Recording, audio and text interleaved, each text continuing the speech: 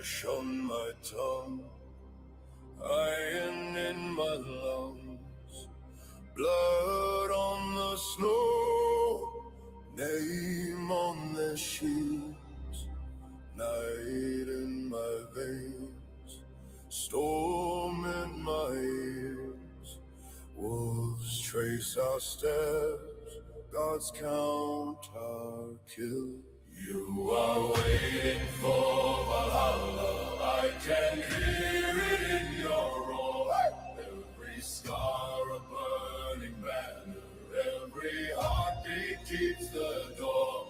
You are waiting for Valhalla as the crows begin to call. If I fall in thunder. You are waiting for Valhalla.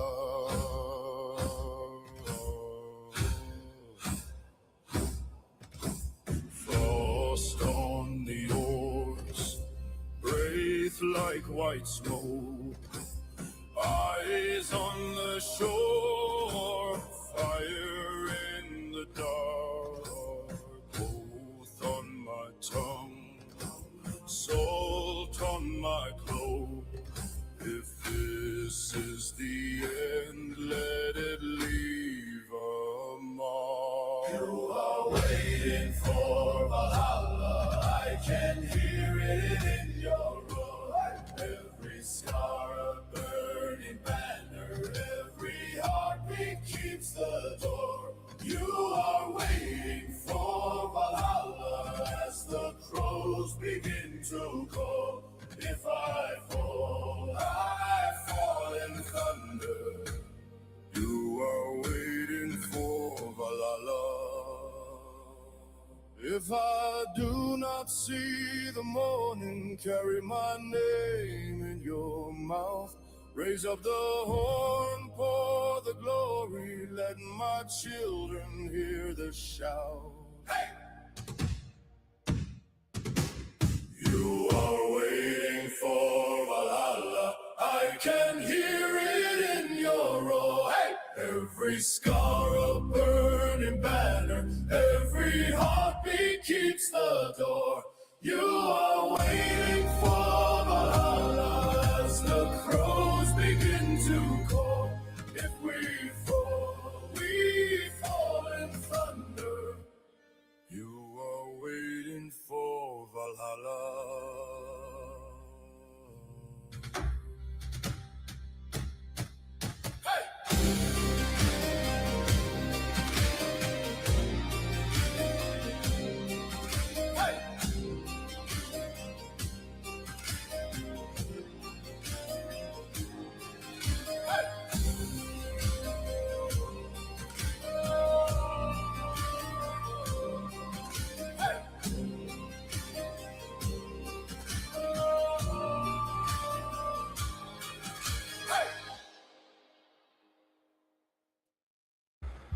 Okay, here we go.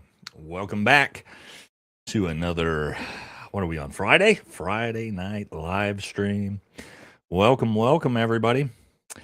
We got an interesting one to talk about tonight as the world continues to burn down around us. The Pentagon just announced they're deploying an extra 10,000 troops on top of ground troops on top of everything else they've already pre-postured. Israel decided to strike an Iranian nuclear power plant, so that's great. That's really going to de-escalate things. So we're going to talk about what's the writing on the wall say, and that is probably going to be some type of ground assault coming very, very soon. So we're going to talk about that tonight. What's it going to be? Where is it going to be? Is it going to be Kharg Island? I'm not so sure. So we're going to talk about all the issues with that, problems with that, why that'll be extremely difficult, why it probably won't work. Talk about whether maybe there's some alternatives we decide to try. And then we'll just talk about some other things going on with all of this conflict, and then get some reactions from different people. How's everybody doing tonight? Where's everybody tuning in from? While we let everybody filter in here as we just started the show. Where's everybody tuning in from this fine Friday evening? Weather's nice here in Oregon, surprisingly. Florida. All right. Germany. Oof. Australia. Oh yeah, we got a lot of Australia viewers here. Algeria. Wow, we got some foreign viewers tonight. Canada. Hell yeah. Queens. Puerto Rico. Okay. All right, very cool. I had a couple super chats. Let's read these off real quick, and then give it a couple minutes, and we'll jump into the regular scheduled show here. All right, B says, "Dang, we hit destiny. We hit desalination plants and nuclear power plant. Trump seems to want WW3 and the destruction of the world economy. Yeah, it's not good." Send Stephen Miller. Oh yeah, we're going to talk about that today. If you didn't see my video from today, talking about how the Army increased the age of enlistment to 42, which has made a lot of those MAGA influencers eligible to sign up. We'll see if they do. We'll talk about that towards the end of the show. Gonna be a little bit shorter show tonight. We're currently moving. And so taking a pause from that to come be with you guys here for a couple hours. Pina says, "I can see this administration using a bad situation like massive casualties or worse on Kharg Island to use a tactical in." Yep, possible. Jim Carrey's trying to tell us something. It's on his Caesar Award. He hides it the whole night. The image is clearly available on Kevin Costner's Caesar Award, bottom right. Just zoom in. Interesting. Strictly for Munchkin treats. Well, she needs some more, actually. She needs some more. I have two nephews in this shit show, one with baby twins, one with a newborn. I'm assuming you mean they're in the Army or the military. That's not great. If Kharg goes bad, what are the changes this administration uses at tactical? We're going to talk about that. I don't think they're going to we're going to talk about it. I don't think they're going to invade Kharg Island. I think it's a feint. If I've learned anything about the Trump administration and Donald Trump is that whatever he signals, he usually does the opposite. So when we just talked about how where there's a 10-day pause and there's going to be peace talks, that leads me to believe that we're going to do the opposite because that's usually how this guy rolls. He's not that clever anymore. We did it at the start of the war. You guys know we were in negotiations with Iran and they were going to give us everything we wanted. And then we just bombed them right in the middle of negotiations. We've done that twice. Killed the negotiator, by the way. So it's getting pretty obvious how this administration operates. And we're going to talk about that as well. Okay. Jesus, guys, the Dow is up, dude. Is it? Last time I checked, the Dow's at like 45,000. What's the Dow at right now? It wasn't up today. Stock market got obliterated today. Dow is about 45,000. 45,000. Not up. But I'm sure you're being sarcastic. So, concussed goldfish. It's the concussed goldfish. All right, a couple more. Let's jump into the show. Howdy from Little Rock. Thank you for your insights. Thank you, Paul. Tuning in from Libtar Glory, Maryland. Oh, come on now. Call sign Man Bear Pig says, "Nate, has no one really talked about the fact that none of these boys have seen combat? Some of them have. In special operations, they're definitely a ton of my former teammates are still active duty, right? They're team sergeants and sergeant majors now. So are they going to be actively involved? We're definitely running low on combat veterans from the global war on terror now, for sure, right? Just because that our generation is just either moved or retired or got out. So there's a lot of talk about this. I think the Israeli defense minister came out and said this exact thing himself. So that's pretty wild. All right, last one, then we'll jump in. We are winning so much. President Trump says Americans can't take it anymore. No, we are struggling to take it. We're taking it long and hard. So much winning, just pumping us from behind. We're really getting against our will, taking a lot of winning here. Okay, let's jump into the show. First thing I want to start it off with. A little bit of comedy, of course, to set the tone for the psychoticness of the world. And there's somebody made this. It's the actual trailer for the Iran war, starring some very, very famous people. So let's kick it off so we can, again, get in a little bit of a good mood before we talk about some stuff that's maybe like the end of the world. Sir, they're about to go nuclear. How long do we have? They're 2 weeks away. How 2 weeks away are they? Even more 2 weeks away than they were 5 years ago. My God! That's dangerous levels of 2 weeks away. I know. This is hilarious. Son, if anything happens to me, continue my work. We're only 2 weeks away. I will continue, inshallah. Now I'll go to where no one can find me. My office on the 3rd floor, right by that really big window. Vengeance! Sir, if we attack, they will close the Strait of Hormuz. They don't have the balls to close the Strait of Hormuz. They just closed the Strait of Hormuz. And oil is now over $100 a barrel.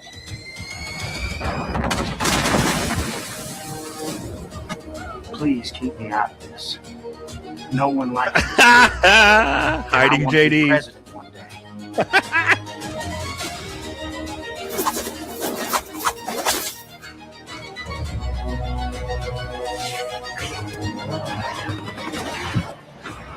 Oh my god. Come on, send a boat or something. You're the most powerful military in the world. You sent your Here, own Starmers. That was a test. Ha! You fell right into my trap.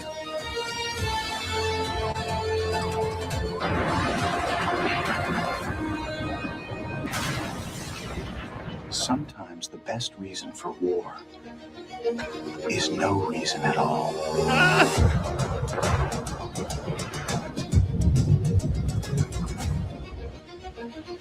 God.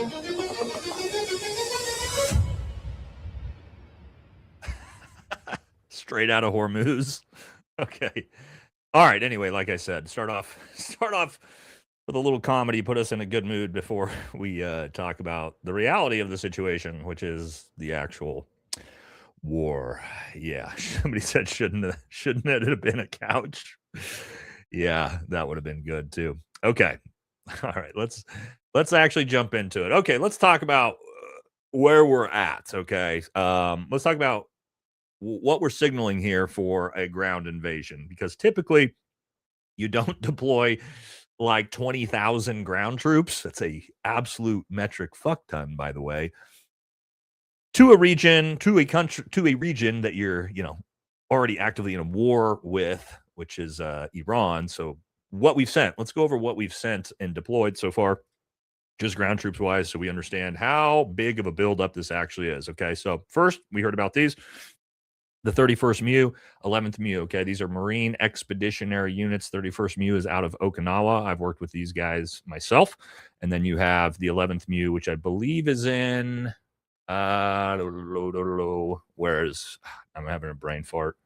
Camp Pendleton, right? Camp Pendleton, I believe the 11th MU is from. Correct me if I'm wrong, but I believe they're in Camp Pendleton.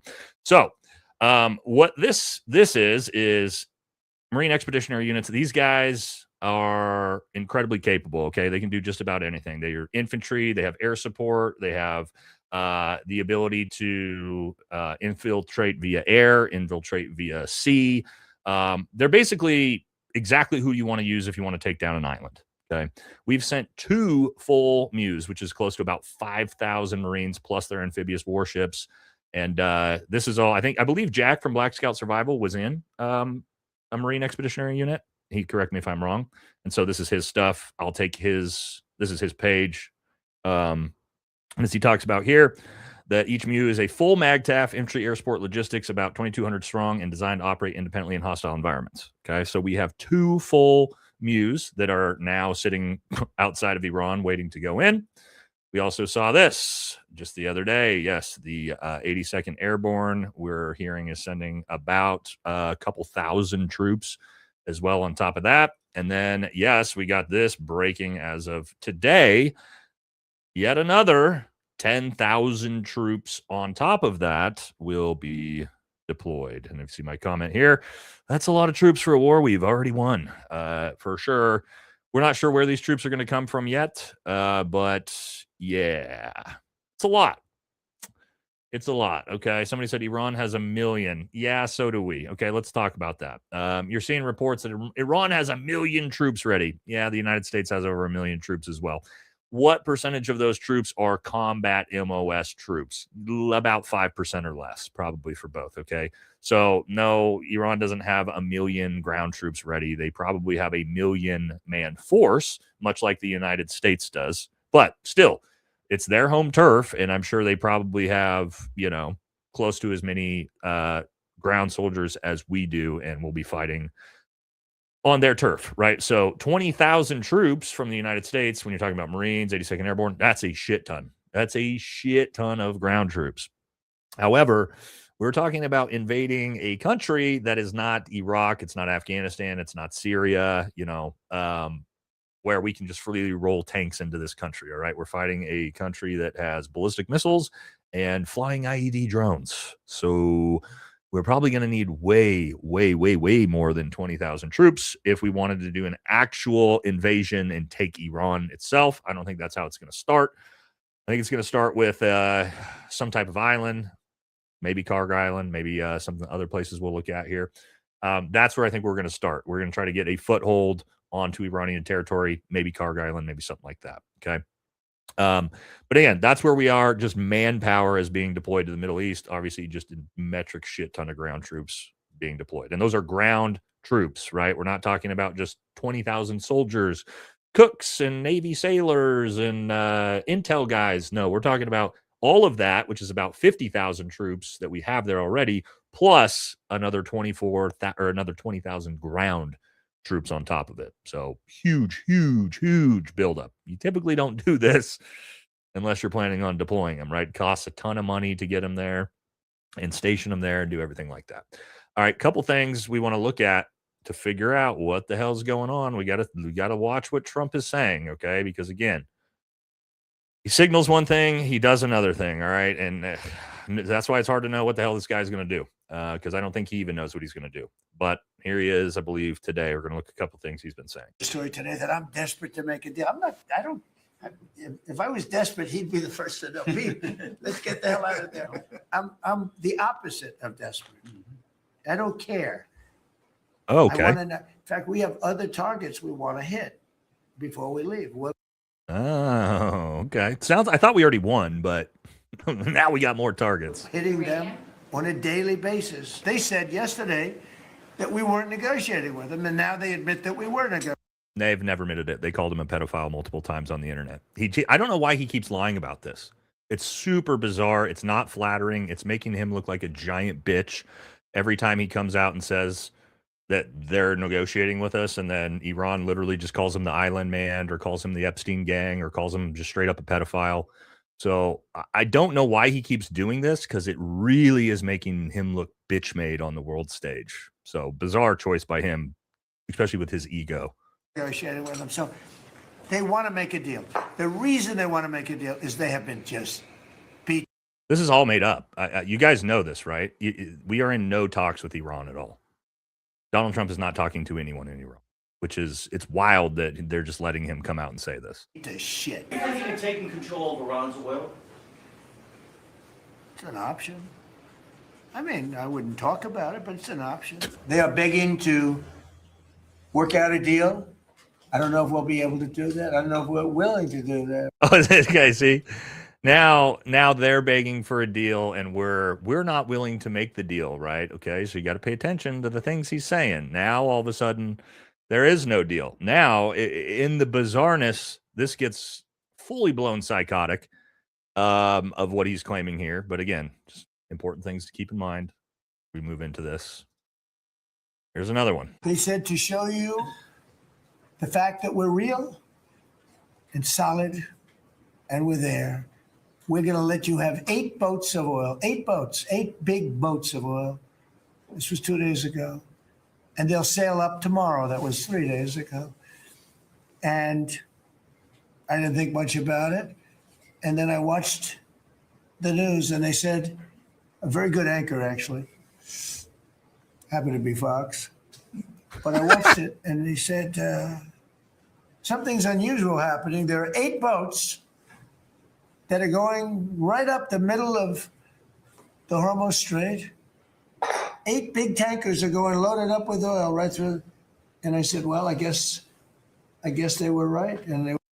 Okay, let's give some context. He's claiming that Iran gave us 10 oil tankers. No, there was boats. There was boats that went through. Thailand went through, I believe. China went through, and India went through. Because they're paying a $2 million fucking toll per boat to Iran, and they're paying in Chinese yuan to push the oil through, which Iran has already said they would allow countries to do from the start of the conflict. If you want to buy the oil in Chinese yuan and you want to pay a $2 million per boat toll, we'll let you through. So yes, some of these oil tankers have now decided to pay the $2 million fee, which we'll see Marco Rubio talk about here in a minute, and buy in Chinese yuan. And he somehow thinks that's a victory for the United States. That is not a victory for us. That is an L for us, because that is going to nuke the petrodollar, the only thing that's keeping America afloat financially. So again, it just bizarre shit, right? Like, you can't keep track with whatever he said, right? They surrendered one day, the war's over next day. He's begging for now he's back to begging NATO allies to join. We'll see Marco Rubio is going to beg NATO to join here in this press conference that he just did a couple hours ago. So it's hard to tell what the hell's going on. But again, the posturing with 20,000 ground troops and all that, it doesn't look like we're winding down. But you also have shit like this. I mean, this is a rough watch. Too bad, because he's usually pretty funny, but even the good ones are just falling apart. But I mean, you have senators like Kennedy here saying it's time to come home. And as far as I'm concerned,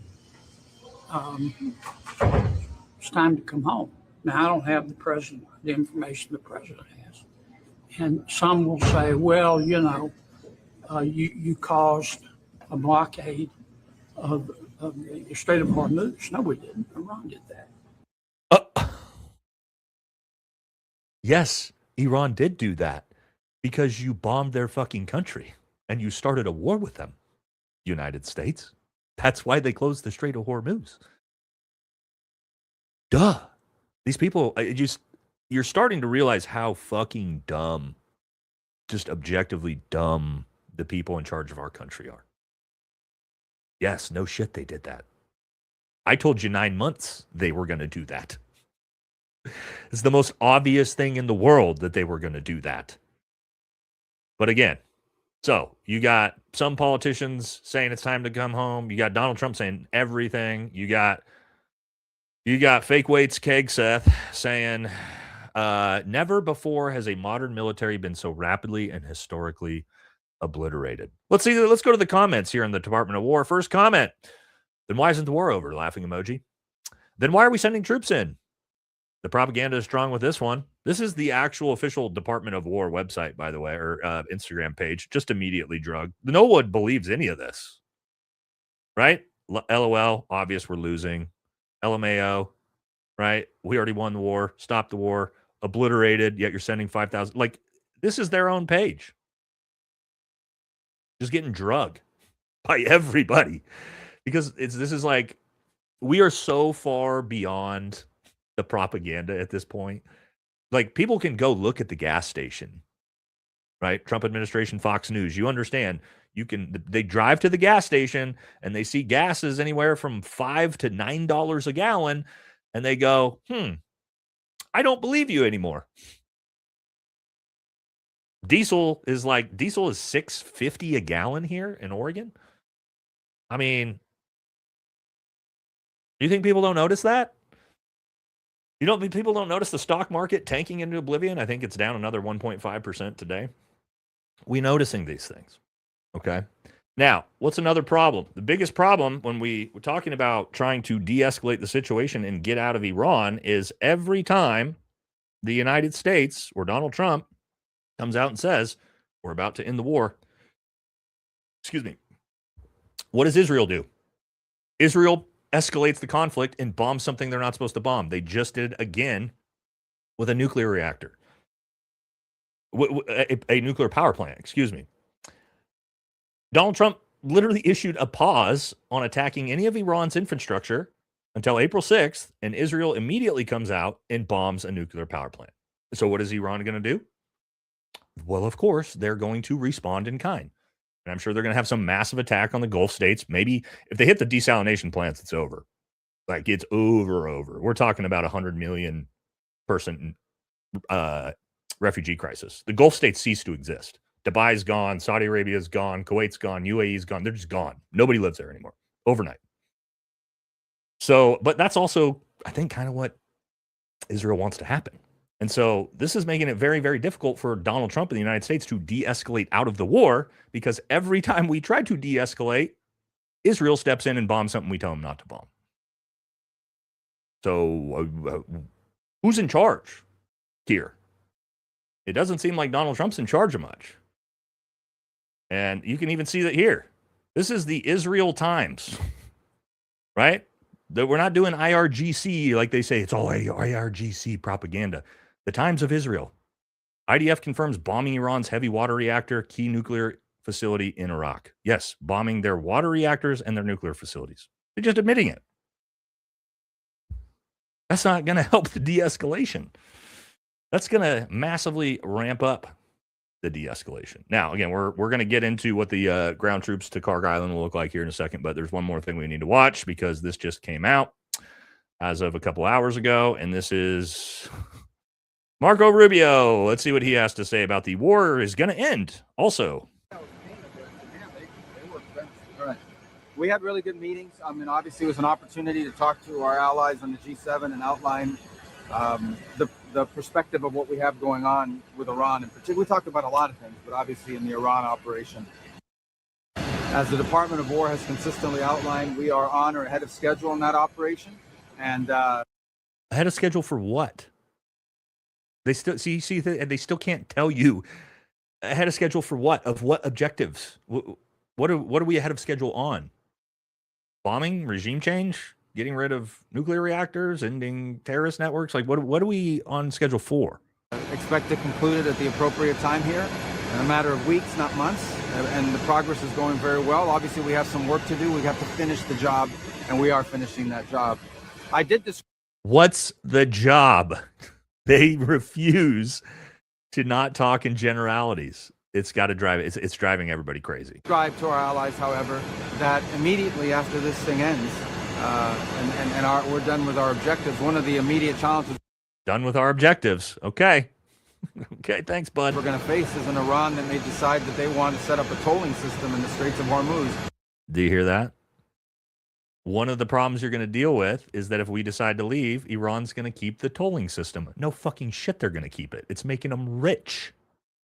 It's going to be there forever now. Not only is this illegal, it's unacceptable. It's dangerous to the world.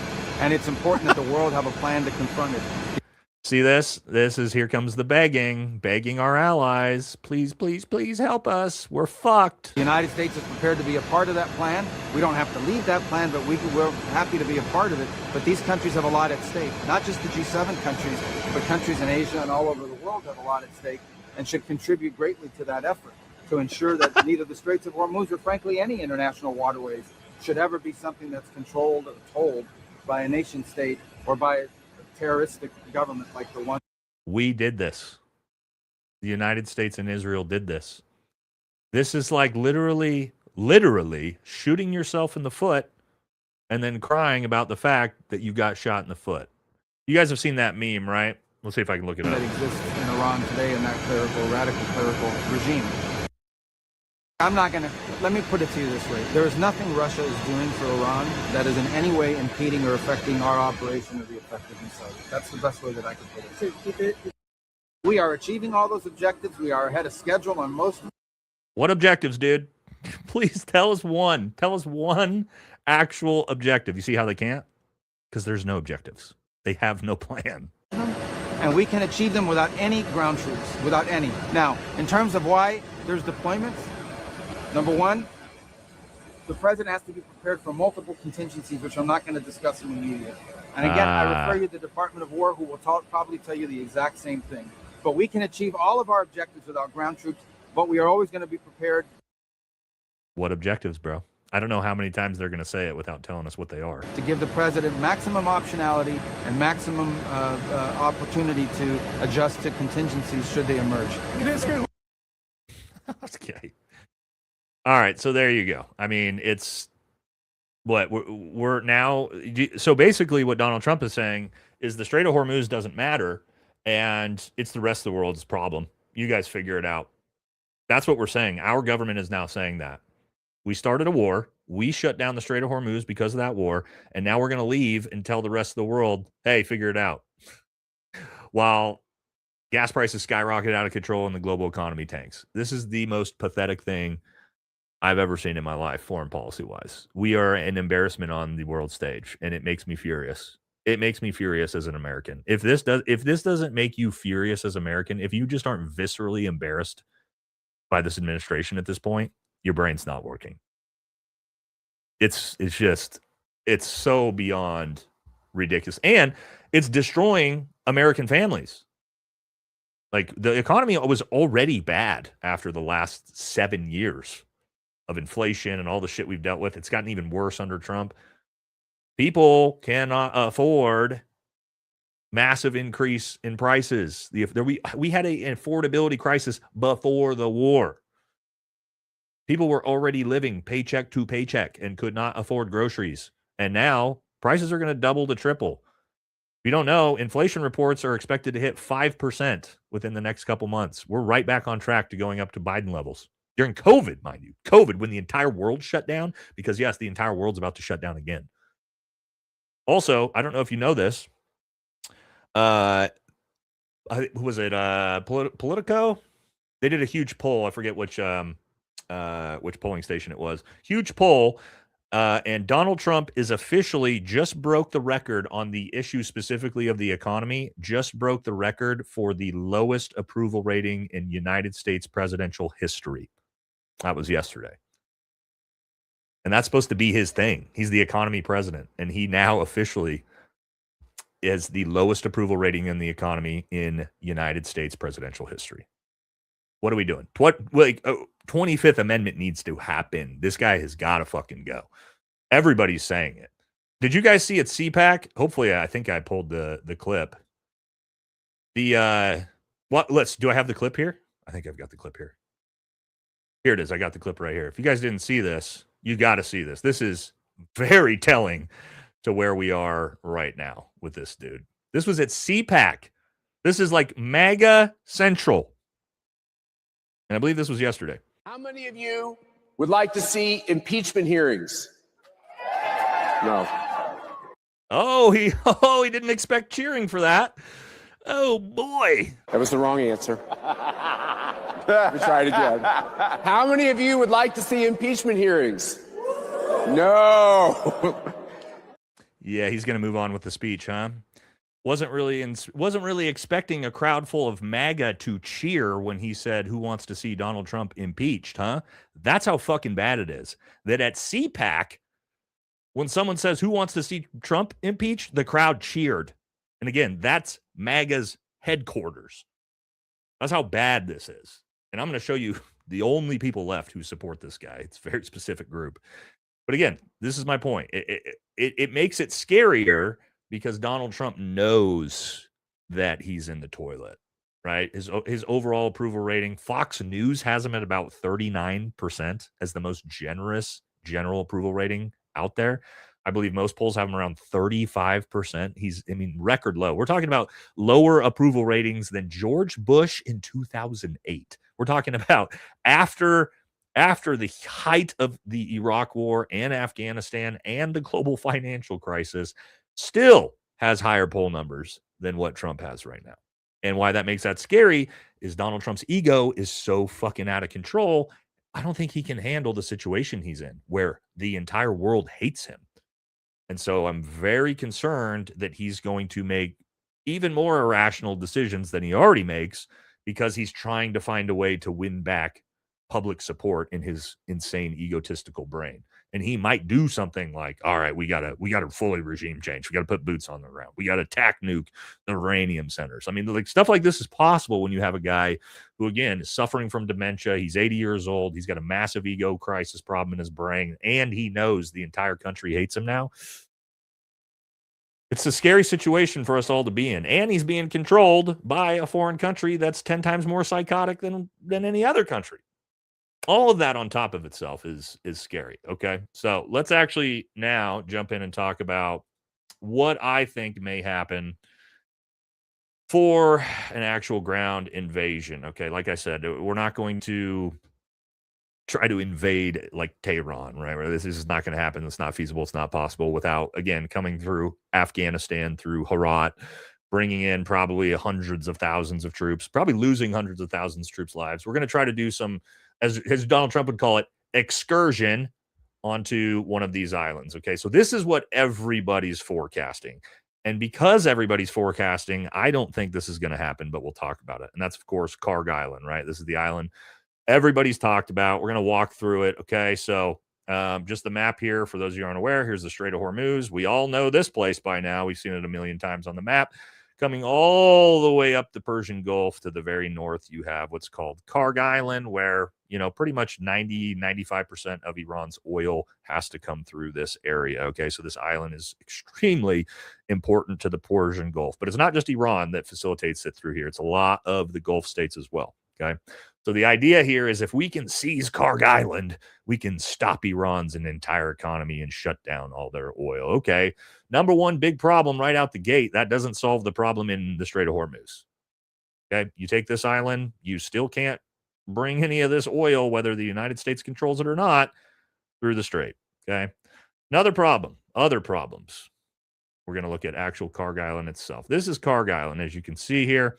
This is the ships come, the big oil tankers come in through here at the dock bays. It's not a very big island at all. You can see the massive depots here on the island.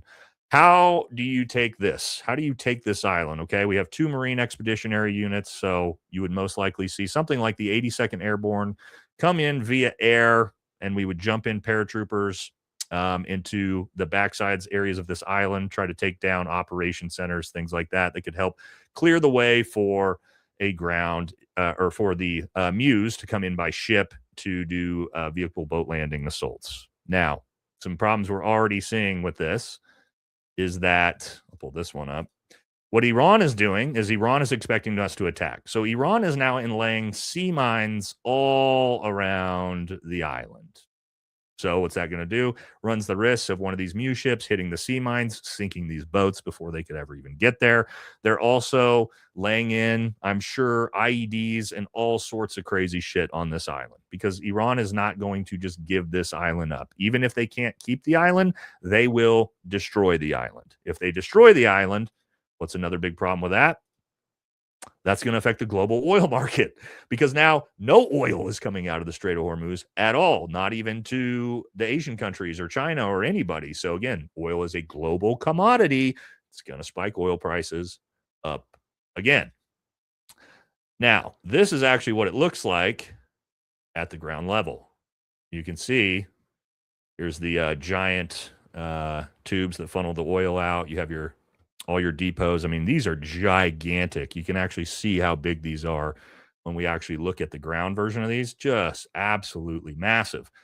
What does that then become a massive, massive problem about?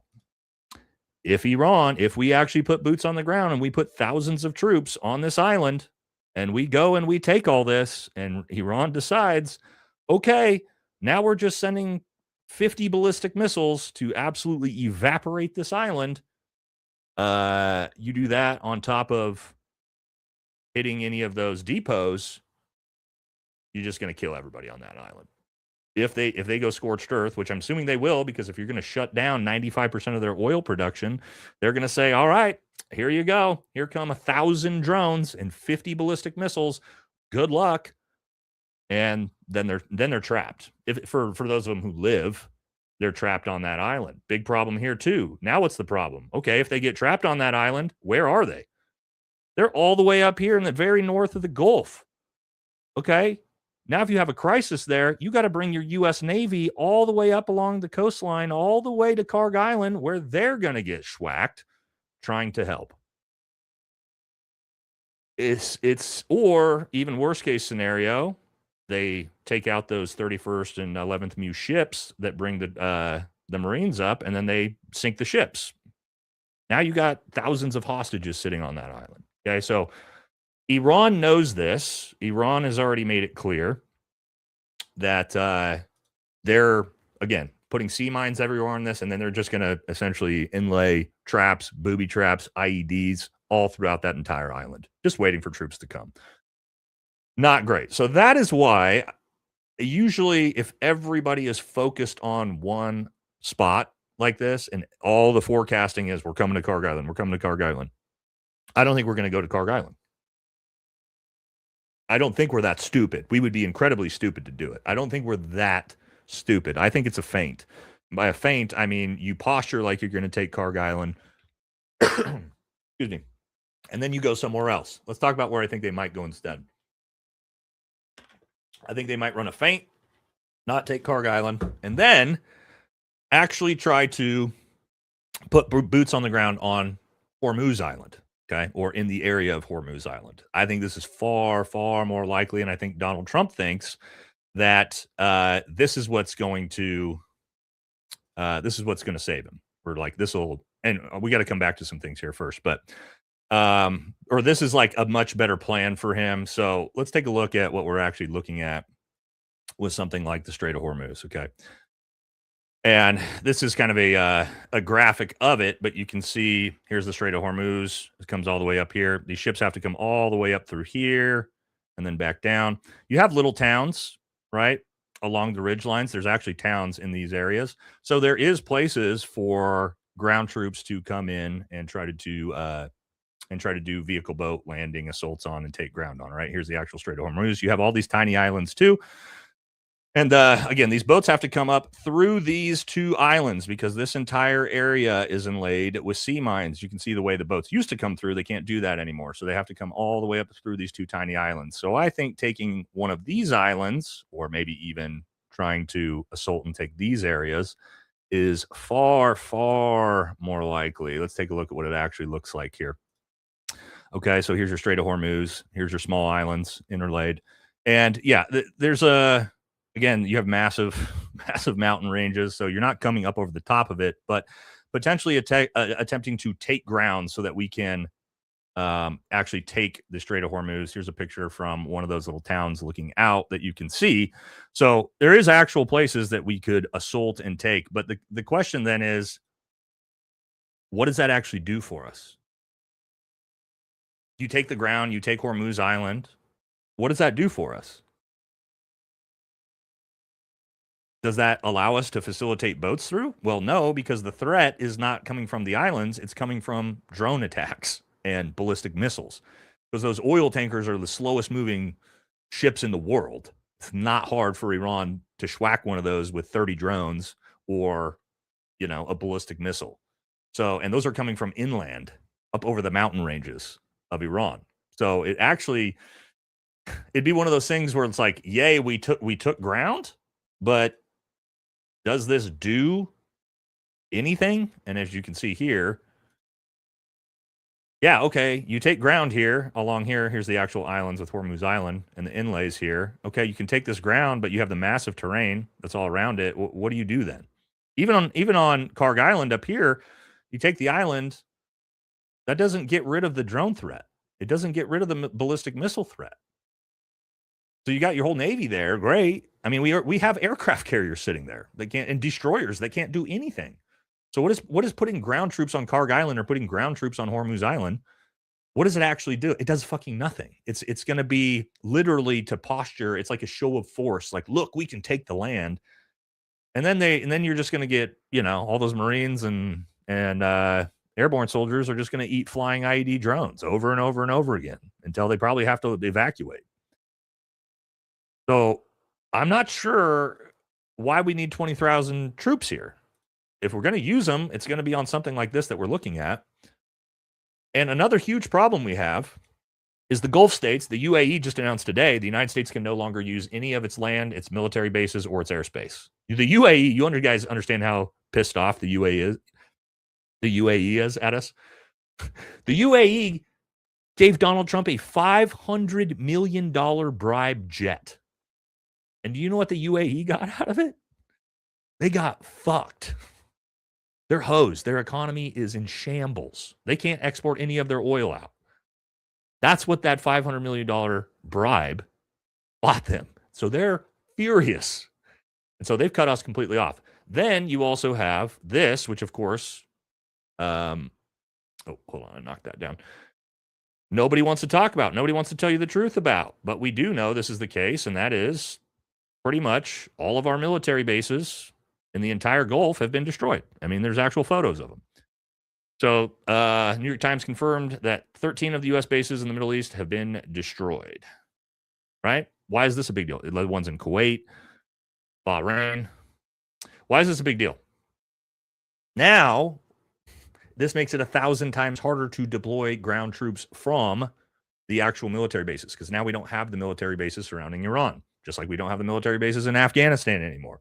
Now you're trying to deploy a war with no ability to resupply yourself logistically, right? How the hell you get, let's say you drop those troops in there, how do you even resupply them?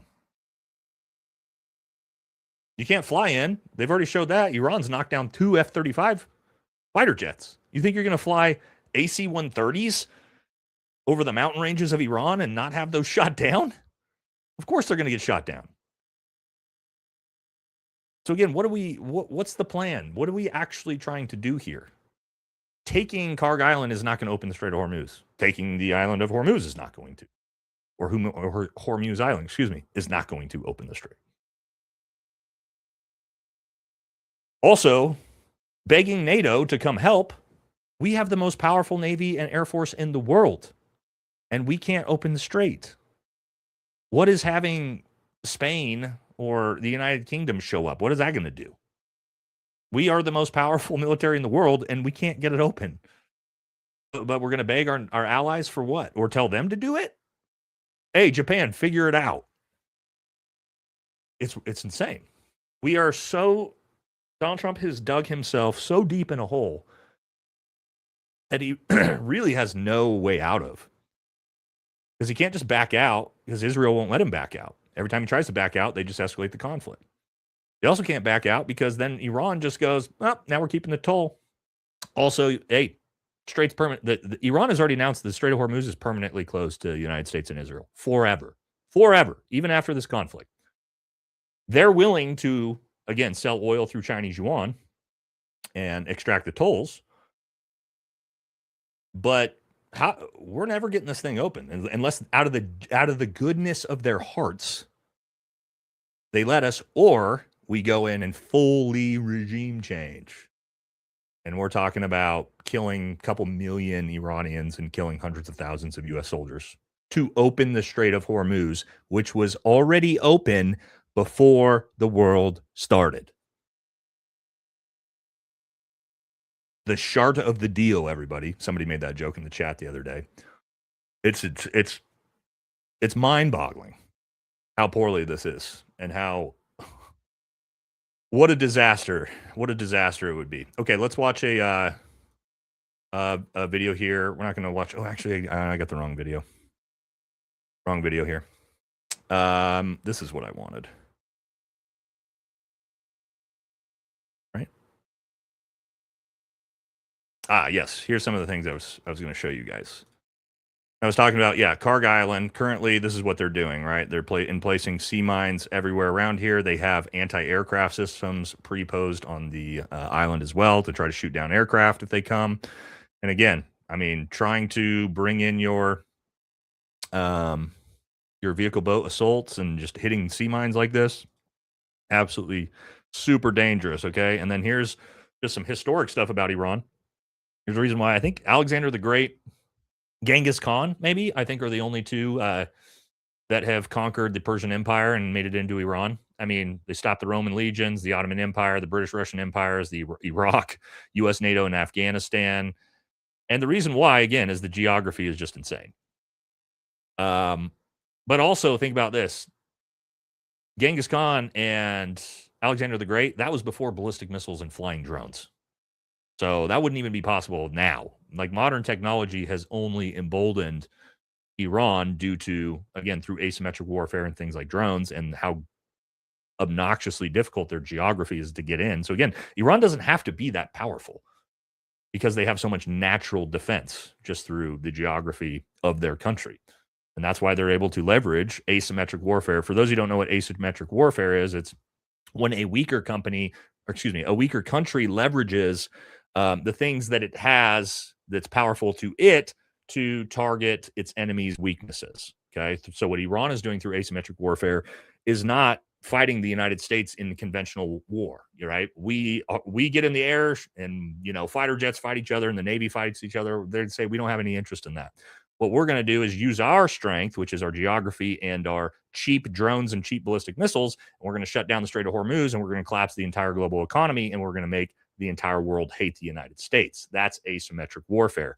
And on the asymmetric warfare standard, they're destroying the United States. If you want to talk about conventionally, the United States is obliterating Iran. I think we've hit 1,500 targets. We're dropping all the bombs in the world. What does that do? Well, you blow up buildings. You blow up some ships. But blowing up ships doesn't win wars. Controlling the air doesn't win wars. We know that. We've seen it. Didn't win wars in Vietnam. Didn't war anywhere. It didn't win the wars in Afghanistan or Iraq or Syria. It doesn't do anything. It gives you, control the airs, which is nice as ground troops. But, like in Afghanistan. I mean, not just us. The Afghans fought Russia before us when they were the Mujahideen, and they repelled Russia. And they are 1,000 times less strong militarily than Iran is. And I mean, just Iran in general is just an infinitely bigger, stronger, more difficult country even than Afghanistan is. If you look at this, I mean, Iran is 3.5 times the size of Iraq. It's bigger than Afghanistan and Iraq combined. And again, just the mountain ranges everywhere around it. So it says here, estimated troops you would need. So we had about 100,000 troops in Afghanistan, couldn't win the war. You would need what they're estimating around 500,000 to 1 million troops if you wanted to actually take it down. Also, this is a stupid fucking comment too, right? Someone like this doesn't understand that it's not just when you invade a country. This is the dumbest fucking comment you're going to see tonight, because this person doesn't even understand what invading someone's country is. So when you invade someone's country, you turn the entire country into soldiers. Think about it this way. If Mexico was to invade Texas, would it be only the United States military that it would fight against? No, it would also fight against 5 million Texans who are armed. When you invade their country, it's not just their military you fight. You fight their populace. Think about Afghanistan. We fought the populace. We didn't fight a military. The Taliban were goat herders in sandals, homie. That's who you're fighting. Look at battles of Fallujah and Ramadi. You're fighting the whole city when you go into those places, not just uniformed soldiers. You, however, as the invading force, all you have is your army. And you don't have the logistics for resupply and all those types of things. You have to make sure all of the things are in place. And that's actually destroyed most invading empires. The vast majority of invading forces fail. And that's anywhere in the world. Then you do a place like Iran. It ain't happening, homie. It ain't happening. Ain't happening. Now, we could try. And again, we could do it. But it would take, estimates are saying 500,000 soldiers. And we'd probably lose at least 100,000. You'd probably have, I would say, multiple million of Iranians killed. Probably 5 million Iranians would probably die. Is that freeing people? Did we free the Vietnamese? Did we free the Afghans? Did we free the Iraqis? Did we free the Syrians? Do you guys know? Did we free them? Nope. Nope. Not a single one. You think you're going to do it in Iran? A country 10 times harder than all the countries we just mentioned? Doesn't seem like a very good idea. Seems like a pretty poor idea. But again, we don't know. We don't know what's going to happen. It's you can't put it past this administration to try something wazoo. And here you go. I mean, this is the geography of Iran. This is, the Gulf states, all sea level desert. You just roll tanks up through this shit. That's what we did to Iraq. Right? This is Iraq here. We just rolled tanks right in from all the way around. You ain't rolling into Iran. I mean, this is insane. Some of these mountain peaks you can't even fly over with helicopters. Like I said, there's really no good way in other than through Herat over here. As you can come through this tiny valley. Then you got to march your troops through this valley, which who here fought the global war on terror in Afghanistan? Who spent some time in valleys? You know what? Do you know what that entails, ladies and gentlemen, to a fighting force that's using guerrilla warfare, which is what the IRGC will do? Yeah, going through valleys isn't fun. Yeah, you don't want to be in valleys, especially during the daytime. You're just going to eat mortars all day long. And they have ballistic missiles and drones. So, again, this is just, the whole thing is just absolutely stupid. We all know that, though. I'm not going to insult anybody's intelligence. And as for winning, again, nobody's winning. Nobody's winning here, and nobody is going to win. Everyone is going to lose. Iran, the United States, well, maybe not our greatest ally, although if you take a look what's going on in Tel Aviv right now, they're not doing great either. So it's pretty much the whole world loses. You have to ask yourself, is that by design? Are we doing it on purpose? Kind of feels like this is on purpose. Kind of feels like we're trying to destroy our own country on purpose. Because it just doesn't make any sense otherwise. I don't know what you guys think. But it's rough out here. It's rough out here. Okay. Good. Now, let's take a look at some other stuff surrounding this, right? Some different takes. We're going to play a clip here of Old Fuentes because, man, say what you want about him, but he has been 100% on point when it comes to this conflict, going back all the way to 2023, by the way. So what's the real reason that Trump postponed for 5 days? Well, if you understand the timeline, you understand perfectly well what's coming next. He's waiting for next weekend for his next push. Yep. Last week was Kharg Island and the southern Pars gas fields. That didn't work. This past weekend was this ultimatum. Iran didn't listen. Next weekend is going to be another big push. So Trump says we're postponing it 5 days pending these negotiations, which Iran denies are even happening. And Arab intermediaries are saying, don't believe the hype. Don't get too optimistic. There's no agreement on any of these points between the two countries. Well, simultaneously, while all of this is happening, the United States has deployed 4,000 to 5,000 U.S. Marines on amphibious assault vehicles to the Persian Gulf from the Pacific. These are amphibious assault vessels. What does that mean? It means they're supposed to launch an invasion of the land from the sea. It's 5,000 Marines. They got Osprey aircraft on board. They've got a ground contingent. They've got a sea contingent. They've got all kinds of self-contained systems on these ships. 5,000 Marines headed for the Persian Gulf. And when do they arrive in the Middle East? They will enter CENTCOM's area of responsibility by Friday. Today. And if you've been paying attention to what Trump has done, like Nick said there, he's done every single either attack or push on the weekend. And he's misled or misrepresented what was going to happen the Friday before the weekend every single time. He's done the opposite of what he said he was going to do on Friday every single time. So again, that's what makes me a little bit nervous about this, of him talking about peace talks on Friday while we're deploying 20,000 troops to the Middle East who are arriving today in CENTCOM. It's a little scary. A little scary. But at least we know the guy in charge is got it all together. And if you haven't seen this, he's now saying, this was as of yesterday, that Iran is asking him to be the new Ayatollah.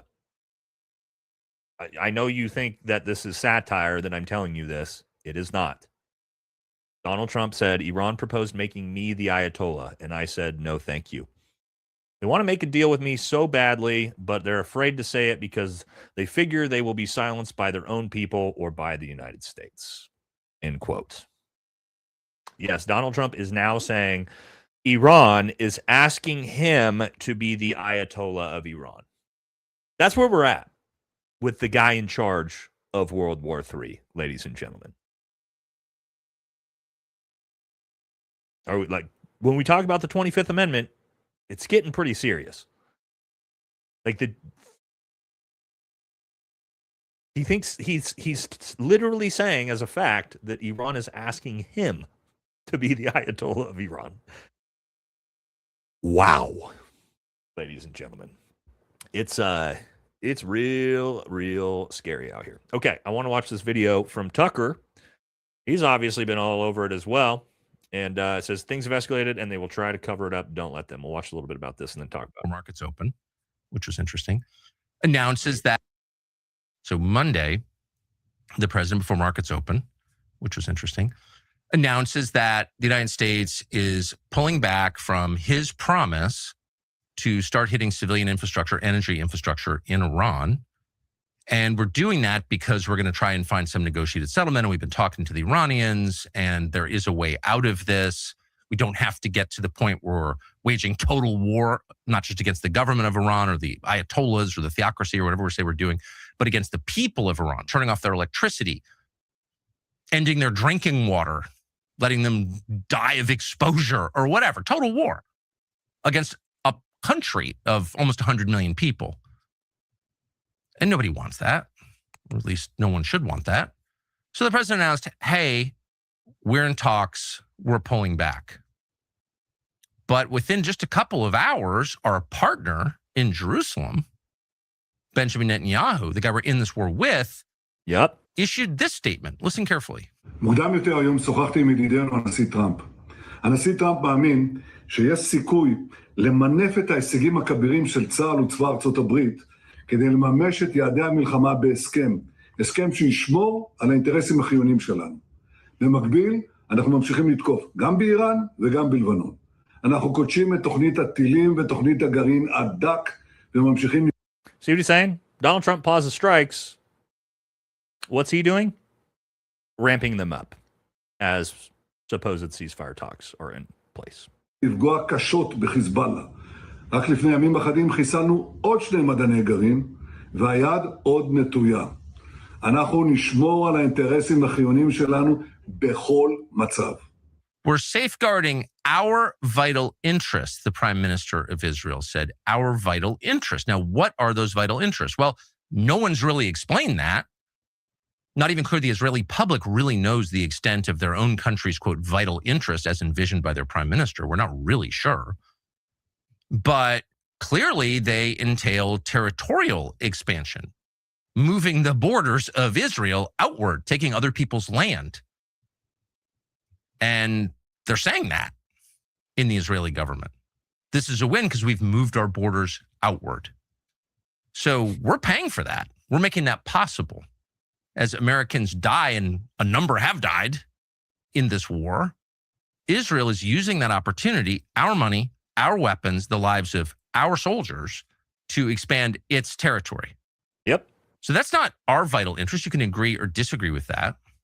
And by the way, if you've been yelling about the Russian invasion of Ukraine, you should probably yell about this because it's even less defensible, really.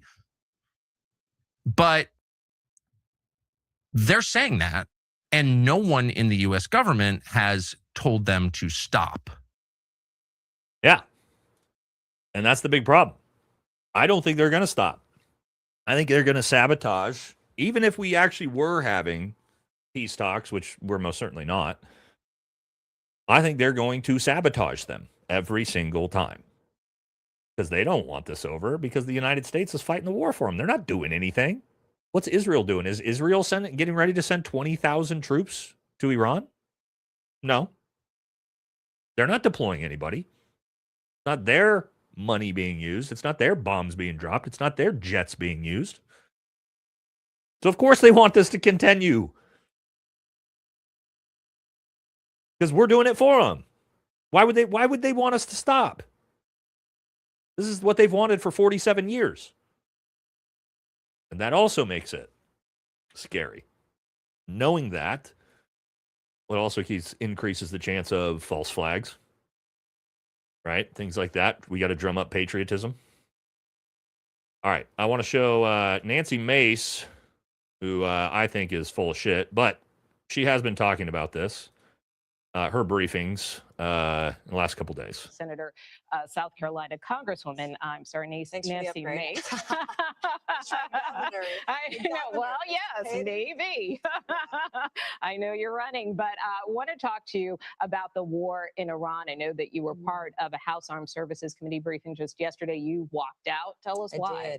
I did. I think, the frustration was shared in that room between Republicans and Democrats alike. President Trump, I want to be very clear, has done an excellent job so far. We are winning. We have won. And now I believe we owe the American public, the American people, the men and women we're sending into war, we owe them an answer to the question is, how does this end? And I think there's some frustration between what maybe perhaps the Pentagon is saying versus what the public has been told. And I have grave concerns about the Washington war machine getting us into another 20-year plus endless war. And now, people like her are a huge, huge problem. Because, as you see there, she is pretending to complain about the Washington war machine while she also says, Donald Trump's doing a great job and we already won the war. It's like, what the fuck are you talking about? What did we win? Please tell us what we won. As far as I've seen, we spent about $100 billion and have 13 dead service members and 20 Air Force aircraft either shot down or brought down. And the global economy tanking, gas prices spiraling out of control. The American public is getting absolutely fucked by this. So what are we winning? Chat, what are we winning here? What have we won? Go back to the day before the war. Then, what were conditions like then? Now, what's it like 4 weeks later? What did we win? Please tell me. Someone in the government, explain to me how we won and what we won. Because I don't think anybody sees it. And somebody just said owning the libs. No, we're not owning the libs. Haven't you seen the special elections?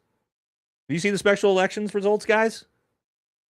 Do you know what the special election results have been since Donald Trump took office? Democrats have unseated 30 Republicans. Republicans have unseated Republicans have unseated 0 Democrats. Let me repeat that. Democrats have unseated 30 Republicans. Republicans have unseated 0 Democrats. So no, you're not owning the libs. You're giving the libs control of the government in the midterms. That's not owning the libs. Handing over the government to the Democrats is not owning them. They don't even have that happening. You're doing their work for them. Democrats are ecstatic right now. That's why none of them are saying anything. They're all silent. They're just sitting back going, "Oh, this is nice. We might take 300 seats in the House. We'll just keep our mouth shut. Let this guy do his thing." We're not doing anything. $39 trillion in debt, closing in on $40 trillion in debt.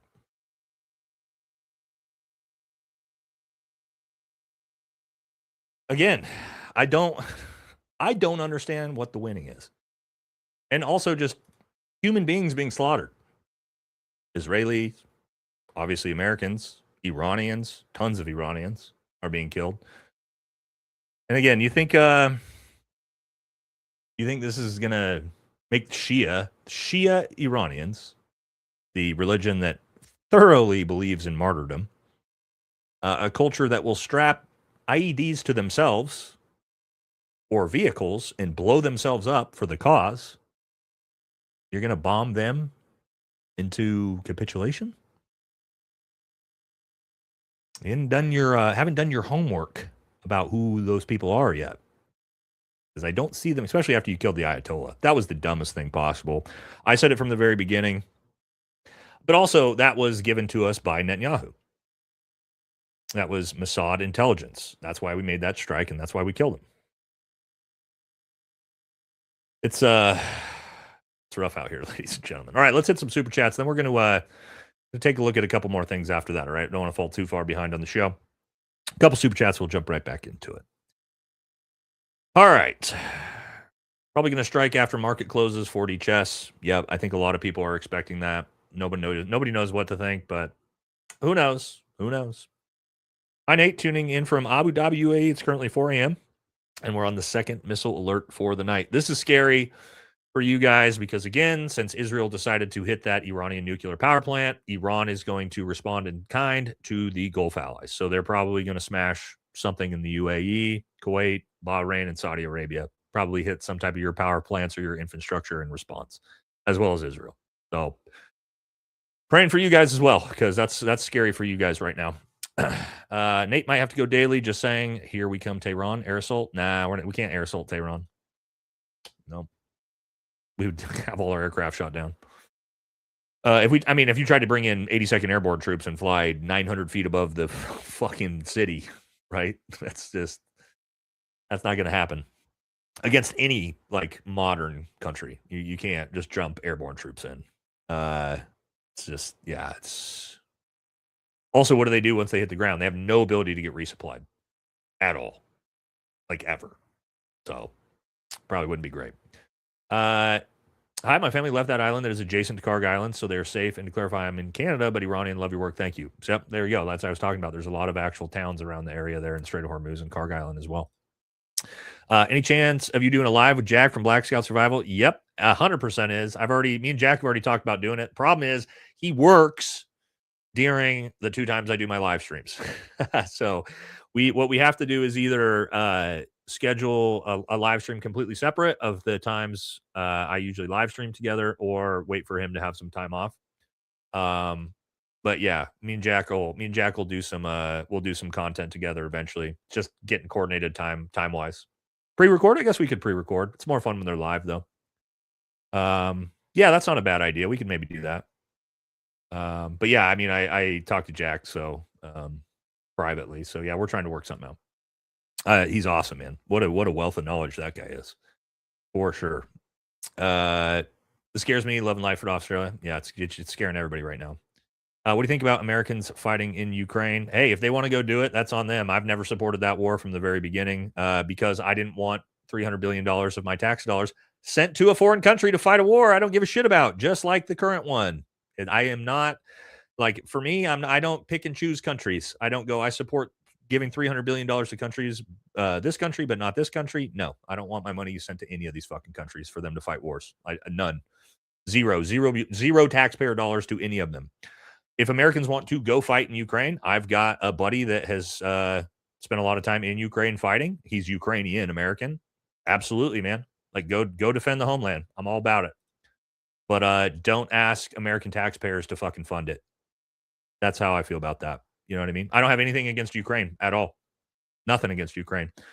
Personally, I just don't want a single dollar given to them because it's not my war. Not my war. And see, but you got retards like this, right? Yeah, Russia pays me to say I don't want foreign money.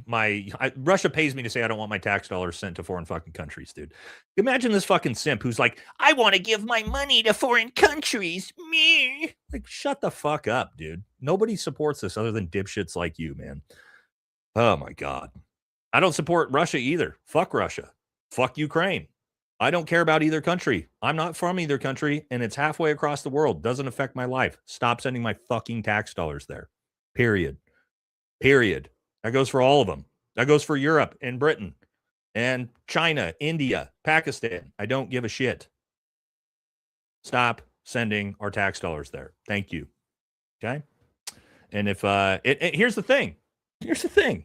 You could donate money, man. But I bet you don't. I bet you haven't donated a single fucking dollar. But you could donate your money, but don't ask me to donate mine. Okay? Don't ask me to donate my fucking tax dollars. I want my tax dollars spent on America and Americans. That's what I want my tax dollars spent on.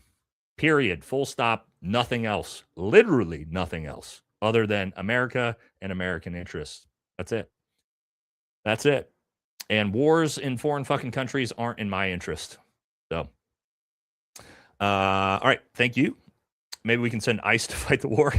I don't know. Have you seen ICE soldiers or ICE? Oh man, I don't know if those boys are ready. I don't think any of them could pass the PT test. All right, a couple more and we'll jump back in. Was on the 11th Mule as a machine gunner 3-5. We went through the Strait of Hormuz on the USS Boxer and could barely shoot down one drone. Damn. That's wild. I don't know. Are you saying this has happened recently? I feel like you'd still be there. Or you've tried to like shoot down drones training. Yeah, they're not easy. I'm glad to have found your channel. Thanks, Draco Queen. Thank you very much. All right, two more, and then we're jumping back in. Gallipoli, Okinawa comes to mind. Heavy casualties. Yep. Iwo Jima as well. Please tell me you saw the Drusky Erica Kirk skit. I did. I've been watching that. It makes me laugh my ass off. All right. I can't, dude. Did you hear that Erica Kirk is suing Drusky? She's going to sue him for defamation, I guess. Which is like, you can't sue somebody for making fun of you and dressing up like you. That's not how this works. Yeah, well, they're threatening to sue him. I don't know what she's going to sue him for. They're like defamation, I guess. They'll figure something, but like, you can't sue him for dressing up like you and making fun of you. Like, that's just not how it works. This comedy is a thing. Right? We're in America. There's freedom of speech. It is what it is. Okay, let's jump back into it. Where was I at? Oh, I want to show you a little bit more from CPAC. These are the people that are voting. These people vote, okay? And their vote means the same amount as you. So yeah. The president of peace. So this is to bring peace in the area. When this gets taken care of, it's going to be peace. And it's what I believe. I'm on True Social. That's the only social media I do. And I believe that he's going to have, bring peace, and it's going to be very short. And he's got a plan. He's a genius. And we trust President Trump. All of us trust President Trump. He is a president. Did you hear what she said there? She said, the only social media I'll watch is True Social. This is the problem, right? That's MAGA. The only place they get their information from is Fox News and True Social and Newsmax. And so they legitimately think that this war is won and it's over and the United States crushed it. And I guess they don't understand. They can't like correlate the fact that gas is $5 a gallon out of like nowhere to the war not being over, but it's painful to watch. And again, that woman, her vote is worth the same as yours. It's scary, and there's millions of her out there. It's rough. It's rough out there. Okay, let's talk about what I talked about in my video today. And that is, yes, obviously the Army and the military is panicking when it has increased the maximum age from 35 to 42 years old. Yes, you can enlist in the Army up to 42 years old, which is way too old, by the way. It's 2 years older than me, and I am old and broken. We do not need, unless you're David Goggins, who we'll talk about here in a second. 42 years old is too old to start your military career, by the way. That would make you 62 years old when you finished your 20 years. But what does this mean? Well, if you haven't watched my video from today, I suggest you go watch it after the live stream because we made fun of all these little assholes. But the best part about this increase is all of the MAGA influencer simps who've been talking shit to veterans and been simping for this war, like Officer Tatum, Ben Shapiro, Benny Johnson. The list goes on. They're all now within the age limit to enlist. Yes, it turns out. Look at this. Tubby Lumpkins here is 38 years old. Oh, boy, all that shit you talked about veterans being coward, Tatum, it's time, buddy. Time for you to lace them boots up and head on out, right? Show us what you're working with. You've talked all this shit. You're a big supporter of the war. You don't have the excuse anymore. You're within the age demographic. I'm expecting to see you sign up. Now, I offered to actually, I put the offer on the table, and it's still out there because I would love to see him, step up and put his money where his mouth is. He's obviously about 100 pounds overweight, right? He is absolutely morbidly obese, so he could never pass a PT test. He'd never actually be able to make height and weight. But if I trained him for it'd probably take 6+ months for me to get him in good enough shape to pass a basic training PT test, but I would be willing to do that. I'm willing. That's the offer is out there to you, Tatum. I will. I mean, it's going to take a ton of time for me to get you there, but I will help you lose the 100 pounds you need to lose so that you could enlist. Asmongold. Yes, Asmongold, buddy.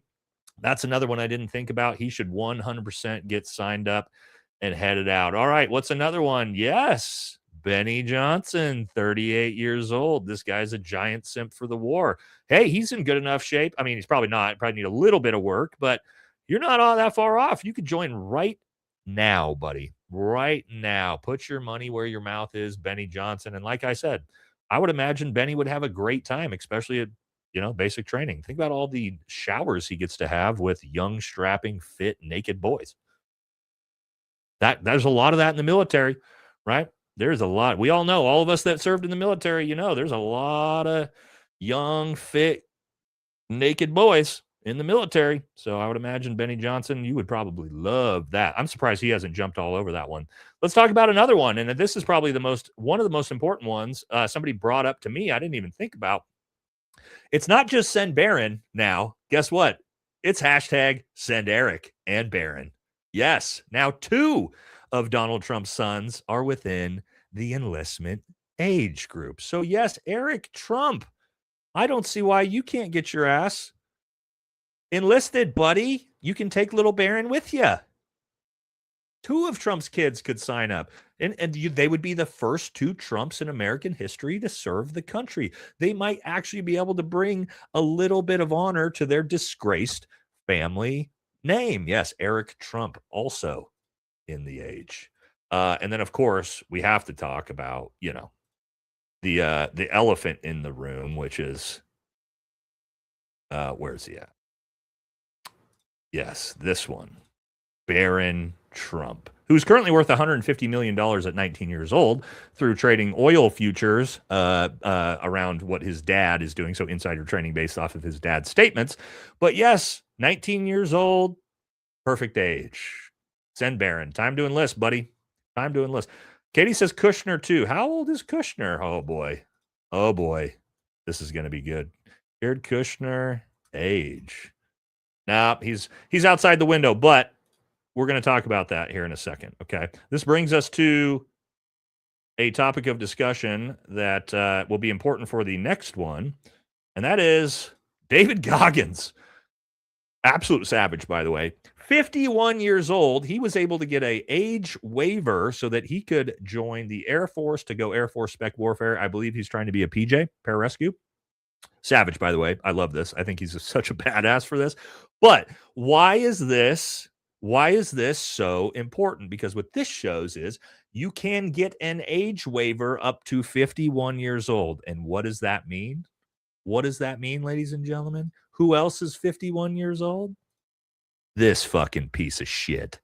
Yes, Cuck Bongina, 51 years old, which makes him within the waivable age limit. Yes, Dan Bongina, you've talked a ton of shit, called Joe Ken a coward as well. Talk shit to veterans. It looks like you, my friend, could also sign up and go fight the fucking war yourself. It turns out all of these guys, men, grown men who continue to try to advocate for sending your sons and daughters to go die in another foreign war, they're all eligible to sign up themselves. Now, what do you guys think? What do you guys think? We could do a poll on this one probably. Will any of these little simps enlist? Do you think they'll put their money where their mouth is after all this shit they've talked about how veterans are cowards and need to support this war? Do you think they're going to do it, guys? Let's see it. Let's say, well, a single one of them, just one, Tatum. Oh, we didn't even get to the big one in the room here in a second. Just a single one. Doesn't matter who it is. We also forgot about the most important one. The most important one. That is, yes, little Benny boy. 42. It's almost like they did it on purpose. They put the cutoff literally at his age. Ben Shapiro is also eligible. This guy has been advocating for fighting the wars for 15 years now? And now, by the grace of God, he can now enlist and go fight the war himself. Yes, this is another one I've offered to help because, of course, little Ben Shapiro could also not pass a PT test because he wouldn't be able to do enough push-ups. He could probably do about 4 push-ups. So we would have to get him a little bit trained up to where he could pass a PT test as well because he's so small and weak. But yeah, he's within the age demographic. Perfect. Why would we say Nick Fuentes? Nick Fuentes is hardcore anti against the war. This is not how this works. No. We don't tell civilians who are hardcore against the war that they need to go sign up to fight the war that they're against. No. This is specifically for all the dipshits who are supportive of a war that they won't go fight themselves. We have no problem with civilians who don't want to serve and don't want to go fight the wars, but also protesting against the war. That's a huge thumbs up. That's exactly what you want to see out of the American people. Okay? It's the American civilians like Ben Shapiro and Officer Tatum and Benny Johnson who are advocating sending other people's kids to go fight the war. No. Get your ass over there. Lace up the boots. Lace up the boots, ladies and gentlemen. Goggins is doing it at 51, apparently. It's getting wild out here. It is wild out here. Okay. I think we might have made it through, guys. Again, like I said, it's going to be a shorter show tonight because we're moving. So, actually, yes, that's going to wrap it up. Now we're going to jump into the super chats. Don't even need to take a break. Thank you all so much for being here tonight. Another big show. I think we had close to 12,000 people in here. Absolutely crazy. Also, the live streams have been massive, guys, recently. The growth of the channel is insane. That's all thanks to you guys. Thank you so much for supporting me as I continue to rant and rumble and talk shit.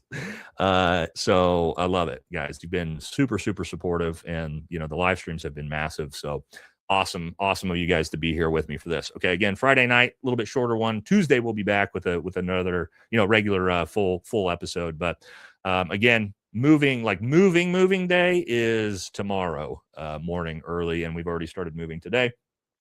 So be a little bit busy with that, but I've got some really cool stuff content wise coming from the new place. Okay. So somebody said unban you. If you can talk in the chat, you're not banned. Banned people can't talk in the chat, homie. Okay.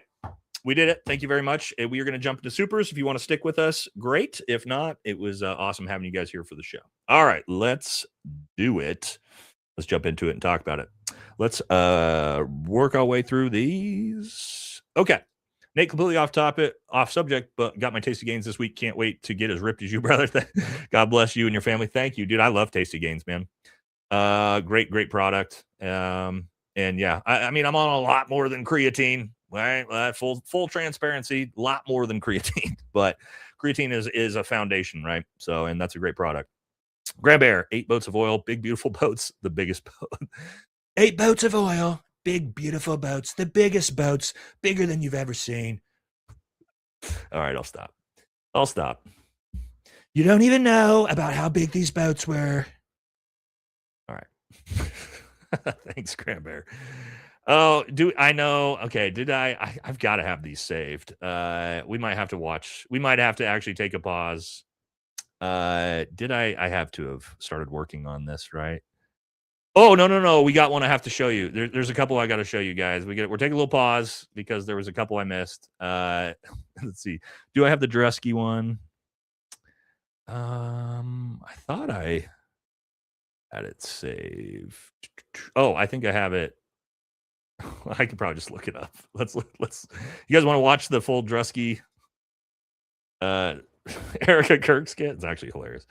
Dresky Erica Kirk skit. Oh, here we go. Here's the full. We'll watch the whole one. It's only like 2 minutes. Okay. Let me is this it? Yeah, okay. This is his actual channel. Let's watch it together, huh? Shall we? And then I'm going to show you one of Lindsey Graham. Oh, no, this is I need to get it. Where was that? Oh, it was here. Okay. Where is the volume here? Here? All right. On your feet.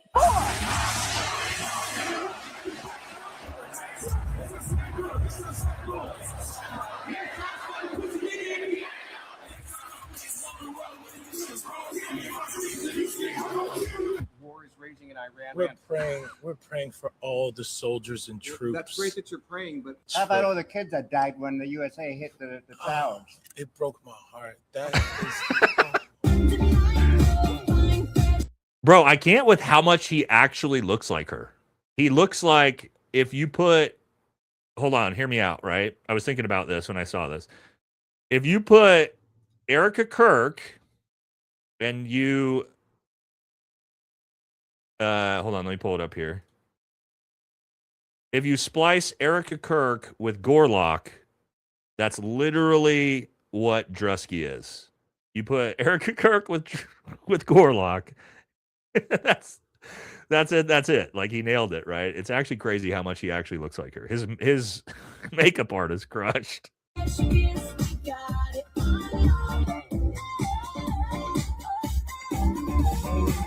In what ways have you grown closer to Jesus? I serve a righteous God. And that is why we say our prayers. He nailed We are it. all his children. But when I say children, I mean like the holy, blessed Trinity, which is why I hold the Bible.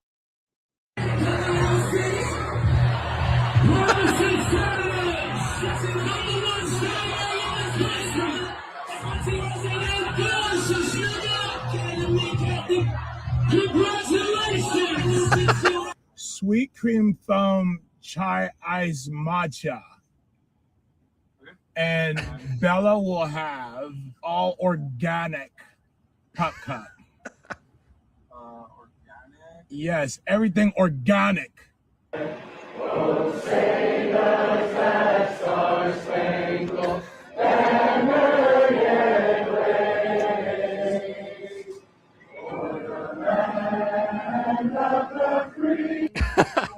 Oh my God. 3, 7. Oh, are you good? 4, 3, 2. Hold your chest lifted. We're gonna lift. We have to protect all men in America, especially all white men in America. Those are the boys that we care about in this country. America is built on their backs. Yes. Because they are the ones who mattered most.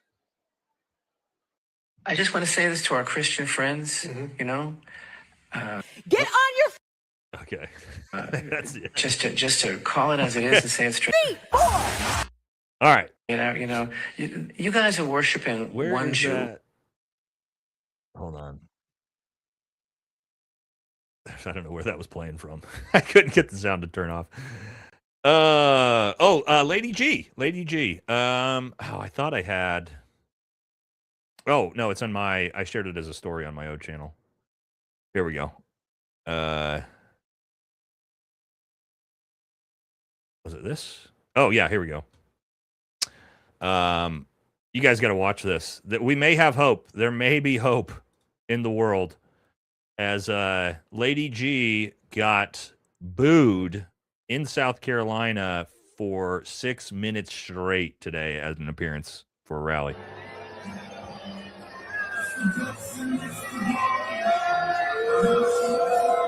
Oh, yeah.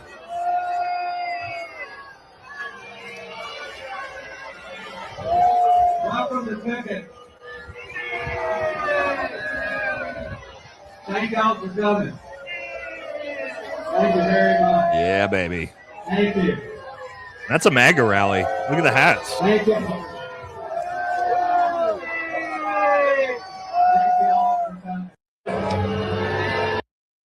He's probably going to actually lose.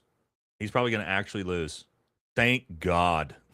South Carolina, please get your shit together. But if an entire crowd full of MAGA, you saw the MAGA hats, Make America Great Again hats. It wasn't like that was a Democrat rally. This entire crowd booed him. That's good news. That's good news for all of us, because we all know this guy and how he actually is up to. And this is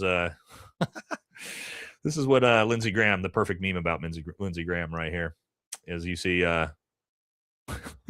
He's not not interested in helping South Carolina much, right, guys? Okay. All right. That's a good meme. Whoever did that one, chef's kiss on that. All right. Sorry for the pause. We'll get back to the super chats, but we had to talk about, we had to watch Drusky. Okay. 2,500 Marines will be given so that we have to avenge them. I lost 2 friends in Iraq for what? Nothing. Yep. And I lost friends downrange as well, brother. That's why I'm so against it, and not just downrange, but also my friends that have taken their own lives since. So yeah, Robert says just trust the commander in chief. He plays four dementia chess. I've seen this one a few times. It's funny, it makes me laugh every time. 4 dementia chess after all. Yeah, he is playing. He's definitely playing 4 dementia chess. May God keep troops out of safe and have them come home soon. Yeah, that's what we want. That's exactly what we want. I want the war to end. I'm not, like I said before, I'm not like some of these people that are cheering for the war to be protracted because it's going to screw the country over. Like a lot of Democrats are sort of cheering that on right now because it's good politically for them. No, I don't. I'm not cheering that on at all. I just want the entire thing to end, and I want us to just pull all the way out of the Middle East. Enough is enough. No more blood for sand and oil, dude. Like we played that game for 20 plus years. No more blood for sand and oil. That's just, yeah. Wish Trump would stop winning so we don't have to pay $3 a liter. I think you mean $3 a liter. Oof. Yikes. What is that? Like $8 a gallon in Australia, please. Yeah, I know you guys are getting crushed, man. You guys are getting crushed. America's so amazing. It ran out of missiles and lost again. Afghanistan kicked up our butt. Russia's too. Yeah. Well, that's the thing. Like, I mean, Afghanistan, stopped. It's called the graveyard of empires for a reason. And, they stopped the Russians and us. And it's not, if Afghanistan, when the Taliban, the Mujahideen, whatever you want to call it at the time, can do it, then, Iran's probably a crapshoot. Thoughts on my 27-year-old being drafted? Yeah, he's in the age window for sure if the draft comes. Although probably not. The draft will probably be like 18 to 24 initially, and then they continue to ramp up the age as they need more. Let's just pray that this doesn't happen, right? If we don't have a protracted war, we won't need the draft. So I think we should all just pray for that. But yeah, 27 is it's in the draftable range typically. Early draftable range. Not trying to fearmonger you at all. I'm praying that it doesn't happen, obviously, like we all are. But Neil says, someone said it earlier in Super Chat, but you got to play. Yeah, okay, we just did that. Thank you, Neil. Thank you, CT. Appreciate you, brother.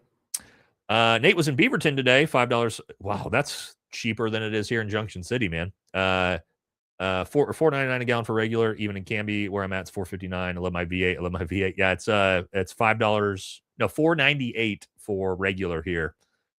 Here in Junction City. So that's nice. And then I think Supreme's like over $6 a gallon and diesel's close to $7. So that's good. Fuzzy balls with the tennis balls. Okay. I get it. We gave away all our reserves to an actor turned panhandler in Kiev. True. In a conflict, they will lose anyway. Russia has been able to reverse engineer all our stuff, which makes Iran conflict much harder. Probably a lot of truth to that. Yeah, I didn't think about that. But we have been, we supplied all those weapons for 3 years, right? So it would make sense. Let's take over the Strait of Hormuz and put Lady G in control of it. Then we can call it the... Oh, that's funny. That's funny. That's a good joke. The Strait of Hormuz. Porcupine. Oh, okay. It's a bull. Bull elk, or no, bull moose. That's also a porcupine. Cool. Why can't the PFD, PDF, and Queef just admit he did a dumb fuckery and get us out? What happened to America first? He needs to tell BB2FO. Well, that's the problem. He wants out. He's desperate to get out, but this is the problem. BB's the problem. They don't want to let us out. We're going to do what we're told. So, can we add Tim Pool to the enlisted list? The way he had 4 betas and him versus Leonardo. Let's see. How old is Tim? I think Tim's got to be younger than me, right? Yeah. Oh, nope. He's actually maybe a couple months older. No, he's about half a year older than me. But he is in the window. 40 years old. There you go. Tim Pool, you're up, buddy. You're up, buddy. I don't know. Has Tim? I don't really watch Tim's stuff. Has he been supporting the war? I've seen him being kind of critical of the war. What's his take right now, guys? Is he simping for the war like all the other dipshits are, or has he been critical of it? Anybody know? Again, I don't watch his stuff. Back and forth. Well, that's him. He's the fence sitter, right? That's his thing. The stuff I have. Oh, this is the one actually. Buff Like Jesus. I actually said Matt Walsh. He was the one I didn't add. Matt Walsh. I have him right here, right? Where is he at? So here's Matt right here. Had him pulled up. 39 years old. The reason why I'm actually not, surprisingly, including Matt, is Matt has actually been very anti against this war from the beginning. I have no idea how Ben Shapiro is allowing him to do it, but he's been very, very critical of the war. And so, yes, he has. I've seen a ton of stuff from him being super critical. Maybe he's gone back and forth, but everything I've seen from him is been super critical of Donald Trump and the decision to go to the war. So, no, he gets a pass. It's only people that are literally simping and supporting this. Yeah, of course. Absolutely. You can absolutely do that. I think he's a giant piece of shit, personally. But on this specific issue, I haven't seen him supporting it. So until you can show me that, we're leaving him off the list for now. One Way Manson says, it's just so embarrassing. 6 months ago, I kept telling people how much I didn't regret my vote. Now I got to just take the beating. Feel so dumb. Sacrifice. Yeah, look, man, that's the way it goes, dude. But here's the thing. Oh, you know what? You know what we need to do? We need to look at, got to watch this video from fellow Green Beret, Adam Tyler Free. Come on, fucking internet. All right, sorry. I guess my internet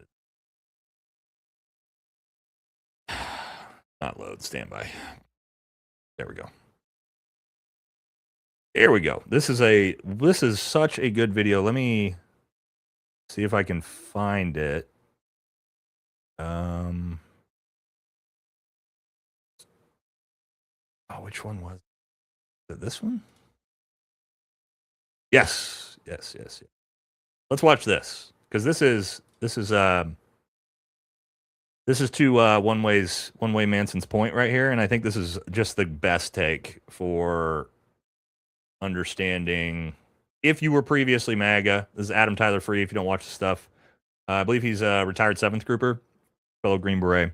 Great stuff. But here's him talking about how he left MAGA. Hey, so if you just stumbled on my social media, if you've just figured out who I am and you've done some research and you've looked and you've scrolled and you've seen my sticker wall and you've seen all the Trump paraphernalia I have everywhere, I want you to understand something. I was wrong. And I'm not taking that stuff down. Why? Because it's a constant reminder of how kind God is. Because I put Donald Trump in a place in my life that God designed to live in. That's at the center of my life. I believed every single thing that he said. I believed that he was going to be the savior. I believed he was going to restore order. He was going to stop the nonsense and the chaos. He was going to bring justice. And brother, let me tell you something. The only one that can do that, is Jesus Christ. So listen to me. I am not that guy anymore, but I'm going to leave it right where it is in its place in my garage. I'm going to fall on that sword every single time somebody asks me, because it is a reminder that in my flesh, I made the wrong choice. And it almost cost me a marriage because I was so wrapped up in myself and politics. It cost me friendships. It cost me a lot. So my advice to you, get a Bible, read it every day. Get intimate with the Lord. Figure out who he is for you, and then take him, Jesus Christ, and put him at the center of your heart.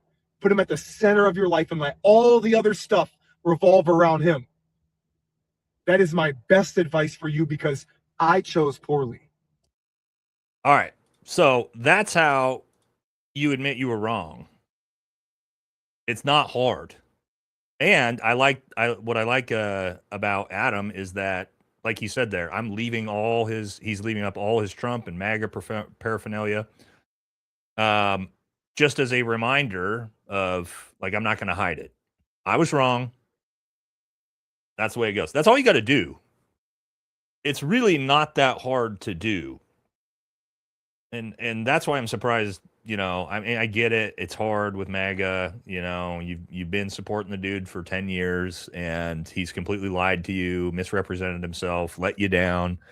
And it's hard for you to just go, you know what? I was wrong. He tricked me. I'm not going to support this anymore. But you can do it. There's a ton of MAGA simps in the chat right now. I promise you, you can do it. And it will be so freeing. It will be so freeing. I did it myself. Again, I've never been a big supporter of Trump, but I supported his policies and I was willing to, give him a chance.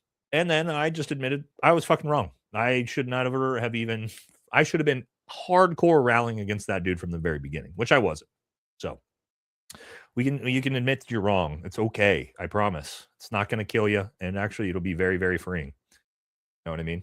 But anyway, I like those types of take when people can just say, like One Way Manson here says, I was wrong. I got fucking tricked. That's what being a man is about. That is what a real man does, is admits when he gets something wrong.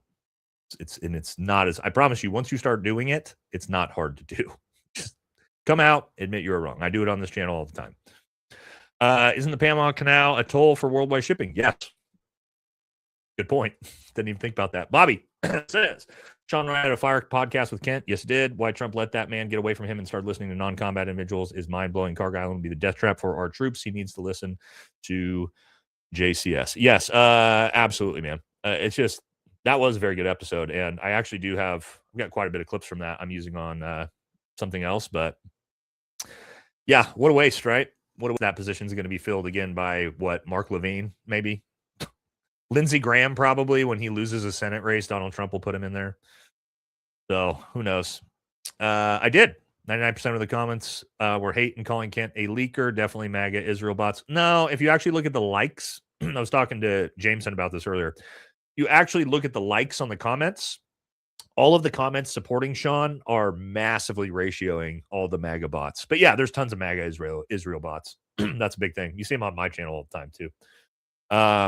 They don't get any likes, right? Like, you can tell they're bots, and it's you just ignore them. But problem for Sean is Sean cultivated a huge MAGA audience, and Sean is fully off the MAGA train now. I mean, he is shitting on Donald Trump hard now. So I mean, it is what it is. Sean's audience, you got to figure it out, because he obviously ain't backtracking at this point.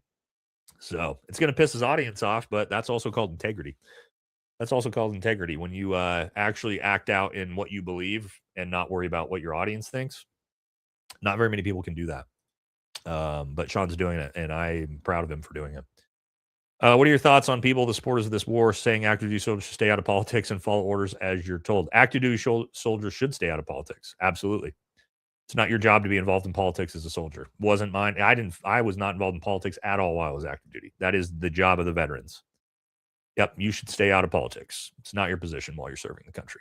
You're there to do your job and complete the mission. Unfortunately, we have psychotic politicians. Now, if you get illegal orders, then 100% you should not follow those orders, but you should not be engaging in, political talk and discourse and shit like that while you're active duty. It's not your time and place for that. It's, as a veteran, it is for sure, right? That's the veteran's job, is to make sure that we take care of our active duty soldiers because we came before them. So it's people like me that need to be outspoken, and people like you in the chat, many of you veterans, you are the ones that need to be the most viciously engaged in politics, in my opinion. But yeah, it's not for the 19, 20-year-old active duty Marine doesn't need to be concerned with that. He's got other things he needs to be focused on.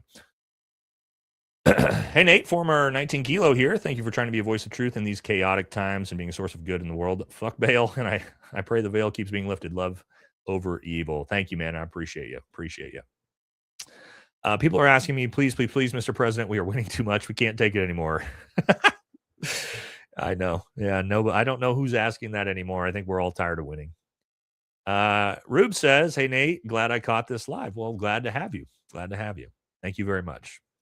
Donald Trump flexing his 87. I think that's super generous. That's real generous. That say 87 is generous for that boy.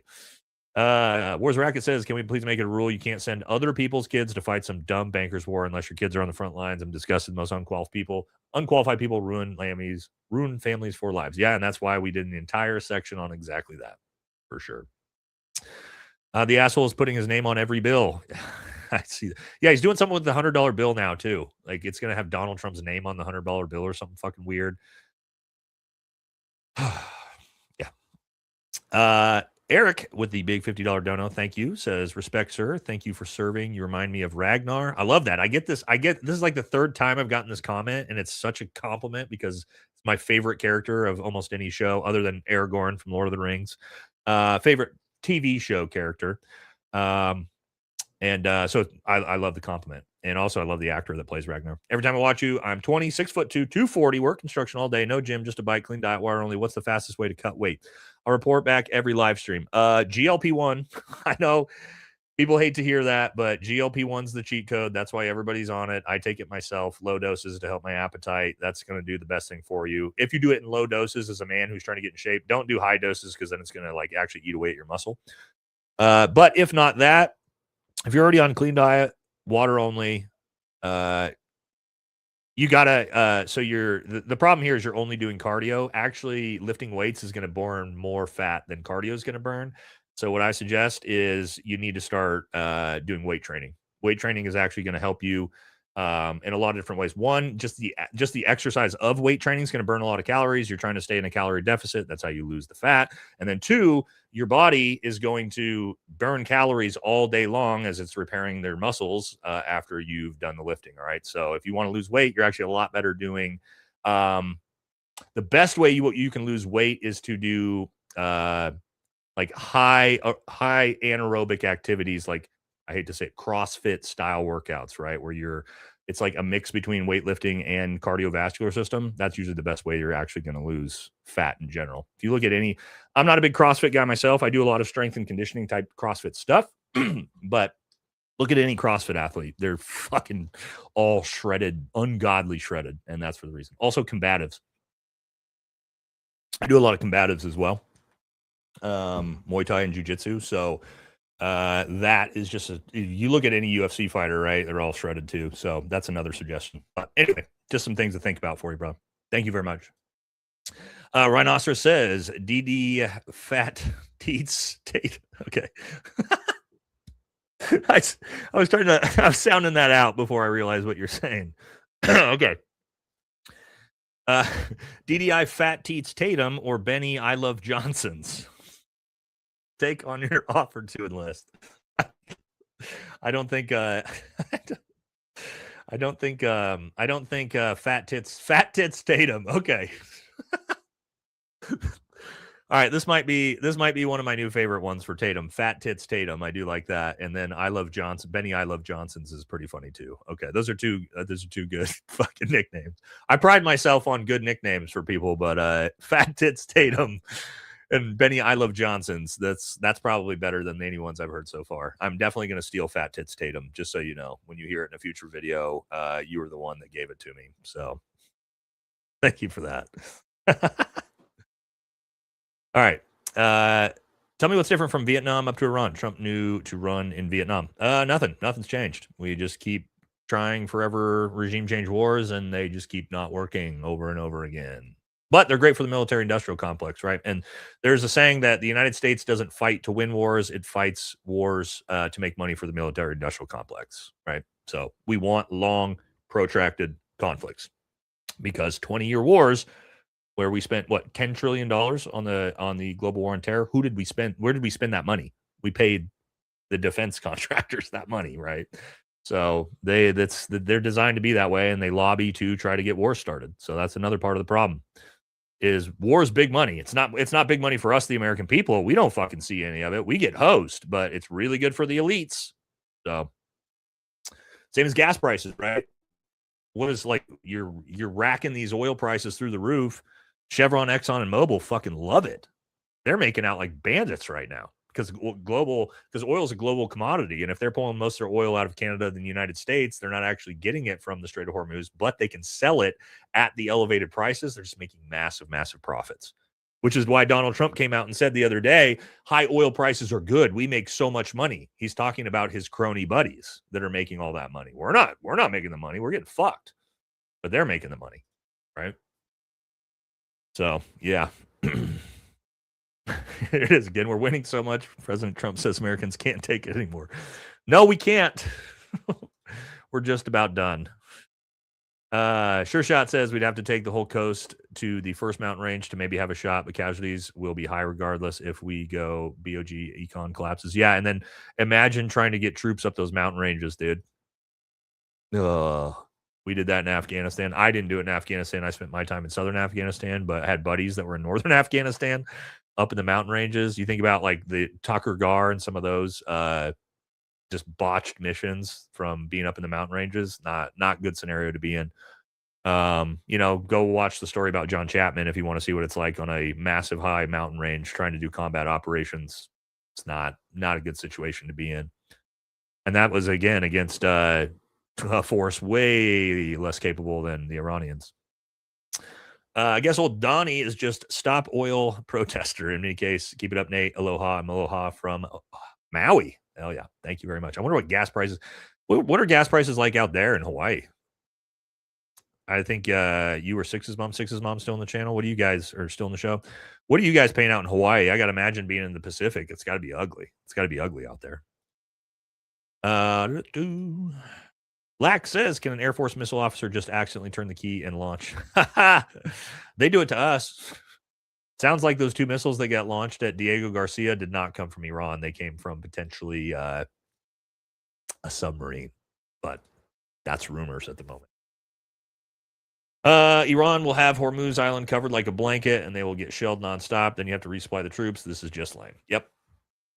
Yeah, and they got 80,000 drones that they can just continue to, ship out, and we can't even shoot those down. So I'm no military expert, so how would special operations be used in Iran? I thought 5th Group or 75th would be used instead of conventional forces. No. Well, yeah, in some ways, okay, so you could potentially, what you would use special forces for is in northern Iran, like going in and arming the Kurds, and then Green Berets would like use or fight with the Kurds, train, arm, and equip the Kurds up in the north, and then have them like help push as a resistance force from north to south, as maybe like a conventional ground troop invasion came in from Iran's east. Like you could maybe have that sort of thing going on.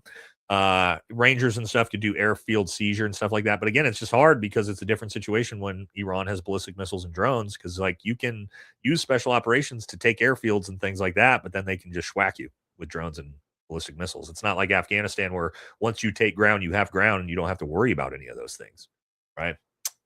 So it's a lot harder. Let me explain it this way. The closer you get to a peer-to-peer conflict, a peer-to-peer is like United States versus China, United States versus Russia, like 2 first world militaries fighting each other, special operations becomes much, much less relevant. because we just don't have the numbers, we don't have the size.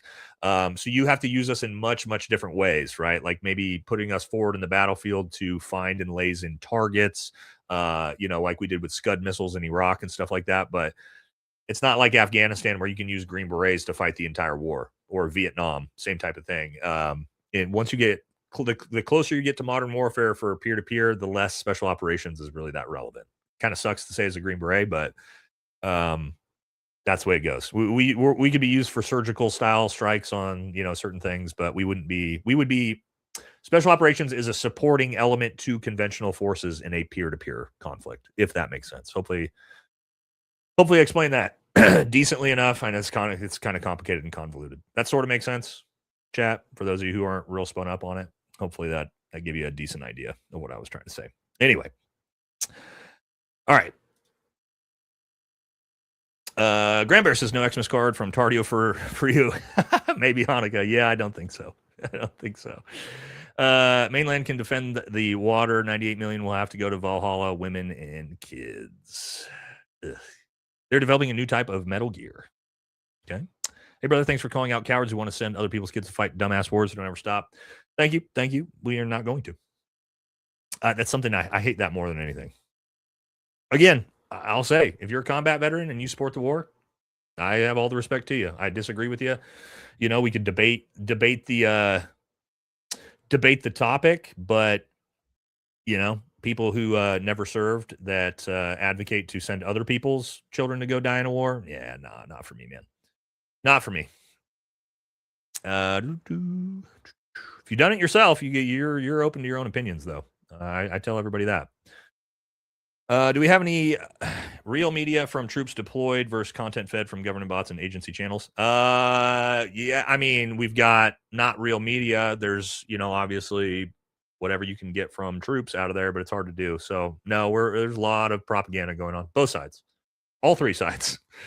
Iran, Israel, United States are all engaged in tons of propaganda. So it's very, very hard. You have to really sift through things and make sure you're verifying shit's not AI, it's not misinformation. It's very convoluted situation for us all to be in. So I spend a lot of time making sure, or trying my best to make sure whatever I show you guys, I've fact checked across multiple different sources, because it's very easy to get tricked by AI and shit right now. I mean, it happens to me even, right? It happens to all of us. That's just the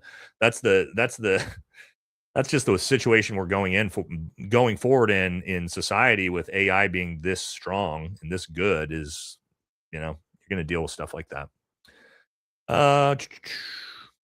And hey, please look up Albert Pike's plan for 3 world wars. It will make this and the last 2 world wars make perfect sense. Albert Pike's plan. I'll look that up later. From a grateful guy in Northern Ireland, finally an American we can all trust. Keep it up, big man. I say don't trust anybody. Don't trust anybody. Other than your wife and kids and your friends. But don't trust anybody online. But I do my best to try to bring you the best information I can from my own perspective. Give me back Obama, please. Oh my God. Yeah, I would make that trade in a fucking heartbeat right now. Oh, the whole world would, by the way. What if we held boats coming out of the Strait hostage until Iran lets everything through? Hold what boats hostage? Iran's boats? They don't give a shit, dude. Iran does not care if any of their boats leave, or if China's boats leave. That's not the game they're playing. That's not the asymmetric warfare they're engaged in. They don't care. As long as the strait's closed, they don't give a shit.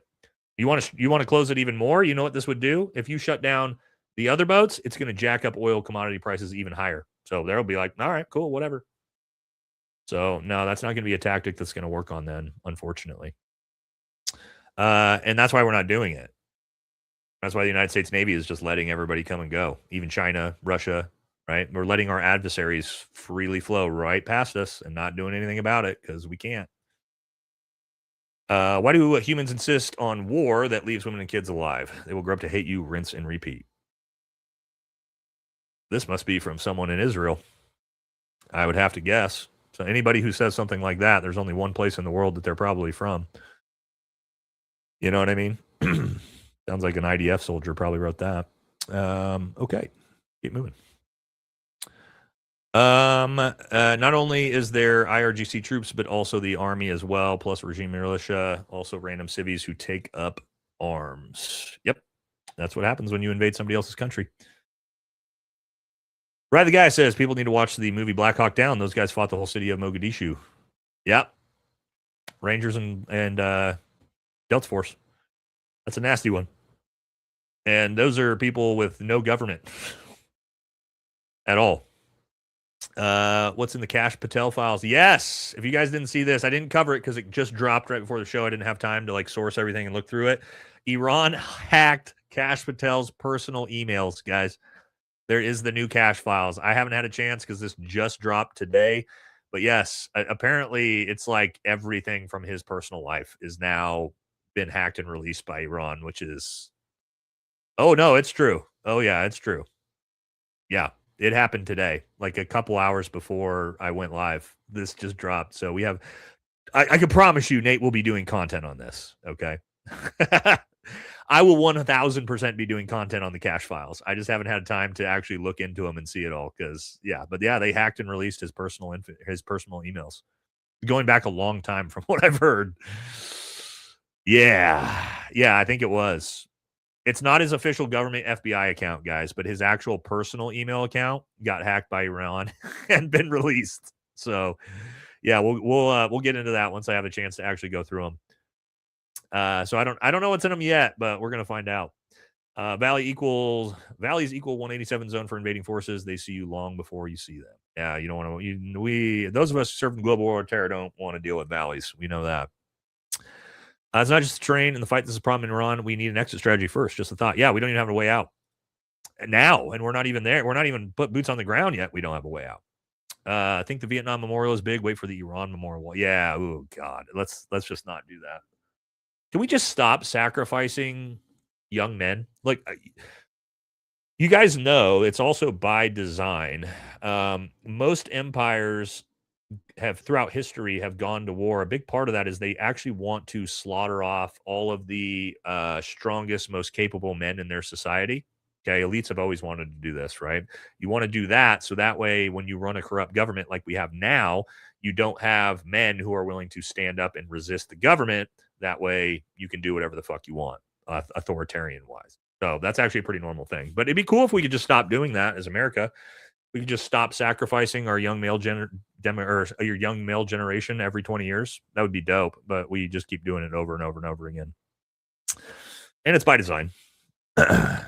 Was a Grunt Fallujah, Iraq, 2004. That's a nasty fucking time to be there. We replaced the army, survived that, got deployed next year, and it was all IEDs, no small arms fire. Nate, spot on how Iran will approach the war versus how we do. Yeah, they're going to fight us through guerrilla warfare, man.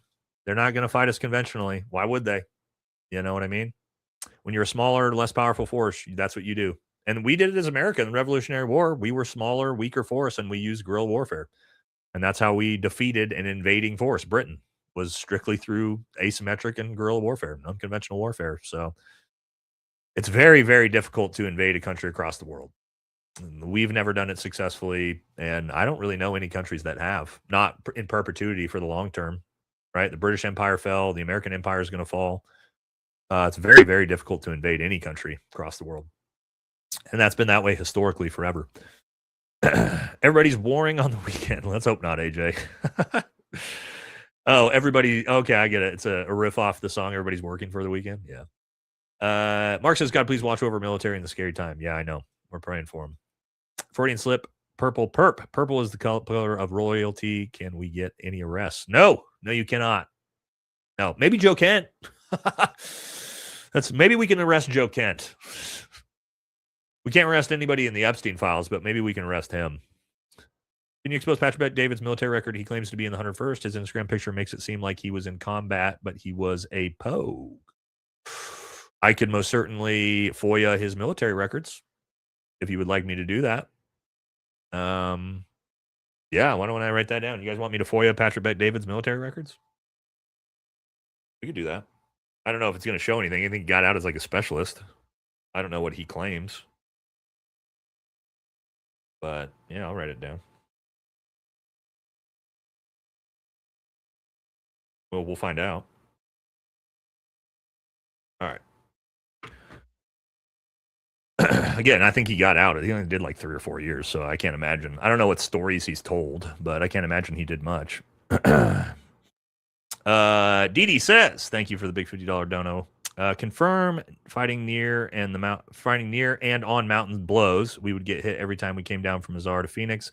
You have limited CAS and evac option. Engagement ranges stretch to 5.56. They started using M14s to a few guys. Wow. Yeah, that's nasty. Now again, fighting in the valley on a mountain range or in the base of a mountain range is horrible. It's horrible.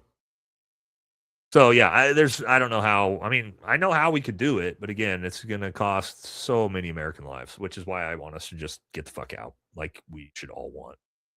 Where's the racket? I say with a heavy heart that my comrades I lost in Iraq and my injury doesn't upset me the most. It's that my brother, 32, might get drafted. The average American isn't safer. Pisses right off. Yeah, 32, 100%. Understand this. With a draft, initially anything. And this is also why I think they increased the age to enlist. If the enlistment age is 42, they're going to draft up to 42 because that's how young they're saying is okay for you to join the military. So why would they not draft up that high?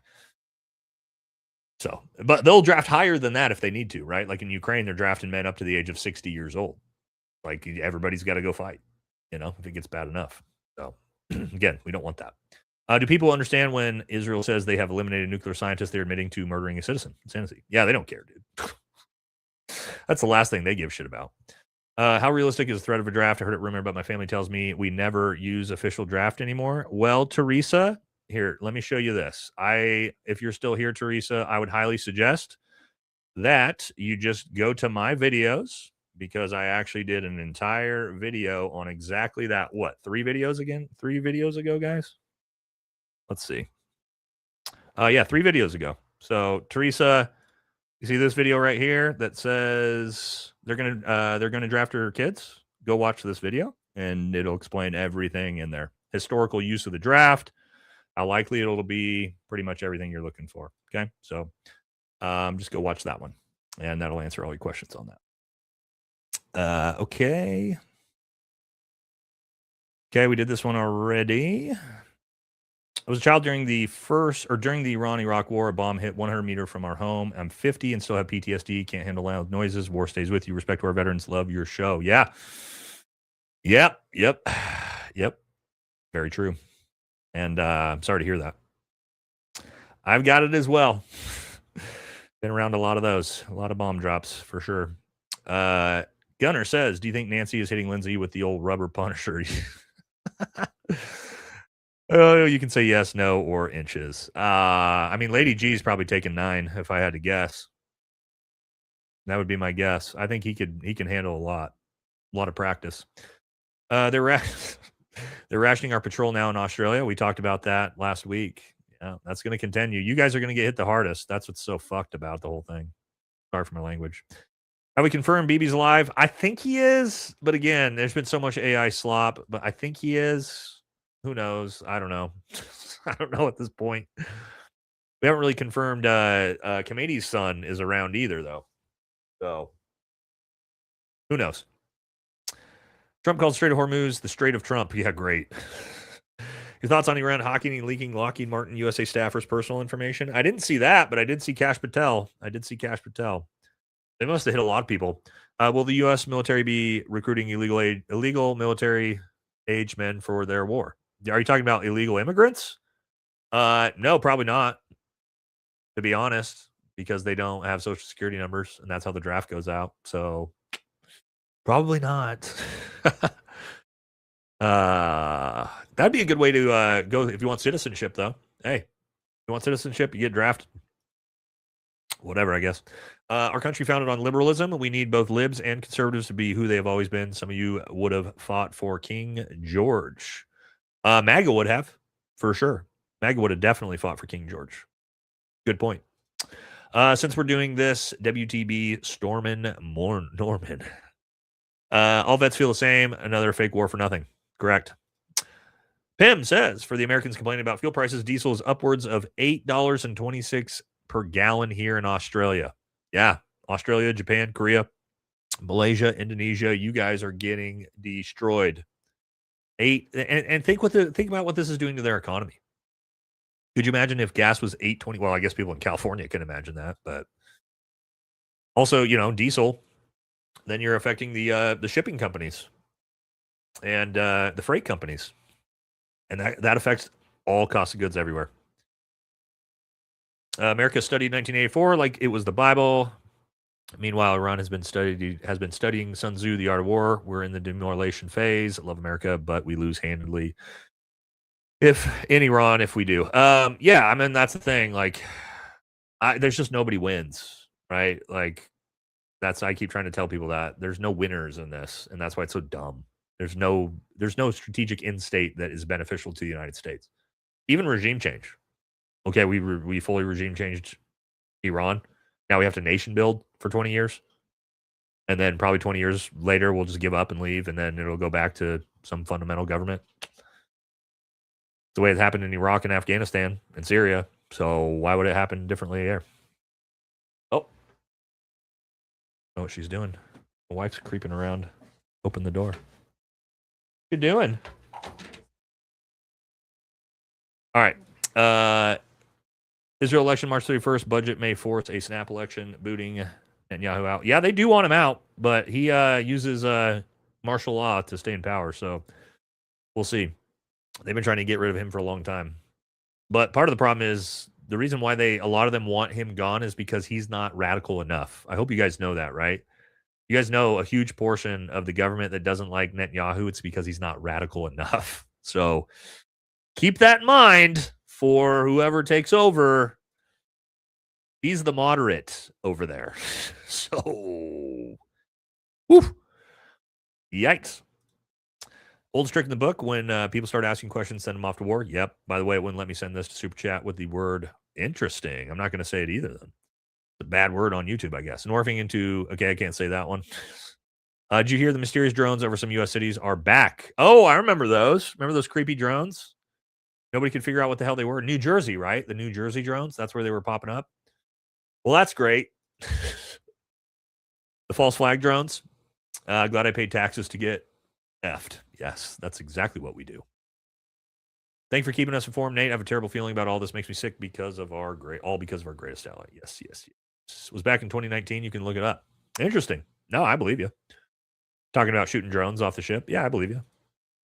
What's the highest ranking officer usually allowed on the ground? Well, depends. Depends on the unit you're in, right? So for us, typically a captain, which is pretty low rank, but that's because the ground force commander is typically the 18 Alpha or the team leader of a Special Forces ODA, and he is a captain. I've seen majors on the ground, usually because we bring them out because they want to come out on operations, not because they're useful for anything. I don't know how it works I was never in the conventional military. I spent my entire career in Army Special Forces. So any of you Marine grunts or infantry grunts, what do you guys usually have at like the platoon level or above for command? How high rank do you guys have out on the ground? We'll have some. We're definitely going to have some combat vets in the channel from the infantry or Marines that'll let us know that one. So we'll see what people say. And because again, for us, it's a captain. Okay. If ground invasion happens tomorrow and all out war happens and everything goes south for the United States, how fast can we expect to see a draft? I mean, as fast as they need it, man. Fast as they need it. Probably pretty quick. Said a warrant officer 2, usually the highest, occasionally a lieutenant and a captain. Okay. So about the same then. Sounds about the same. Let's say some other ones. Captain. Okay. So it sounds like it's about the same everywhere. Imagine getting smoked at 42. Well, here's the thing, AJ. This isn't even that rare in Army Special Forces. What's crazy, on my Halo team, my last team I was on, at 38, I was what was I? 7th oldest guy. We had 6 guys over 40 years old on that team. We had one guy who was 45. Team sergeant was 40. Another of my buddy was 42, and another guy was 43. So in Army Special Forces, there's actually a ton of dudes still active at 42. We're the oldest unit. The average age of a Green Beret is around 33 years old. So We're a lot older, but there's just a lot of gray-haired broken dudes too. So there's that as well. What do you think is likely outcome if MAGA refuses to leave power? Should they lose the midterms?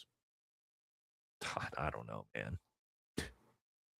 I don't know. We used to get these questions. Like, I used to get this question all the time. What's going to happen if Donald Trump won't leave power? What's going to happen if, MAGA won't give up power? And I'm like, I would always just kind of roll my eyes. It'll never happen. And now it's a real fucking concern. And I don't have an answer for you. I have no fucking clue what's going to happen. And I think Trump is probably going to try. At this point, I think he's probably going to try something if he's still alive. I think it's just too obvious at this point. I don't think he's stepping down. Again, I used to always roll my eyes at that and say there's no way that'll ever happen. But now I think there's a pretty high likelihood it's going to happen. So we should probably be, aware of that. And I don't know. Don't know what will happen. Love the Patriots. Speaking the truth. Thank you. Ryan says, or Rhinoceros says, Ben Shapiro goes first. No worries unless the water is warm. Yeah, I know. Yeah, he's 42. He's good to go. Got to get little Benny out there again. I don't think he's. I don't know if he's even tall enough. He might not be tall enough to join. He might need a height waiver. I think he's about 5'3".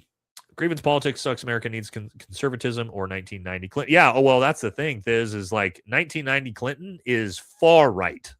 Like Clinton's policy in the 90s as president, he would be like ultra conservative now. He balanced the budget. Right? Like Clinton would be ultra conservative in 2026. He would be like way further right than MAGA is considered as a classic liberal, just strictly by his policy. So yes, I would trade 1990s Bill Clinton in for Donald Trump so fast. Last president to actually balance the budget and get us a surplus. That's long gone now, huh? But very good comment. We do need something like that. Risa says, send Barron. Yes. Agreed. And Eric. Remember, we gotta say send Eric or send Barron and Eric. Excuse me. Because they're both of age now that we increased the age. Send Eric and Barron. They can both go. Benny Johnson reporting for privates, sir.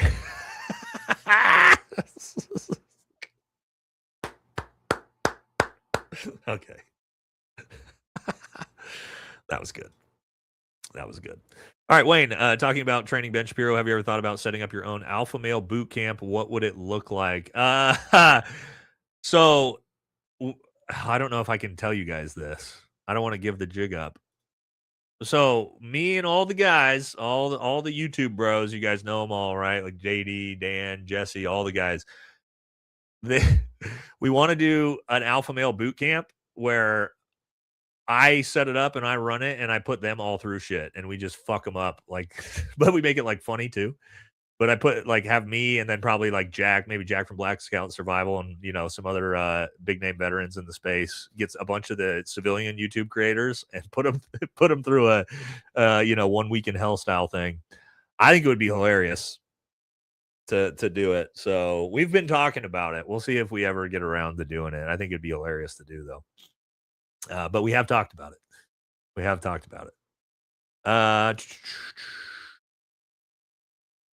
Tony says gas in my oil rich Alberta is up $2 to almost $5 a gallon. 0% of oil products going through the Strait to the Canada. End the war. Release the files. Yeah, because again, it's a global commodity. The price of oil is a global price of oil, right? So even if you live in Canada, it doesn't really matter, or the United States. If it goes up around the world, it's going up there too. Benny Boy would be caught dropping to his knees nonstop in the showers. Okay. You guys, all right, I'm not going to read that. We're getting a little out of control here. Biden's son, Rip, served and deployed. He didn't die in combat, but yes, he did. A lot more than anybody in Trump's family could say. You and Carol need to start planning your shows out so they don't overlap. Please, love both you guys. We usually do. We usually don't overlap. I didn't see Ian was going live at around 3. It is what it is. Sometimes it happens.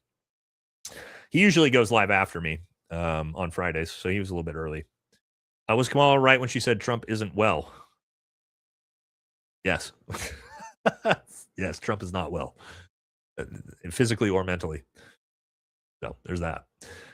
She's not the only one saying it, though. Christian Dave, Valhalla, do you see our favorite our greatest ally country gets KO'd before we get bogged down too much, then we'll have to come home. Best case scenario. No, because they want it to happen, because that's how they're going to usher in the Antichrist and bring in, well, they don't say it's the Antichrist, but we do. Christians do. And so they want it, right? This is to fulfill prophecy. So that's how psychotic things are over there. And evangelicals believe that too in America. So that's another big problem. Yeah. Over 600 Americans have been deleted during the Ukrainian conflict, but not a peep from more pigs like Lindsey Graham, Marco Rubio, or Mark Wayne Mullen. Well, now, what would they have to say? What would they have to say? They love it. Bobby Lynn says, high and tight for those eyebrows. Yeah, for those eyebrows, go get them, you little hobbit. Yeah, Ben Shapiro would have to Bobby, you're probably right. Ben Shapiro would probably have to get a high and tight for those eyebrows. He'd have to do something with them. Those are a little too out of control. Thank you, Bobby. Could you imagine that, dude? Could you imagine Ben Shapiro in basic training just getting destroyed? I would, guys, I would literally offer for free to go be one of his drill sergeants. Provide that to the military for free for 4 months. Zero. You don't have to pay me a dime if I could be Ben Shapiro's drill sergeant. In fact, I would probably pay the military. I would probably pay the military a lot of money to go be Ben Shapiro's drill sergeant for 4 months. Like a substantial amount of money. I'm not kidding. Anyway. Cheers from Canistan, your northern ally. I love listening to vets like you, Nate. I don't know if you know who Jeremy McKenzie is. He's your northern light bud. Sounds familiar. Was he in JTF too? I think maybe that's who, or I might be thinking of somebody else. But it does sound familiar. Thank you though. Roy, thank you very much. Anyone been a part of 2 different tier 1 groups before? Let's see. I'm trying to think. Yeah. So yeah, sort of. What you typically see is, like Air Force 24 STS guys that potentially start over there as like PJs and then go up to the tier 1 level for the Air Force, and then we'll go over to Delta. I think that some guys may have done that. But I don't know. That's a better question for somebody like Brent Tucker. He might know. I'm not sure. I think there might be some situations like that. I'm trying to think of somebody off the top of my head that's been like DevGru off the top of my head. I'm sure there was. I'm sure there's somebody. What if we sent Laura Jigsaw Loomer over as a psychological warfare? Well, I mean, Katie, that's what she's doing here. She's already busy. She's already busy on mission here in the United States. So I don't think she's got any interest in that. You're 100% wrong. Trump has a plan and is keeping quiet about it. He's already sent in Tim Kennedy. In a few days, he will come out of Iran with no grenades left and declare victory. Rambo is real. Maybe that's who we need.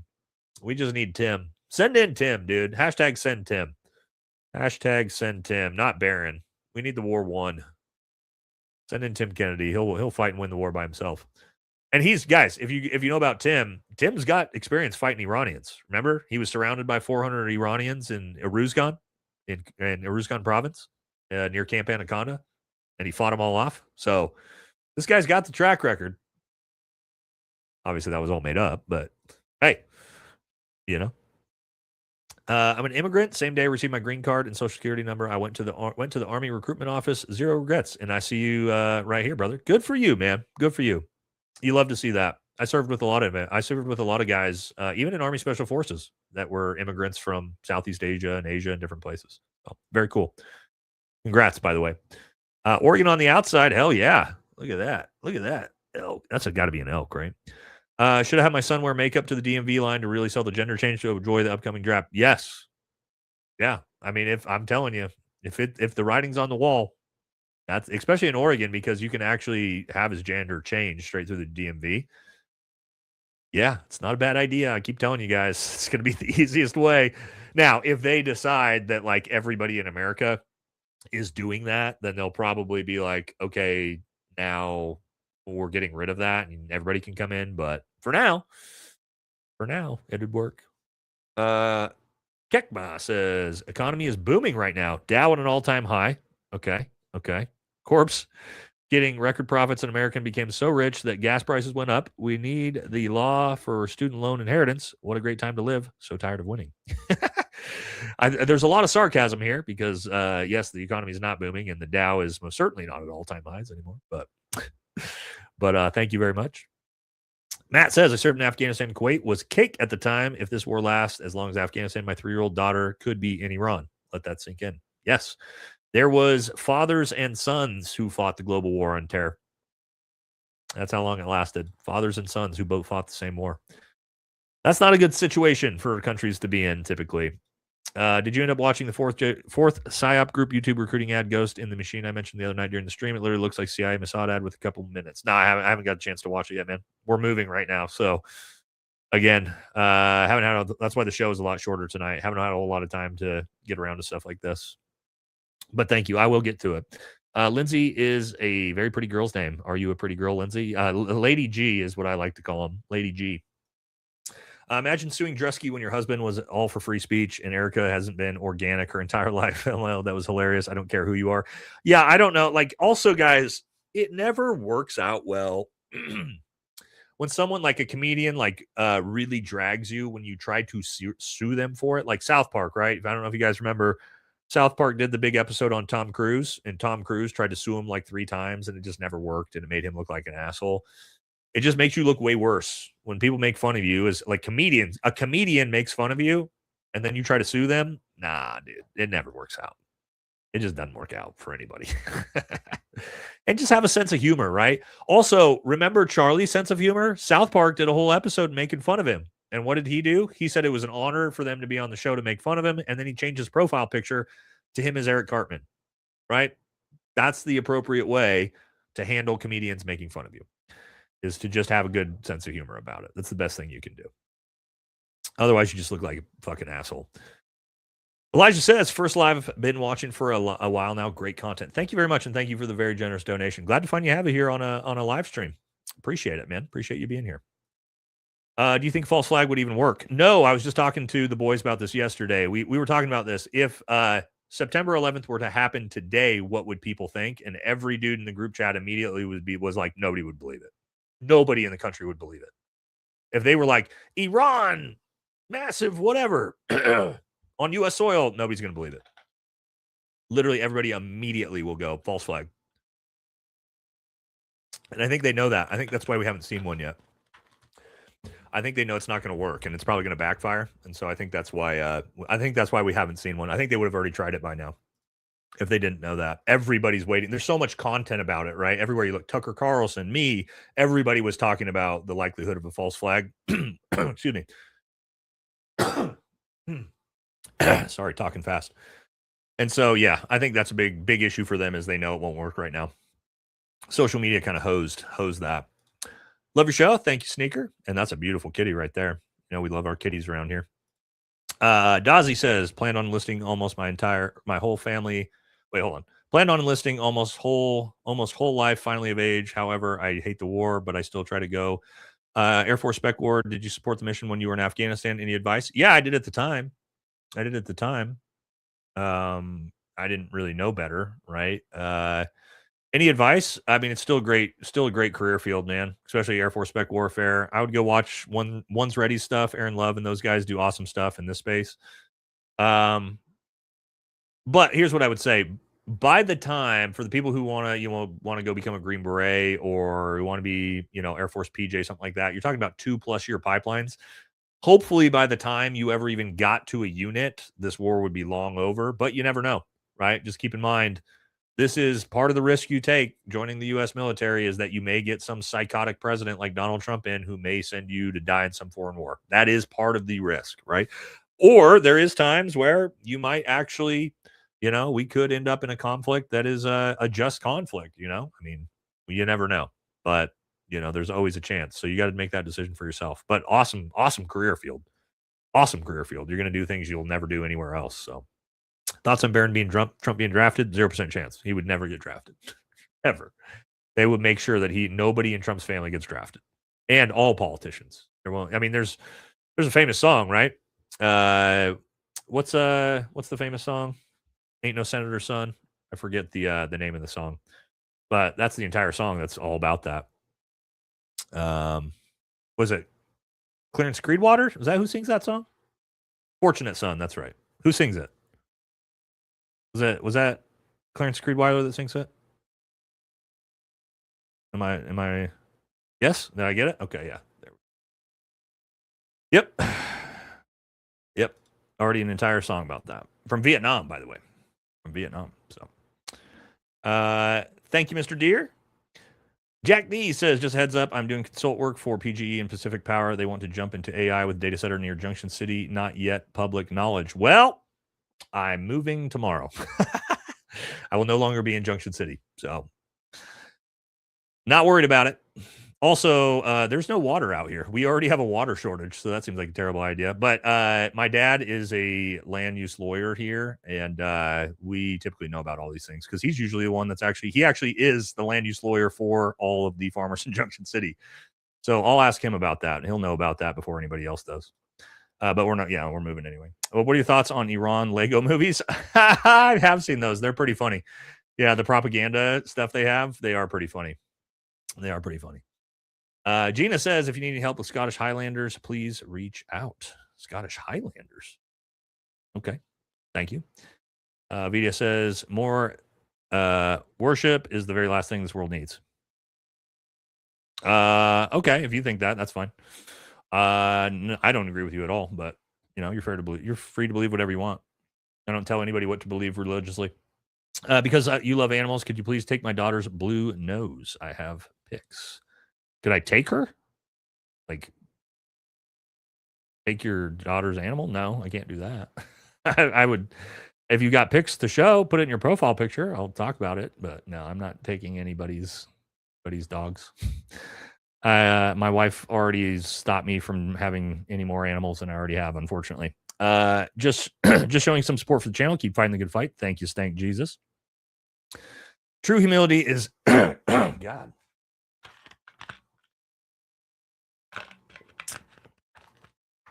All right. Sorry. True humility is not thinking of yourself. It is thinking of yourself less. C.S. Lewis. That's a good quote. If you want Benny to join, just let him know when you're on a mute. There's a saying, ain't gay if you're underway. Here's some more fraud money, brother. I've never heard that one, but that sounds like some of the most marine shit I've ever heard in my life. Oh, I got like dander in my eye. Part of having kids. Something is like, I don't know if we got something in the coming up. It's getting my lungs. What if Trump deploys troops? Then is the U.S. I don't know, man. I don't think anybody else is getting involved. Not militarily. Knowing what you know now about war politics and our greatest ally, would you still choose to fight, or did you already have this perspective during your service? I mean, if I was active duty, yeah, I would go fight because that's what I signed up to go do. It is what it is. I didn't engage in politics when I was active duty. I had whatever the mission set was. That's what I trained to go do, and I went and did. That's the way active duty works. Hi, Nate. I'd love to see sections of your live streams clipped as some of your diatribes are gold dust. Good luck with the move, and looking forward to seeing your Highland coups. Yeah, we're going to start doing that. We actually have Valhalla VFT clips channel that haven't really, we put shorts out on, but I haven't done the clips. That's the idea. We want to have like 10-minute segments from the live stream. So we're going to get to that eventually. Right now we're strapped on time with all the craziness going on, but we are working towards that. The comments on Ben Shapiro's last video are awesome. Yeah. His channel's struggling, boys. Struggling. His views, he is dead in the water. Thoughts on encouraging active duty to file as conscientious objector? Do what you want. I would never do it. Here's my thing. If you sign up to join the military, you may have to go fight. You may have to go fight somewhere you didn't want to. And so don't sign up for the military if you're not willing to go fight. I know, like, again, I'm super anti-war. Again, it's the veterans' job and the civilians' populace job to make sure our politicians don't send our boys and girls in recklessly to places they don't need to be, which they are doing right now. But that's something they got to make a decision for themselves. I would never encourage that. But again, you make your own decisions in life. Okay. I don't have anything against it. If you decide you're a conscientious objector, I'm fine with that. No problem. I'm not going to call you coward or anything like that. It's just not something I personally am going to encourage. Yone, hate to ask you something so serious, but do you think the military would attempt to Pat Tillman you if you were to force back? Me? No, Green Berets are too valuable. We were way too valuable. There's not enough of us. So no. If we were at war, right? We're talking about a war and they brought me back because we're no shit like drafting people. Yeah, no, I wouldn't be concerned with that. Can you, as a former deployed soldier, touch on how many news service member women get to form an opinion, or are they too busy? I wonder about the morale. Like I said, I mean, yeah, they're going to have opinions for sure. Gen Z, I imagine, because they're so anti our greatest ally, is probably a lot more against this than probably millennials. But again, man, you're super busy. Your job is to focus on the mission. You get handed a mission, your job's to go out and accomplish the mission. That's just part of the military, man. I know everybody wants to think like, oh, the soldiers just need to quit. And it's like, dude, that's not how it works. They'll ruin your entire fucking life. They will ruin your life if you pull some shit like that. So that's the other problem you get yourself in. Once you sign that contract, the government owns you. And sorry, fucking dander killing me. Once you sign that contract, you are property of the government. And I don't mean that facetiously. You are literally property of the government. So your job is to follow lawful orders, period, complete the mission. And unfortunately, if we started a ground invasion into Iran, those are lawful orders, man.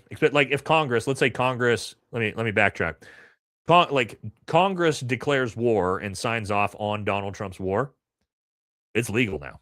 And if he orders you to go fight and die in that war, that's legal orders. And so if you decide to then not do it, yeah, they're going to ruin your life. So again, it's just the way it goes, man.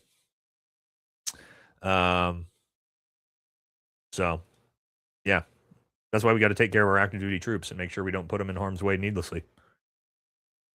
Nate, what do you think about Boromir, Sean Bean? Well, let's see. I watched the only movies I watch really are Lord of the Rings. You guys know this. I've seen all the Lord of the Rings movies probably 200 times each.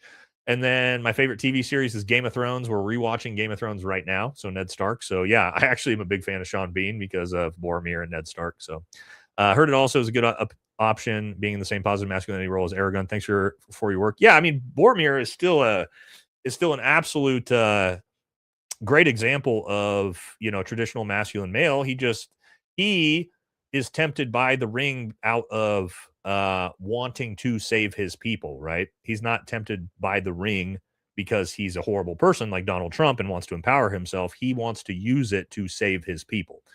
And then you see him sacrifice his life to save everybody else, sort of to make up for him going after Frodo, right? So Boromir is also a hero in the story as well.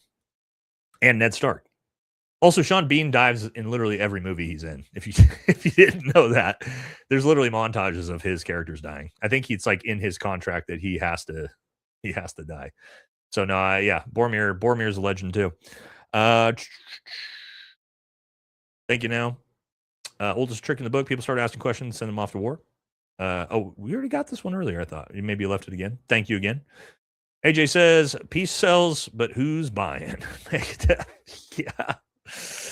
Not our country. Knowing you don't know about war politics, would you have still fought? Are these repeated? I thought we did these already. No, wait. I think I already answered this one. The hell? I go straight down. Did we do these already? I don't think so. Not quite sure how you came across my algorithm, but I appreciate it. You're doing a great job. Keep it up. Well, thank you, Nell. Thank you very much. Appreciate you being here. Welcome to the channel. I wanted to enlist on an 18X, but now after everything that's happening and who we are doing it for, it makes me hesitant to enlist even more. Love the streams. Yeah, again, you want to be an 18X. Let's say that you actually made it and got selected. You're going to go to the Q course for 2 years before you get to a team. So, you'd have plenty of time. Problem with that is if you wash out, right? You wash out and then you go to the 82nd Airborne and you deploy 6 months into your contract. So there's that too, right? There's that too. You got to keep that in mind. Not sure why we were still discussing this. We already won like 10 or 100 times. Yeah, we keep winning. We win every day. Six's mom says it was $5.79, but we've only jumped about 90 cents. It's coming. We'll take a huge jump if troops hit the ground. $5.79. Oof, that's pretty painful. That's not too bad. Only $1 a gallon. I mean, it's still bad, but not as bad as I figured it would be. I figured you guys would be up near $7 or $8. Hey Nate, we served a similar time frame. How do you compartmentalize the stuff that comes at you? Is this much different from when we were just doing another job? How do I compartmentalize it? I used to compartmentalize it. Now I don't. I went through a lot of therapy, like a year and a half, 2 years of behavioral health to uncompartmentalize all the compartmentalization I had done in my brain. So I'm a big advocate of behavioral health. Not everybody is, but I would suggest it if you haven't tried it. That's what helped for me. Otherwise, I do destructive behavior to myself, right? Drinking and all that other shit. So, and more than just like, for fun. Yeah, that's what I would suggest if you haven't tried it. And it might not work for you, but it works for a lot of people. Worked for me. Johnny says, I saw a large urgent bid request for med device burn care come through the Fed contracts outside the norm. Do you think that's troops being sent, or could it be medical field training? Hard to say, right? I would need to know like what unit, how much it is, what are they ordering, why'd they order it? It would be all conjecture, for me at this point. No clue. Could be though. Rip BB, we hardly knew you. Getting my Sharpie ready to cross the name off all the new currency. Sharpie sales will skyrocket. Yeah. Quantum says, the big $50 donation. $50 says Bench Bureau will announce a reason he can't deploy or draft. His height may be one. He is tiny. He's a tiny little man. He may just not be big enough or strong enough to be in the military. So he definitely can't pass a PT test. He can't do the required push-ups. I can guarantee you that. New Marvel superhero, Spider Cash. Knowing what you know about war and politics, would you still have fought? I mean, I think this is the same one I keep getting. Yes. People ask me this all the time. Would you have gone back and done the same thing? Yes, I would. If I was 21 years old again, would I go try to be a Green Beret? Yes, I would. Best job in the world. Comes with, a lot of negatives, but a lot of positives to it too. People asking me, please, Mr. President, we're too much winning, can't take it anymore. Yeah. We had this one a few times tonight. Stacy says, what is your best prediction as a former Green Beret as to what is going to happen next with Iran and our troops? I don't know who to believe or trust. Man, Stacy, here's the issue. I can't give you, and I'm just going to be honest with you, I can't give you a good prediction because the guy in charge, I have no fucking clue what he might do. Donald Trump is not well. He's got dementia. He's getting bad information. He's getting misled by his advisors. Lindsey Graham and Ted Cruz are his closest advisors right now. I have no clue. I think, honestly, he wants out of the war desperately because this has been so bad for him politically. However, I also think he's blackmailed and he can't get out of the conflict, which means how blackmailed is he? And do they want to put boots on the ground and try to force a real regime change? I don't know. I think one of two things we're going to see very soon. We're either going to see the United States surrender and Donald Trump will declare victory. We destroyed the entire Navy. They have no Air Force, right? And then we'll just leave.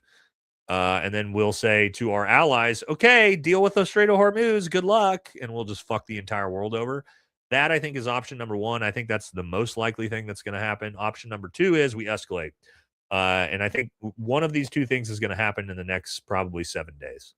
And we escalate and we try to take Kharg Island or we try to take or Hormuz Island or something like that. I think it'd be one of those two things. I don't think we're just going to sit here and bomb buildings in perpetuity. I think something will either escalate or de-escalate. And I hope it's the first. But again, I do think it'll be number one. That's what I'm hoping and praying for. And again, like, cool, tell the guy we won the war and he's the hero of America. Fucking who cares? Like, whatever. Nobody will believe it, right? The country's not going to believe it. Also, it's going to take a long time now to fix the global supply chains. Remember COVID? Once those supply chains are messed up, it'll probably take a year plus to get gas prices back down just from where they're at now. If the Strait opened today completely, the lag on those supply chains is going to take a long, long time to fix itself. So, Yeah, that's the best I got, Stacey. Sorry. I wish I could formulate some like well thought out prediction for you. I've tried, but this guy is so chaotic that it's impossible for me to know. Or for anyone to know. Anybody who tells you they know what's going to happen, I promise you they don't. Have you seen Nick's take on Joe Kent being a spoof? And apparently Tucker and Kent are setting up Vance for 2028. Thoughts do you have? Yeah, Nick Fuentes does not like Joe Kent. Nick Fuentes was defending Joe Kent. Then Joe Kent came out and said he believed Israel was involved in the Charlie Kirk assassination. And because Nick Fuentes came out and said early and staked his whole career on the fact that Israel was not involved, now he's got a bone to pick with Joe Kent because Joe Kent made him look stupid. So be very understand when you see Nick Fuentes attacking Joe Kent, it's because Joe Kent said that he believes Israel had something to do with the Charlie Kirk situation. That is the only reason why Nick Fuentes doesn't like Joe Kent, because he looks dumb because of that. Does that make sense? It's not because he has anything objectively against Joe Kent. It's just that that's the way Nick Fuentes is. He's a young kid in that regard, right? He doesn't like when people make him look dumb on a subject. So just understand that. I leave for OSET May 1st as an 11 Bravo. Well, good luck, brother. Good luck. Hopefully we got it figured out before you're ever anywhere near harm's way, right? You should have 4 months, 5 months, 6 months, before you're ever in harm's way. So I had thoughts on joining the God, there's a lot of questions on this same topic tonight, huh? Thoughts on joining the military at this time. I always wanted to serve, but this has me all conflicted. I keep telling you guys, you got to make the decision for yourself, right? Presidents change, and especially if you end up doing 20 years, you may serve under 3, 4, 5 presidents, and you never know what you're going to get. So do it because you want to do it. You want to serve your nation, and you want to do it because you like the career field or whatever you're going to get into. And you can't worry about the politics that are going on at the time because they're going to change. Leadership's going to change, right? So just something to think about. Can Trump be removed or how? Yeah, 25th Amendment. J.D. Vance could immediately impeach him right now with the help of Congress, obviously. There's a lot of people calling for it. Even Republicans are starting to call for it. So we'll see. I don't think J.D. Vance has the balls, though. Look up Bill Milton Cooper. Bill Milton Cooper. Let's see what this is. Bill Milton Cooper. Who are you? FBI Vault. I'd have to. American conspiracy theorist. Okay. All right. I'd have to look at that after this. Greetings from Medford, Oregon. Nate, what's your favorite Dutch Bros drink? If you drink it, not a Dutch Brothers guy. I don't drink Dutch Brothers. I just drink regular coffee with a little bit of French vanilla in it. I'm not like a big. I don't even know what they're called. What are the fancy coffee drinks called, guys? I forget what they're even called, but I just do coffee with a little bit of vanilla in it, a little vanilla. What's that stuff called? I don't even know what it's called. The stuff you put in your coffee, the creamer, vanilla creamer. Yeah, lattes and stuff. Yeah, I don't do any of that. I either drink coffee black with a little bit of sugar or with some vanilla, whatever it's called in it. I do like coffee though. I drink it every day, but nothing fancy. Boss says, MAGA parents at my job with kids in the Marines and Army have gotten real quiet. Ooh, I bet they have. I bet the parents that have got kids that are deployed overseas right now, waiting to go die in Iran, I bet they're thinking, maybe I don't want to be MAGA anymore, huh? It's hitting real close to home for a lot of former MAGA parents for sure. HC will save you. Come back. Well, I already use it. And it has been the best thing for my PTSD and sleep. Bobby says, I fear that our greatest ally will let loose a weapon that they say they don't have. Wouldn't put it past them. The Samson option is always open to them. That's another scary thing with them, man. Yep, Bobby, it's another scary thing about them. God's Country says, why can't we learn from our mistakes? Our friend who died rolled a 7-ton down a mountain taking mortars. Yeah, people need to realize we will fight people. Also the terrain. WTF. Yeah, going up over those mountains is nasty business. Nasty business, man. Sorry to hear that. Stacey says, my daughter, Anderson, is begging to see your precious kitty. Will you please go get her so you can see her? Many thanks. I can't right now. We're moving, and she's not here. So, unfortunately, no Munchkin for a little while. But Munchkin does have her own Instagram page, Stacy. Oh, also, hold on. I got to tell you a few things here first. Before we'll do this first, and then I'll put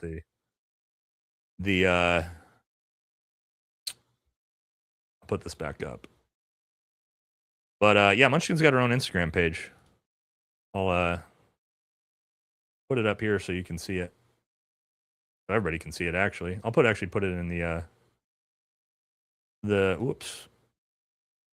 the pinned comment here.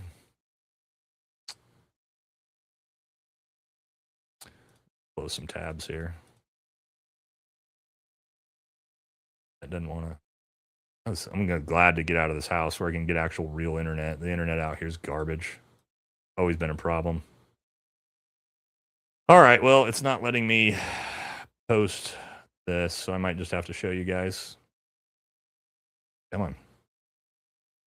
All right, we're not doing that. We're gonna just post it in here and actually just show you. So this is Munchkin's YouTube page, or excuse me, Instagram page. So there she is in all her glory. This is Iran Munchkin right here in the center. There's Travis Pastrana. You guys know Travis Pastrana, rocking the Munchkin merch. That was at Travis's house. So yeah, there you go. Little Munchkin. She got her own Instagram page. Okay. Also, forgot to tell you guys, for anybody still watching, if you haven't seen, we have the Summer America First merch in the pinned comment. Actually, we got tank tops, shirts, and hats. It's actually super cool. Turned out great. So, if you want to get some merch, going fast. Okay, back to it. I think it's in the pinned comment. Should be in the pinned comment. I don't know why this is won't open. Oh, internet's sucking. Okay, anyway. Let's keep moving.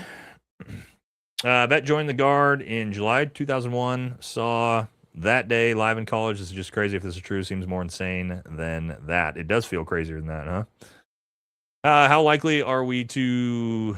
I can't say those words on here. No, we're nowhere near that. Nowhere near that. No, we're not even in the same universe as that yet. Things have to get so much worse before we got to that point. We're not even close. Not even close. Does that scare you? Because things seem bad now. They got to get way, way worse before we see that. If this is what winning looks like, I would have never... I have never wanted to lose so badly in my life. Yeah. ABS says, Nate, Air Force veteran here, big fan, man. I've been out since 2003. Do you think they will try and pull separated and retired guys back into active duty?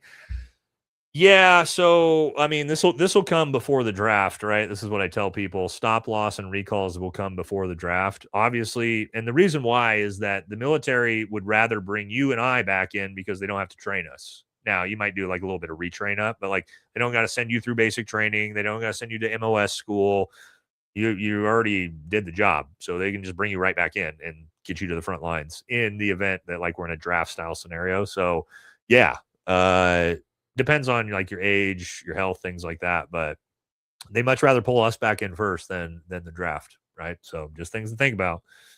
Buff like Jesus, thank you, brother. Says, can we get a FOIA for Kyle Guak running for Congress and claiming to be SF, but the story seems strange. Has an SF crest in his interviews. Where's an SF pin to meet voters? Also sent you a care package. I'll write that down. Yeah. Finding out if something needs a green beret, super, super easy. I can do that via, well, I can't, I'm not going to tell you how I can do that. Otherwise, they'll stop giving me information I want. But let me just say that I can find out if you're a green beret in a phone call. So what's his name? Kyle. I don't have a pen. Kyle Guak. I'll write that down. But yeah, that's super easy to find out. All right. I'll write that down. Just remind me too, because I got 1,000 things on my plate. All right. Thank you, Vale. Appreciate it. No comment. German Mountain Ranger, OP North, Bagland, 6 months, attached to an ODA. Thanks for air support. Thanks for U.S. Air Support. What was your call sign? Well, I was, what was I? What was our, I mean, I was just, I don't know. I don't remember what we use. I think we just used our team call signs, just our actual, usually in special forces, we don't have like a specific like Punisher 01 or something like that. It's usually just Echo 1, Echo 2, Bravo 1, Bravo 2, like by our MOS. So like an 18 Bravo is a weapons sergeant. We have a senior and a junior. So Bravo 1 would be the senior weapons sergeant, right? So that's typically just how we talk over the radio in Special Forces is or Zulu, 18 Zulu or whatever. Zulu 1 is actually just Zulu. Yeah, Zulu is the team sergeant. Fox is the intel, and then Delta is your medic. So Delta 1 is the senior medic, Delta 2. And then we have our, like as a JTAC, we have Anarchy. So Anarchy is the call sign for a Green Beret JTAC. So Anarchy, whatever the numbers are. Pete says, any advice on how to break the propaganda hold on boomer family members? I get this question sometimes, Peter. We talked about this, I think, on Tuesday. Thank you for the big donation, by the way. All they do is watch Fox and Newsmax, as my pop says. I know it's propaganda, but it's propaganda I agree with. That's a lot. To be honest, that's a lot better than most parents and most boomers. If he's that far, any idea on how to get through to them? I say this all the time. You most likely will not. The chances you're going to get through to your 70-plus-year-old boomer parents that have believed the same thing for their entire lives, now that they're in their 70s, is almost zero. Okay, so what I always suggest is don't talk about politics with your parents, your siblings, unless you agree with them, right? Like if you have the same politics, then you can. But like, politics is never like a conversation that's going to go well. Like if you're far leftist and your dad is a far, super far to the right, you're never going to convince him that like Bernie Sanders is good. It's not going to happen. So the best thing I would say is just don't talk about politics. Lots of other stuff you can talk about with your parents.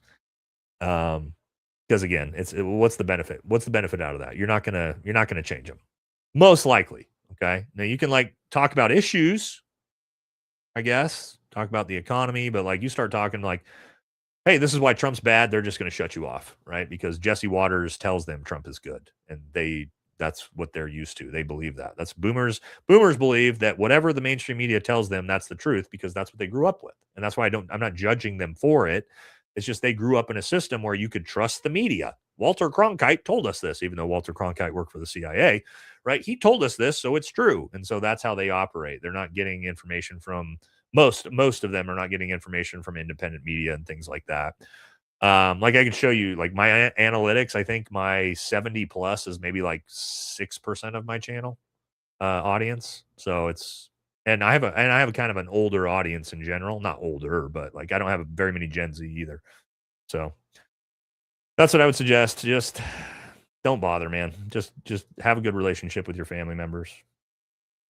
If it's your spouse, you probably should have chose a different spouse because if you're not politically aligned with your spouse, that usually never works out in the long run. So keep that in mind.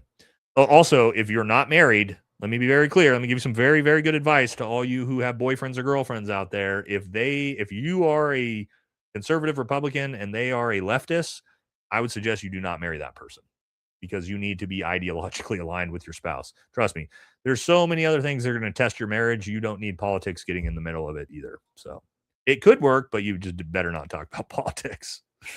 So anyway, just some advice on that one. Do what you want though. The Nationals Party admits that there are 500 petrol stations without fuel today in Australia. Truck and rural areas are stranded, and the Australian government refuses to stop sanctions against Russian diesel imports. Yeah, we've had this comment quite a bit from Australia tonight, that you guys are definitely struggling. And it makes sense. I mean, almost all your oil is coming out of, the Middle East. So, scary. We're hosing you guys pretty hard. I'm sure you guys love Trump over there too, huh? John says, did you see the IDF detained CNN crew with Jeremy Diamond and his team? Wonder if that makes it to the mainstream story, considering how much knob gobbling they do to sanitize the greatest allies image. I did not see that one yet. But they are sanitizing those big time. Scott says, loving the content, Nate, from across the pond in Scottish Highlands. Hell yeah. Do you reckon Trump watched Fat Electrician video on 770 infantry and that's why he's raised the draft? I don't know, man. I don't know if he's watching Fat Electrician's content, but who knows? I mean, the dude's up all night with his frontal lobe dementia, not sleeping. So maybe he is. Thank you, brother. Who are the idiots who voted yes? I don't know, dude. It's wild out here. Wild out here, dude. Okay. UN member Mohammed Safa resigned from his position today, citing concerns about the UN preparing for possible nuclear weapons use and lobbying in the UN. Yeah, I've seen that. I have seen the UN preparing for that. So that's not great. Hear about the sanctioned Russian Damas who visited. Nope, I haven't heard that. Nate, what do you think about FPV drones? I don't know, man. Drones are not my expertise. I didn't fight a conflict where drones were being used. I mean, a little bit. We would use drones here and there, right? We had a guy on the team, an ASW or an AGW guy that could, AWG guy, was it AWG?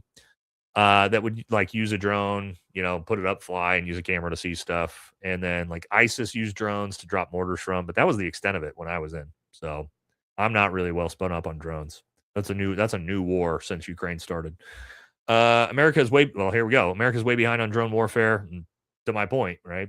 The head of Wild Hornets from Ukraine was on the PBS NewsHour today talking about their drones, which cost $1,300 to take down Iranian shaheeds, were using $1 million weapons. Yep, that's a good point.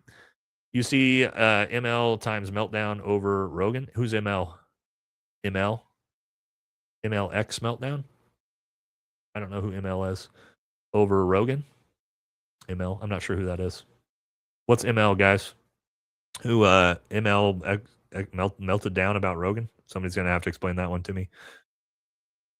Not tracking that.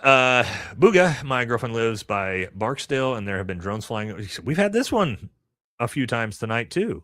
There's been drones flying over the past couple of days. I live Howard Way in Texas. Pretty scary. False flag incoming. Yeah, we've had multiple people say the exact same thing about this tonight. That's a little sketchy. What happens to the homeless druggies? Do they get drafted? Nope.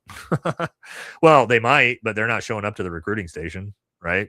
They don't give a shit. And how are you going to find them? They're homeless. So no.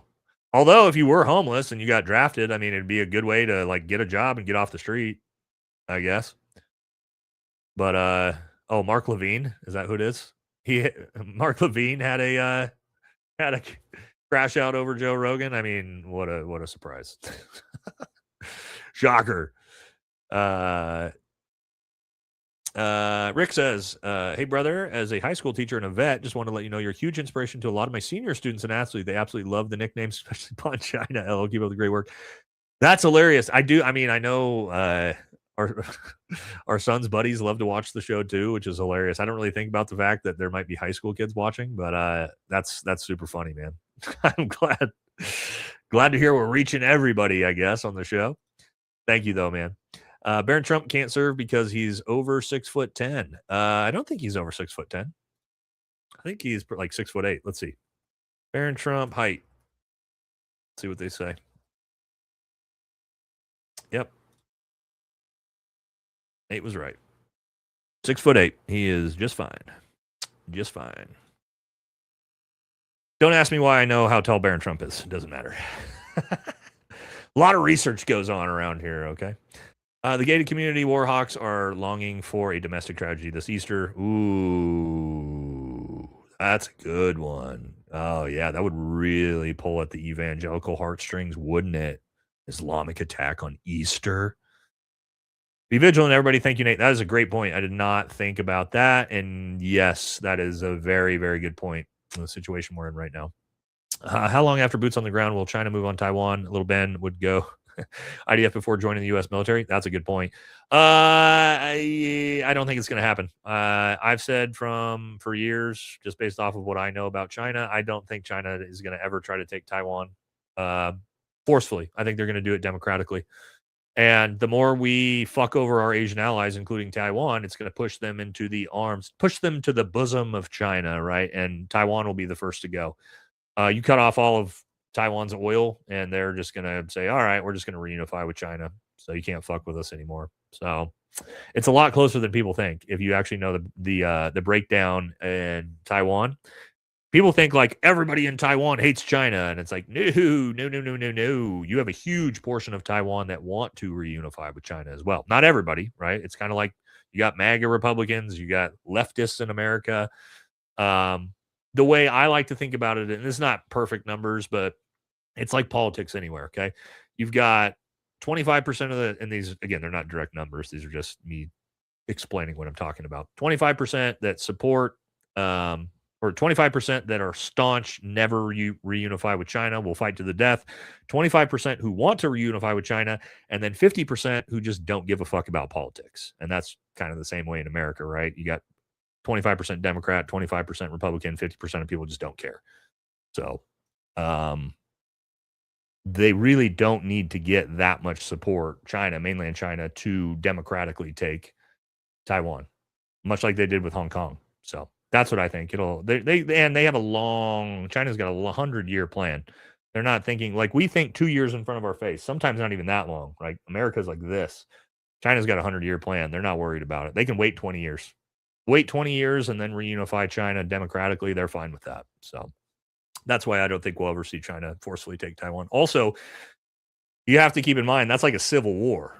Like the amount of people that have family, right, that either live in Taiwan or live in mainland China or Beijing, like they're all the same people. They're all the Chinese people, right? So you're just slaughtering your own. It's like Americans slaughtering Americans at that point. And yes, obviously, that goes back to when Mao takes over, and then the actual government of Taiwan or the actual government of China flees to Taiwan, but they're all the Chinese people. So they also don't like Beijing doesn't want to go and kill a bunch of their own people at the same time. So it's a very, very different conflict than what you're like Ukraine, Russia is kind of got some similarities to that, but much different. Iran, Israel, much different type of conflict, right? We got JD in the chat. What's up, brother? What's up, brother? What's up, brother? Glad to see you here. All right. Love Goldie Hawn in Private Benjamin. Okay. I don't know if I've ever seen that. Redbeard says, I think the whole stolen election will be used to take the elections from states to be run federally, allowing them to be suspended. We maintained elections during wartime due to them being state run. Interesting. I'm not sure how that'll work. I'm not sure. The presidency one makes a lot more sense. You declare martial law, you say it's wartime. Hey, we can't have federal presidential elections.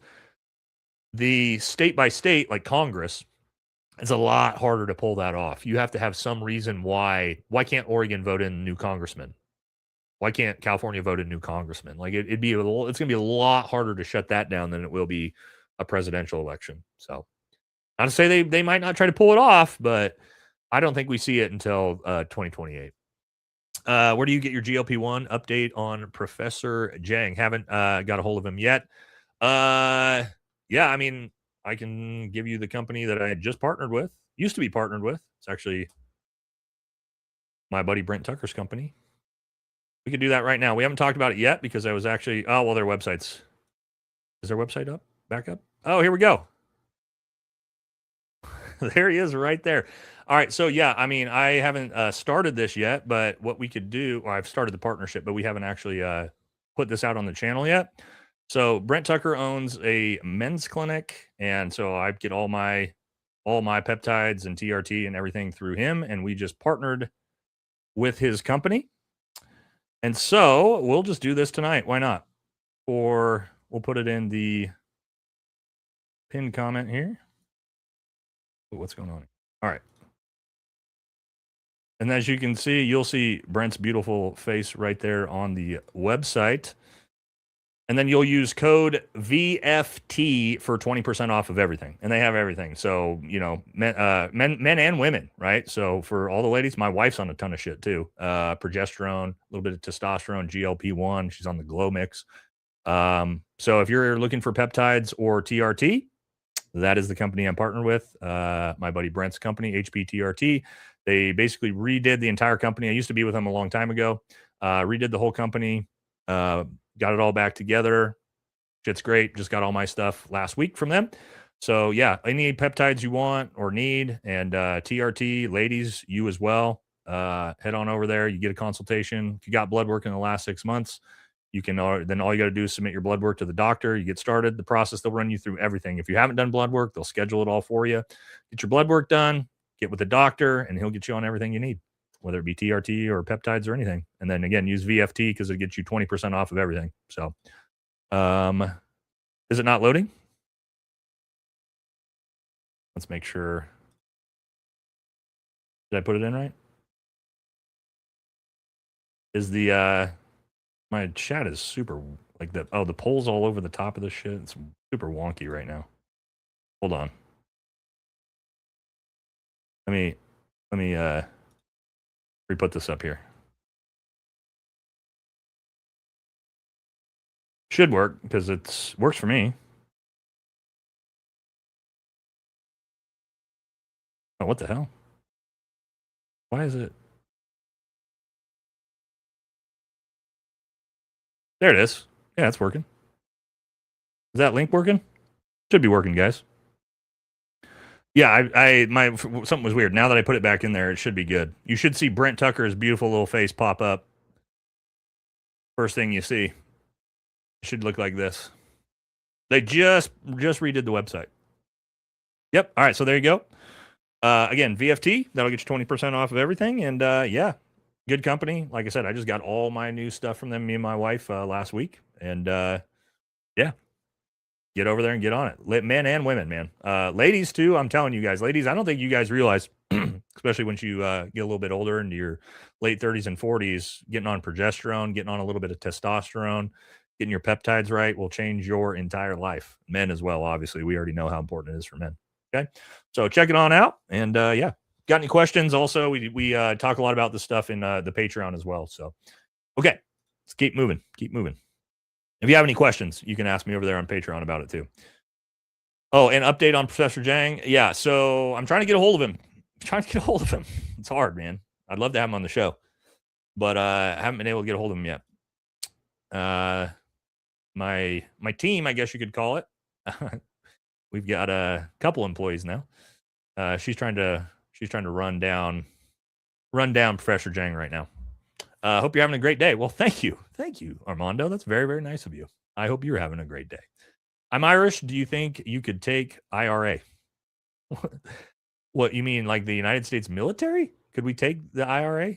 It would be a fuck show. Again, we'd be trying to invade a foreign country island, and like Britain couldn't handle the IRA, so I don't know. It'd be another insurgency to deal with. Wouldn't be fun, and probably be the same as Afghanistan, except you guys probably have better equipment.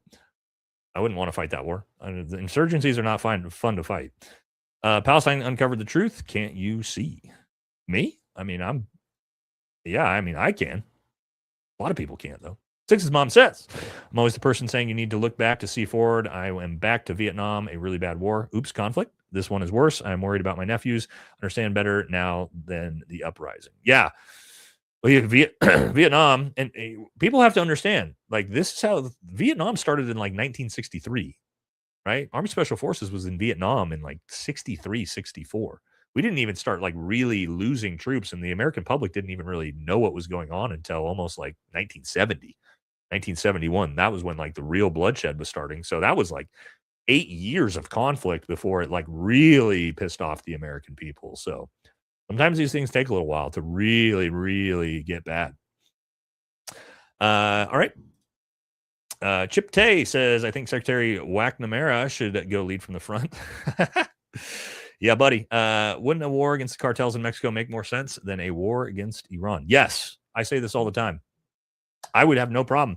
I would have no problem if we were using our resources to deal with the cartels and stop the flow of fentanyl coming into our country and killing 100,000 young men and women a year.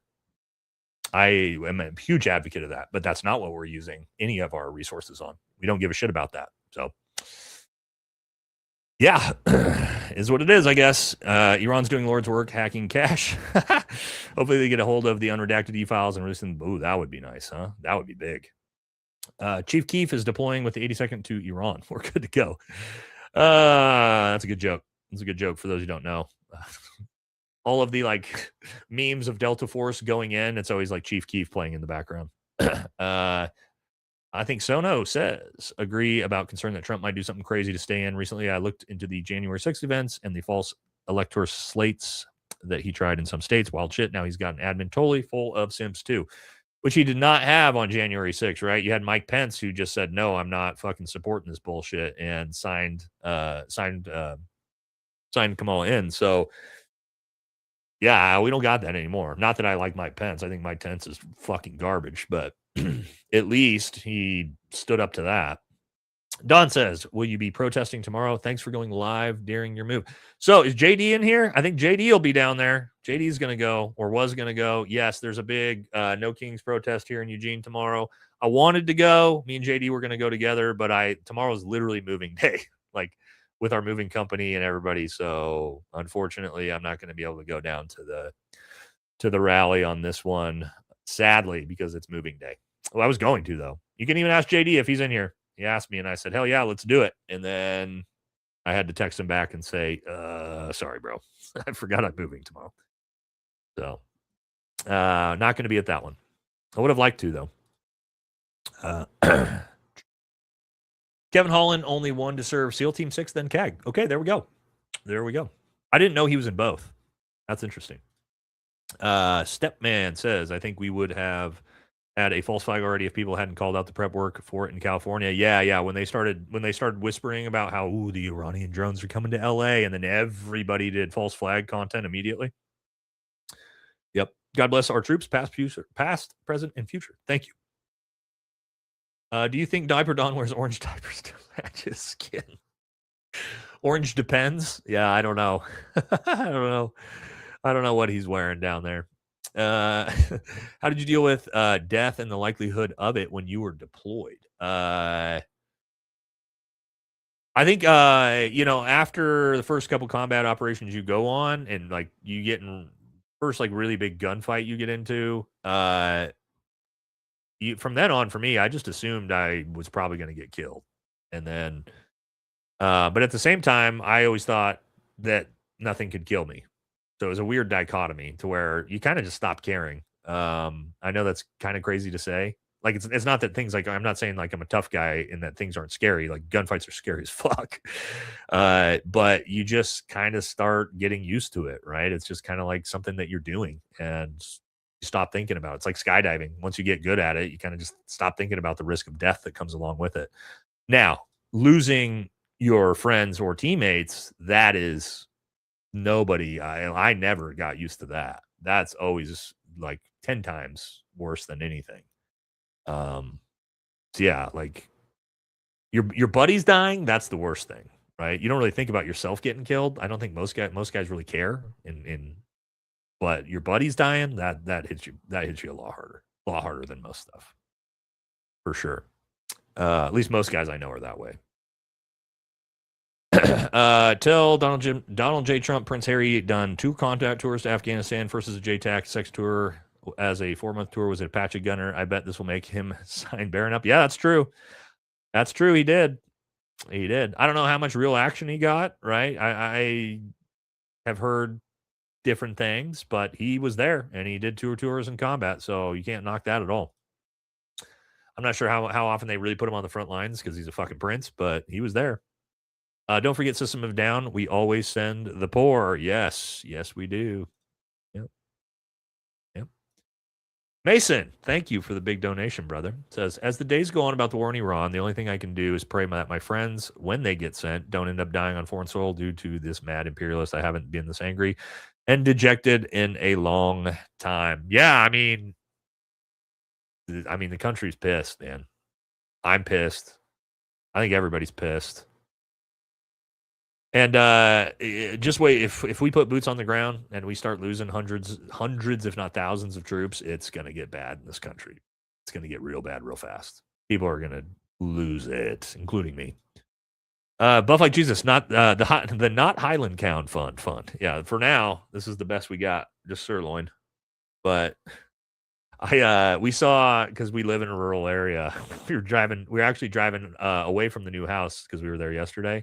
And the neighbors had tons of cows that were like all out at the fence. And I was like, looked over at my wife and she's like, no, dude, not happening. Not happening. We're getting them eventually. Like, I just gotta, it's going to take a little while. Take a little while to, or I just show up with one day. That's usually what I do with animals. That's what I did with Munchkin. I just showed up with Munchkin. So that's usually the better play. Atomica says, sit rep for U.S. Eurocom says, our dying soldiers there right now and every screwed partner in the Middle East. Nate is a traitor. Okay. Ukraine leads all programs saving teaching U.S. military for his own low-life reasons. Okay. I'm a traitor because there's people dying in the Middle East and Ukraine. What? Did that make sense to anybody else? Did anybody else get the QAnon out of that? That was a bizarre comment. I'm not sure how I'm responsible for the deaths in Ukraine, but okay, cool. Rock on, whoever you are. Thank you for donating me $10 to say something like that, I guess. MAGA, who said thank you to me, probably also voted to deport me if I didn't enlist. Yeah, they would, dude. Yeah, they would. Yeah, somebody said, yeah, the pure meth type talk. Yeah. Yeah, the meth bong working hard on that one for sure. All right. What happens if I refuse to fight and they try to draft me? They put you in jail. Put you in prison for your whatever your term would have been. And don't think they wouldn't, because they did it to Muhammad Ali. So yeah. How many people did they put in prison? I think it was only like 3,000 or 4,000 in Vietnam. There was a ton more people that fled to Canada, obviously, and they never got caught. How many? I think it was like maybe 1,800. I'm just gonna guess. Let's see. We'll do it together. I think it's like 2,000 or 3,000. I don't think it was that many. How many people were arrested for refusing the draft?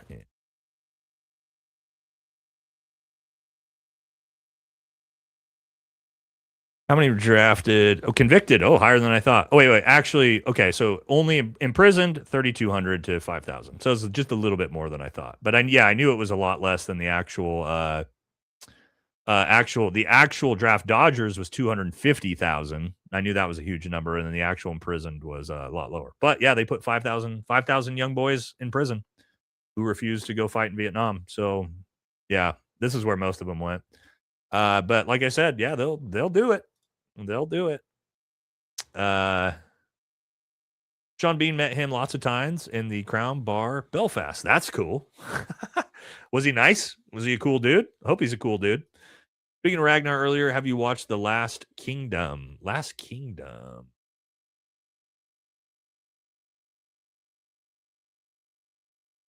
I don't think I've seen this. No, I don't think I've seen this. It looks interesting though. It looks like my type of TV show for sure. I'll check that out. Thank you.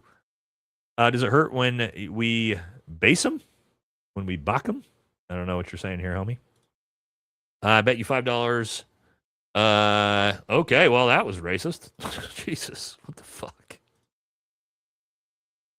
Yeah, I don't know. I don't think so, man. I served with multiple black Green Berets who were fucking phenomenal soldiers. In fact, my team leader was a black Green Beret who is now in Delta Force. So I personally never saw that myself, but I don't know, man.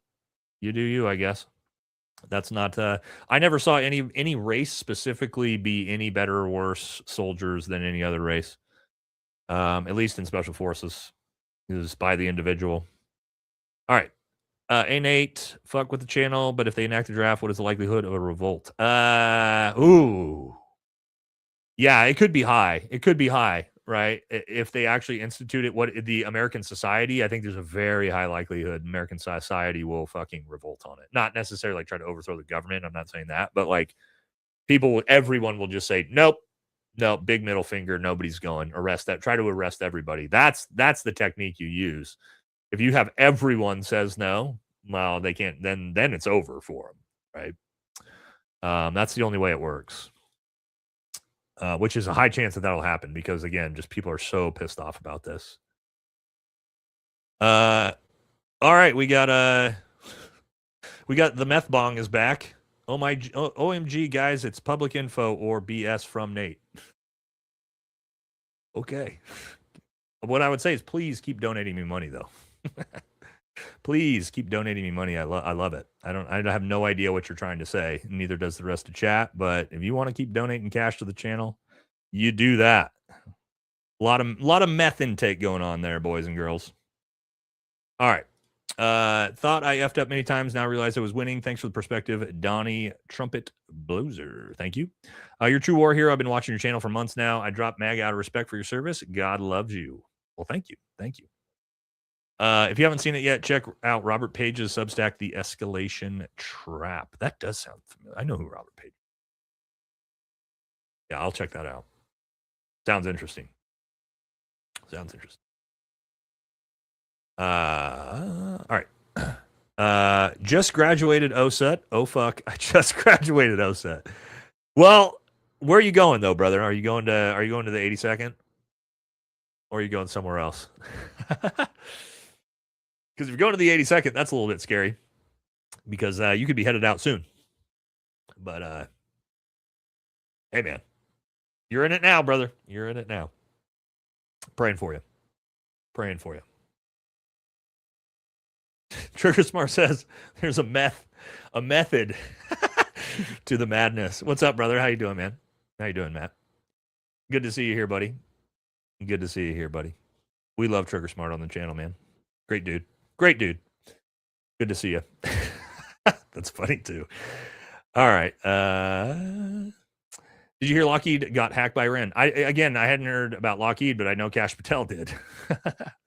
Nate posted something important with the link in the community tab. Couldn't send the link via Super. It's really important, specifically regarding health in the in our YouTube community tab.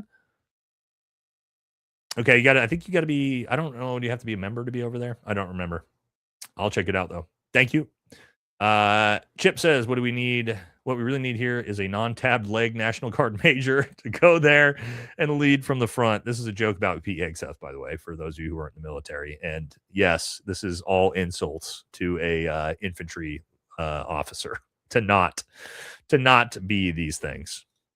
Yeah, there's this. Yeah, if you're a infantry officer with no Ranger tab, woo, that's not good. Not good, ladies and gentlemen. Not good, ladies and gentlemen.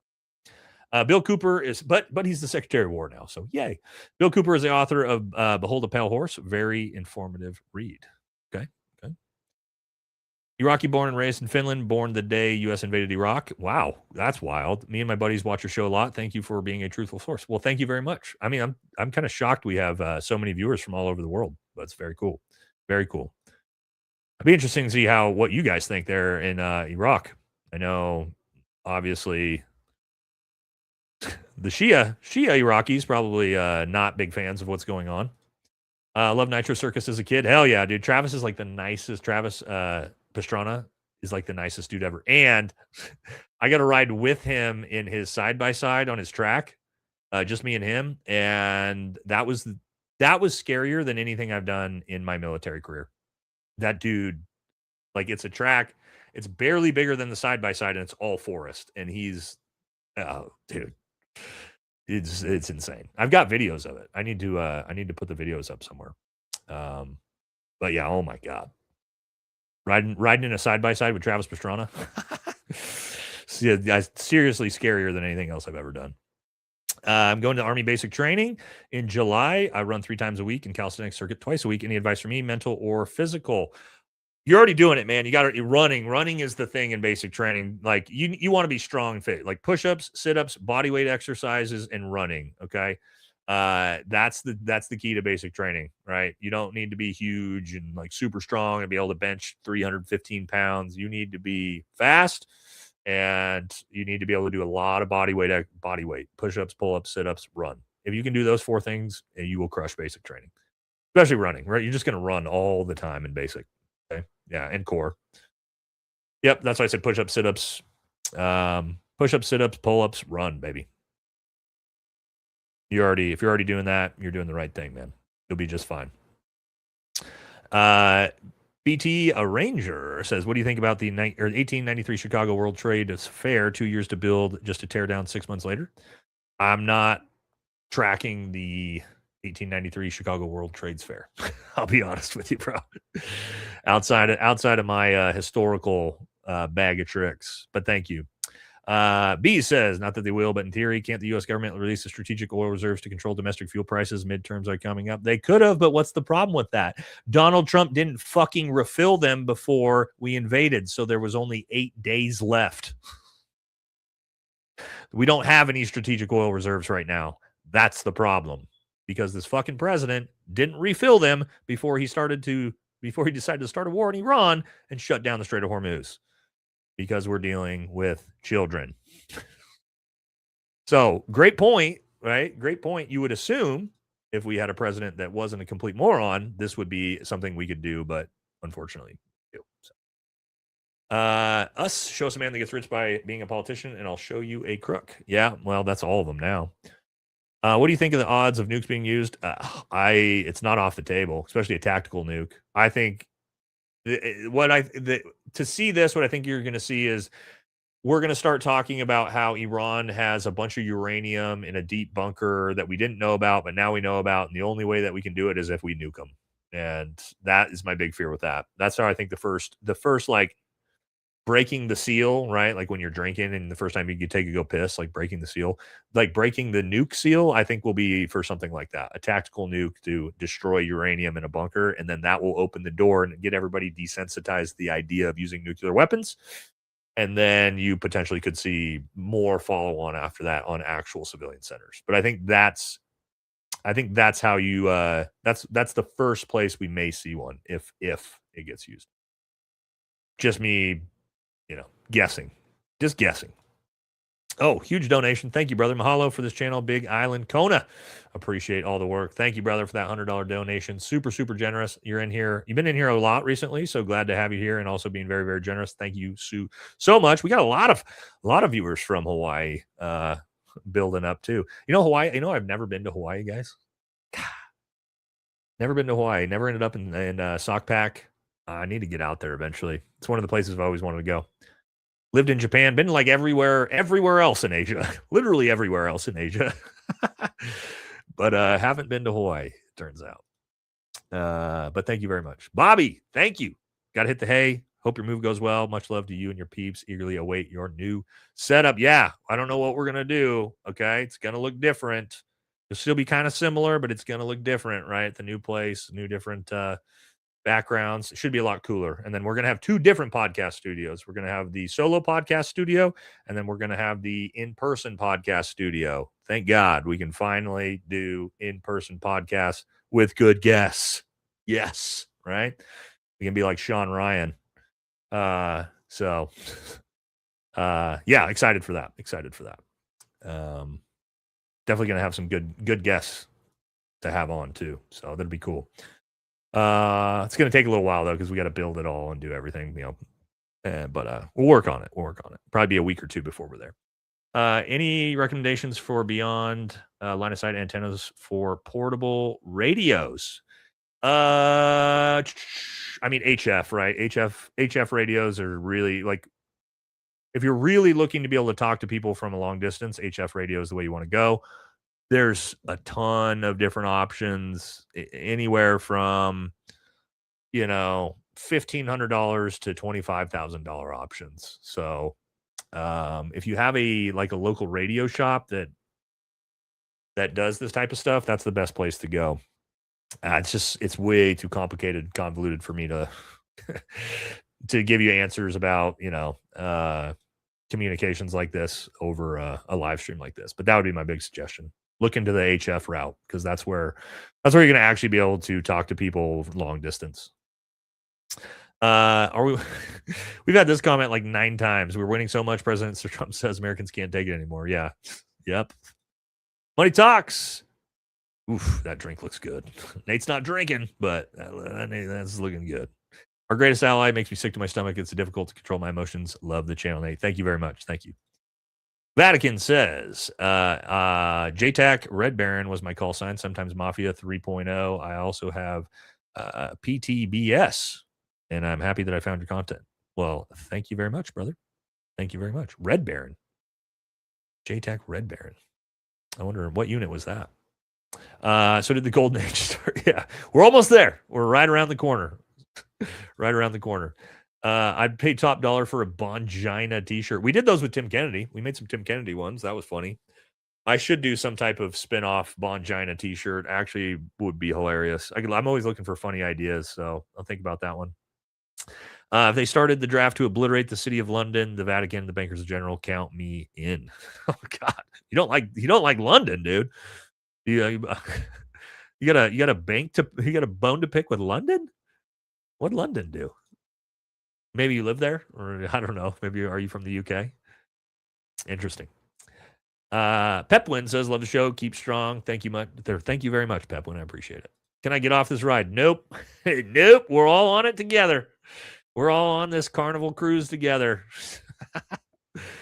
Consider the mental makeup of Trump and his ability to ever admit a mistake or a loss will corner Trump to use nukes because the U.S. president or the president can. Yeah, so that's what I talked about earlier is we have to give him an off-ramp for his ego. His ego has to get the off-ramp because he's not – if he doesn't feel like it's a win for him, we're never getting out of it, right? So we need to give him an off-ramp to be like, here you go, sir. You did a good job. You won the war.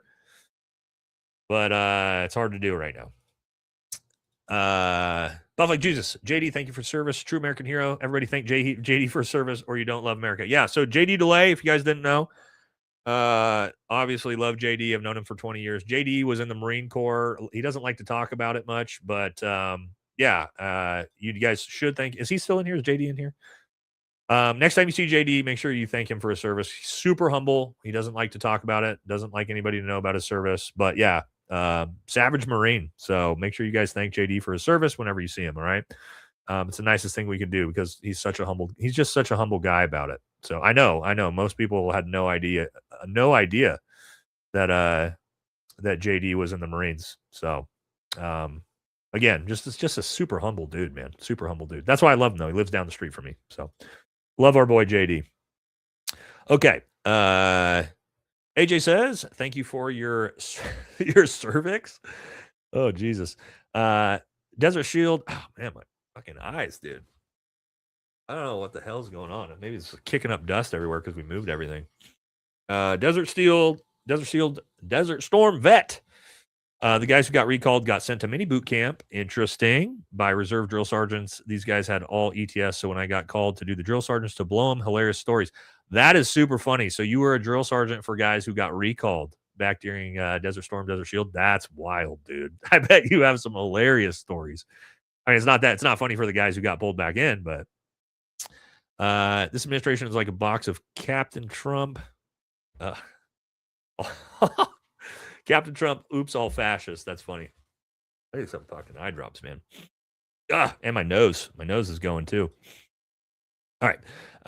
Booted for refusing the jab. Let's collab. Interesting. Message me on Instagram. Love to talk to you about that, man. Love to talk to you about that. Yep. Hit me up on Instagram. I'll look for it. Very interested to talk to you about that. I haven't talked to anybody really that's been booted. It seems like Zionists also completely disregard the 10 Commandments. Probably. Haven't heard anybody bust their little hats about this. You think Americans are divided between Israel first and America first? Hope this does not cause civil unrest or within America. No, I don't think that's like they don't identify that way.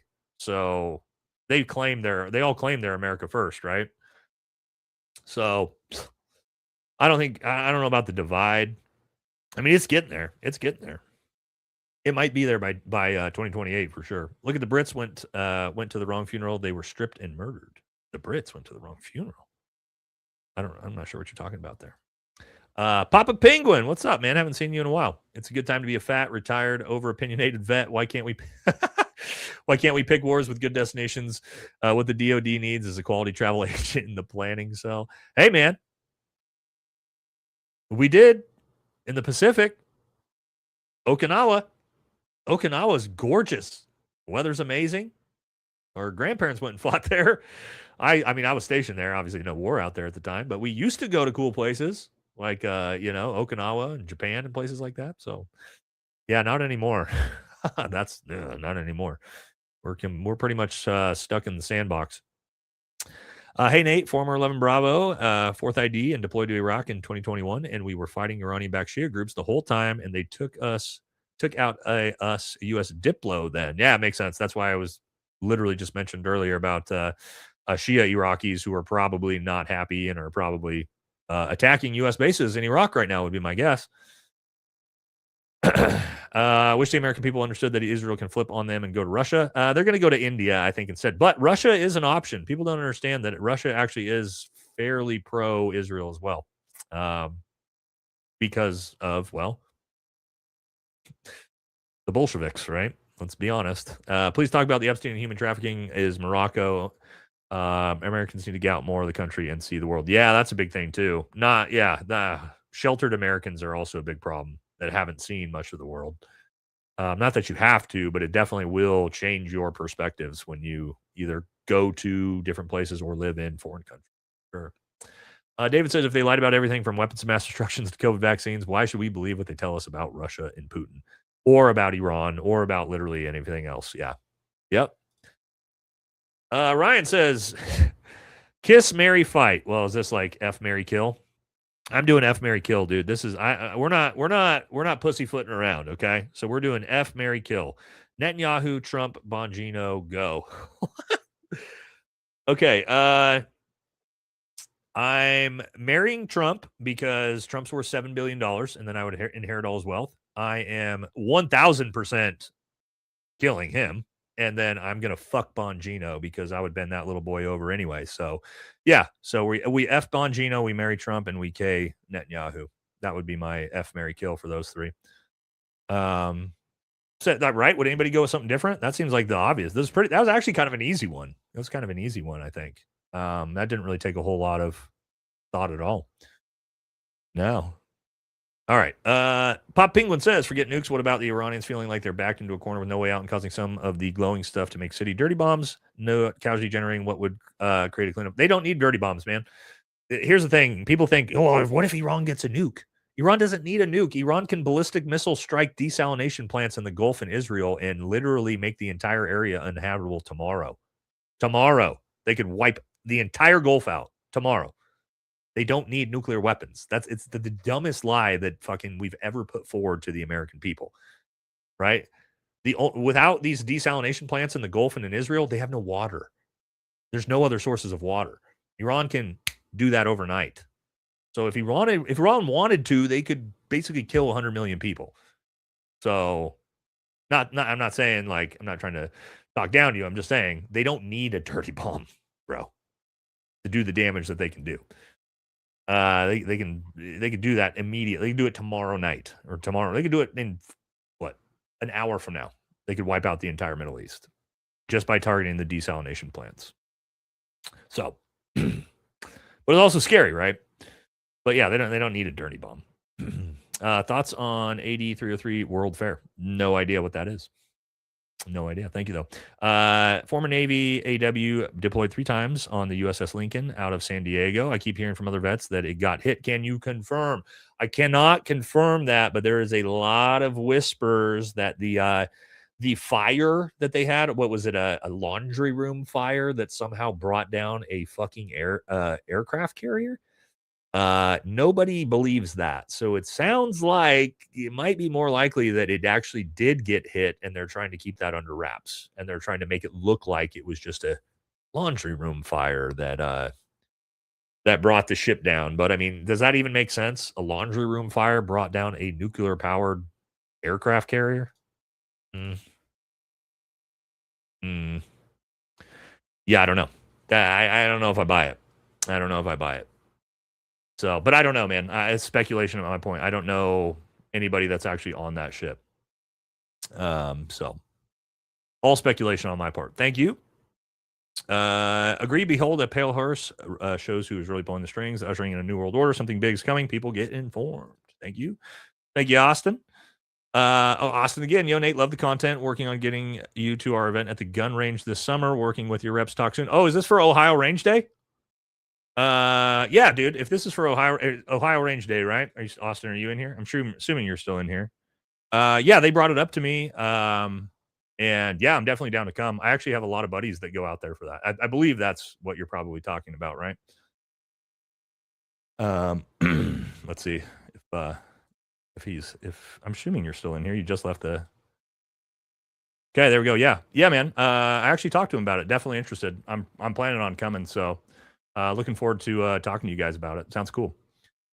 And I got a bunch of buddies that go out for that. Anyway, All right. MK says, people are asking me, please, please, please, Mr. President. Here it is again. We can't take it anymore, says President Trump. Yes, no. This is like the 9th time we've got this one, and we cannot take it. We are done. Please. Sean Bean didn't die in Bravo 20. Decent movie. Check it out. I love the book. I didn't know they made a movie about this. I didn't know Sean Bean was in a movie about Bravo 20. The book is fantastic. I love the book. One of my favorite books, actually. One of my favorite military books. Great story. If you guys don't know the story about Bravo 20, it's about British SAS guys that were forward deployed in Iraq, taking down Scud missiles, special forces guys, and got compromised, kind of like Lone Survivor. And it's the story of one of the guys who flees and eventually gets captured. Very, very cool story.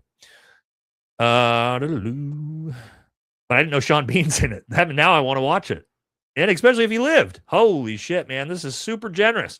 Quantum, thank you. 50 Valhalla VFT memberships. That's wild, man. And congrats to 50 people in here that became members of the channel. Guys, somebody, Jasmine, where's Jasmine? Jasmine's still in here. You got to remind me to get the emotes up. I've got them all made. I just keep forgetting to put them up. And we're going to have the best emotes, as Donald Trump would say. Let me show you a couple of these emotes we're going to have. We have the best emotes. All right, let me see if I can pull some of these up. Where's my emotes? Oh, here we go. All right, we got some of the emotes. So here's some of our emotes we're working on. We got the Bongina emote. You should be able to spam these in the chat. We got the Cash Patel. Got the Cash Patel emotes. So we got a bunch of good ones. We got a bunch of good ones coming. I just keep forgetting to put them up. We got to do it by Tuesday. All right. That way you guys can spam. You guys can spam your emotes in here and stuff. All right. We're working on it. I've been working on getting them all. I just got to remember to put them on. All right. Here we go. Where are we at? Good guys lost World War II is the current vibe. Woof. You're a good crike, Nate. Enjoy your videos. Well, thank you. Scott says, some say the British Empire didn't die, transitioned to a Bank of England, and Roman Empire morphed into the Catholic Church. Yeah, the Roman Empire 100% became the Catholic Church for sure. And that makes sense. That makes sense. You know, the British Empire became a bank. I could see that. Nate, my son is on the USS Lincoln. Spoke to him Saturday. They did not get hit. There we go. All right. As long as and I'm going to believe that you're being honest with us, then there we go. Didn't get hit. According to somebody's kid who's there. So I'm going to assume that you're telling the truth, and that's actually was some laundry fire then. Have you seen the Lego style? Yeah, I have. They're funny. Nate, do you know the book 200 Years Together by 1970 literature Nobel Peace Prize winner Alexander Stolzstein? I can't even say that. I do not know that book. Nope. I have not heard of that book. Quantum, thank you again, man. Heads up, I tagged you in Brent Shapiro on my Instagram. I think you'll enjoy it. Quantum Minister. I'll take a look. I'll take a look after this. Thank you very much. Top Gear, thanks for the fire live stream, Nate. Thoughts on Sean Ryan and Joe Kent's podcast. Shill's advising Trump. I'm sure everyone is very tired of winning. I haven't watched the whole thing yet. I've watched some of the clips, the viral clips. I'm going to sit down and watch the whole thing. Again, I've been super busy with moving. So I'm watching it. I'm watching it here and there as I go. It's been awesome so far. Sean's transition into America First has been fantastic to watch. Fantastic. We need big names like Donald Trump, or excuse me, we need big names like Sean Ryan that are going to denounce Donald Trump for the crazy shit that he's doing. So it's important.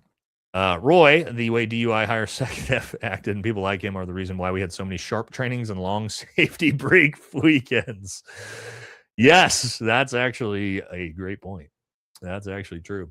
Have you seen Preston Stewart's coverage on Iran? I guess they're using FPV drones and missiles to strike our equipment and planes, and it's really frustrating. We haven't learned anything from Ukraine. Yeah, I mean, shocker, right? Who'd have known? Where could we have learned about drone warfare from? I don't know. Maybe the country that we've been supplying and paying for their war for 3 years. Probably could have got some lessons learned out of that, huh? Guess not. But I have heard that, yeah. Pepwin, makes sense. The Mauser man lives out here in Central Ohio. He is still making a lot of custom barrels. Really? Interesting. Oh, God. Why we're only supposed to do this like once a stream. All right, F, Mary, kill.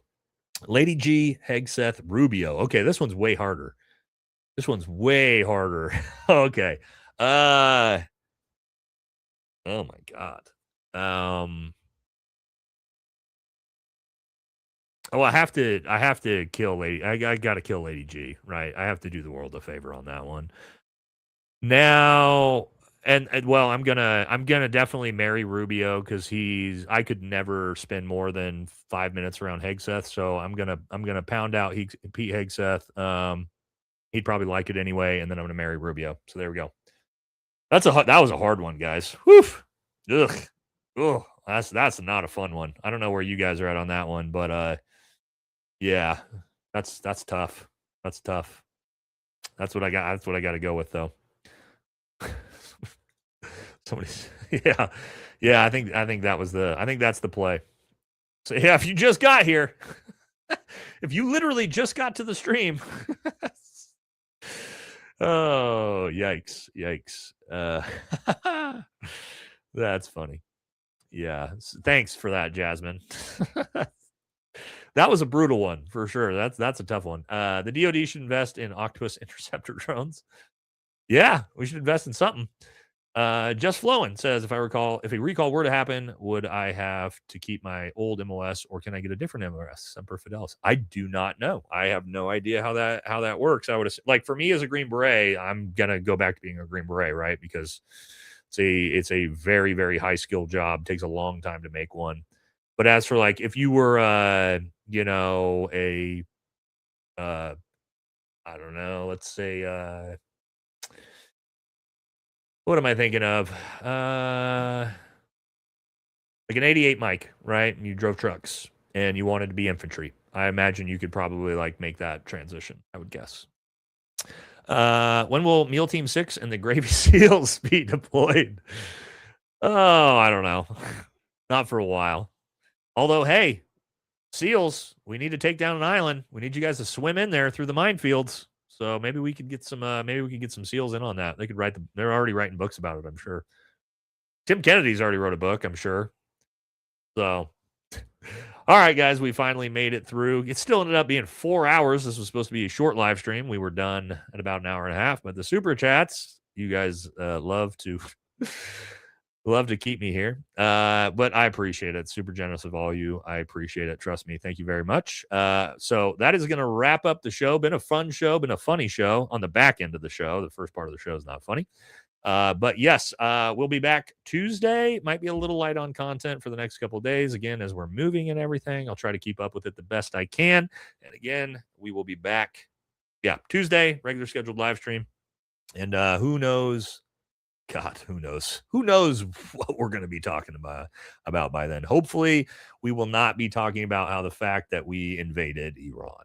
Okay, let's pray for pray that doesn't happen, and then also pray for our troops that are unfortunately sitting, outside Iran right now, waiting to potentially go fight that war that nobody wants to fight. So that's going to do it, guys. Thank you all so much, and we'll catch you again on Tuesday. All right. See you guys.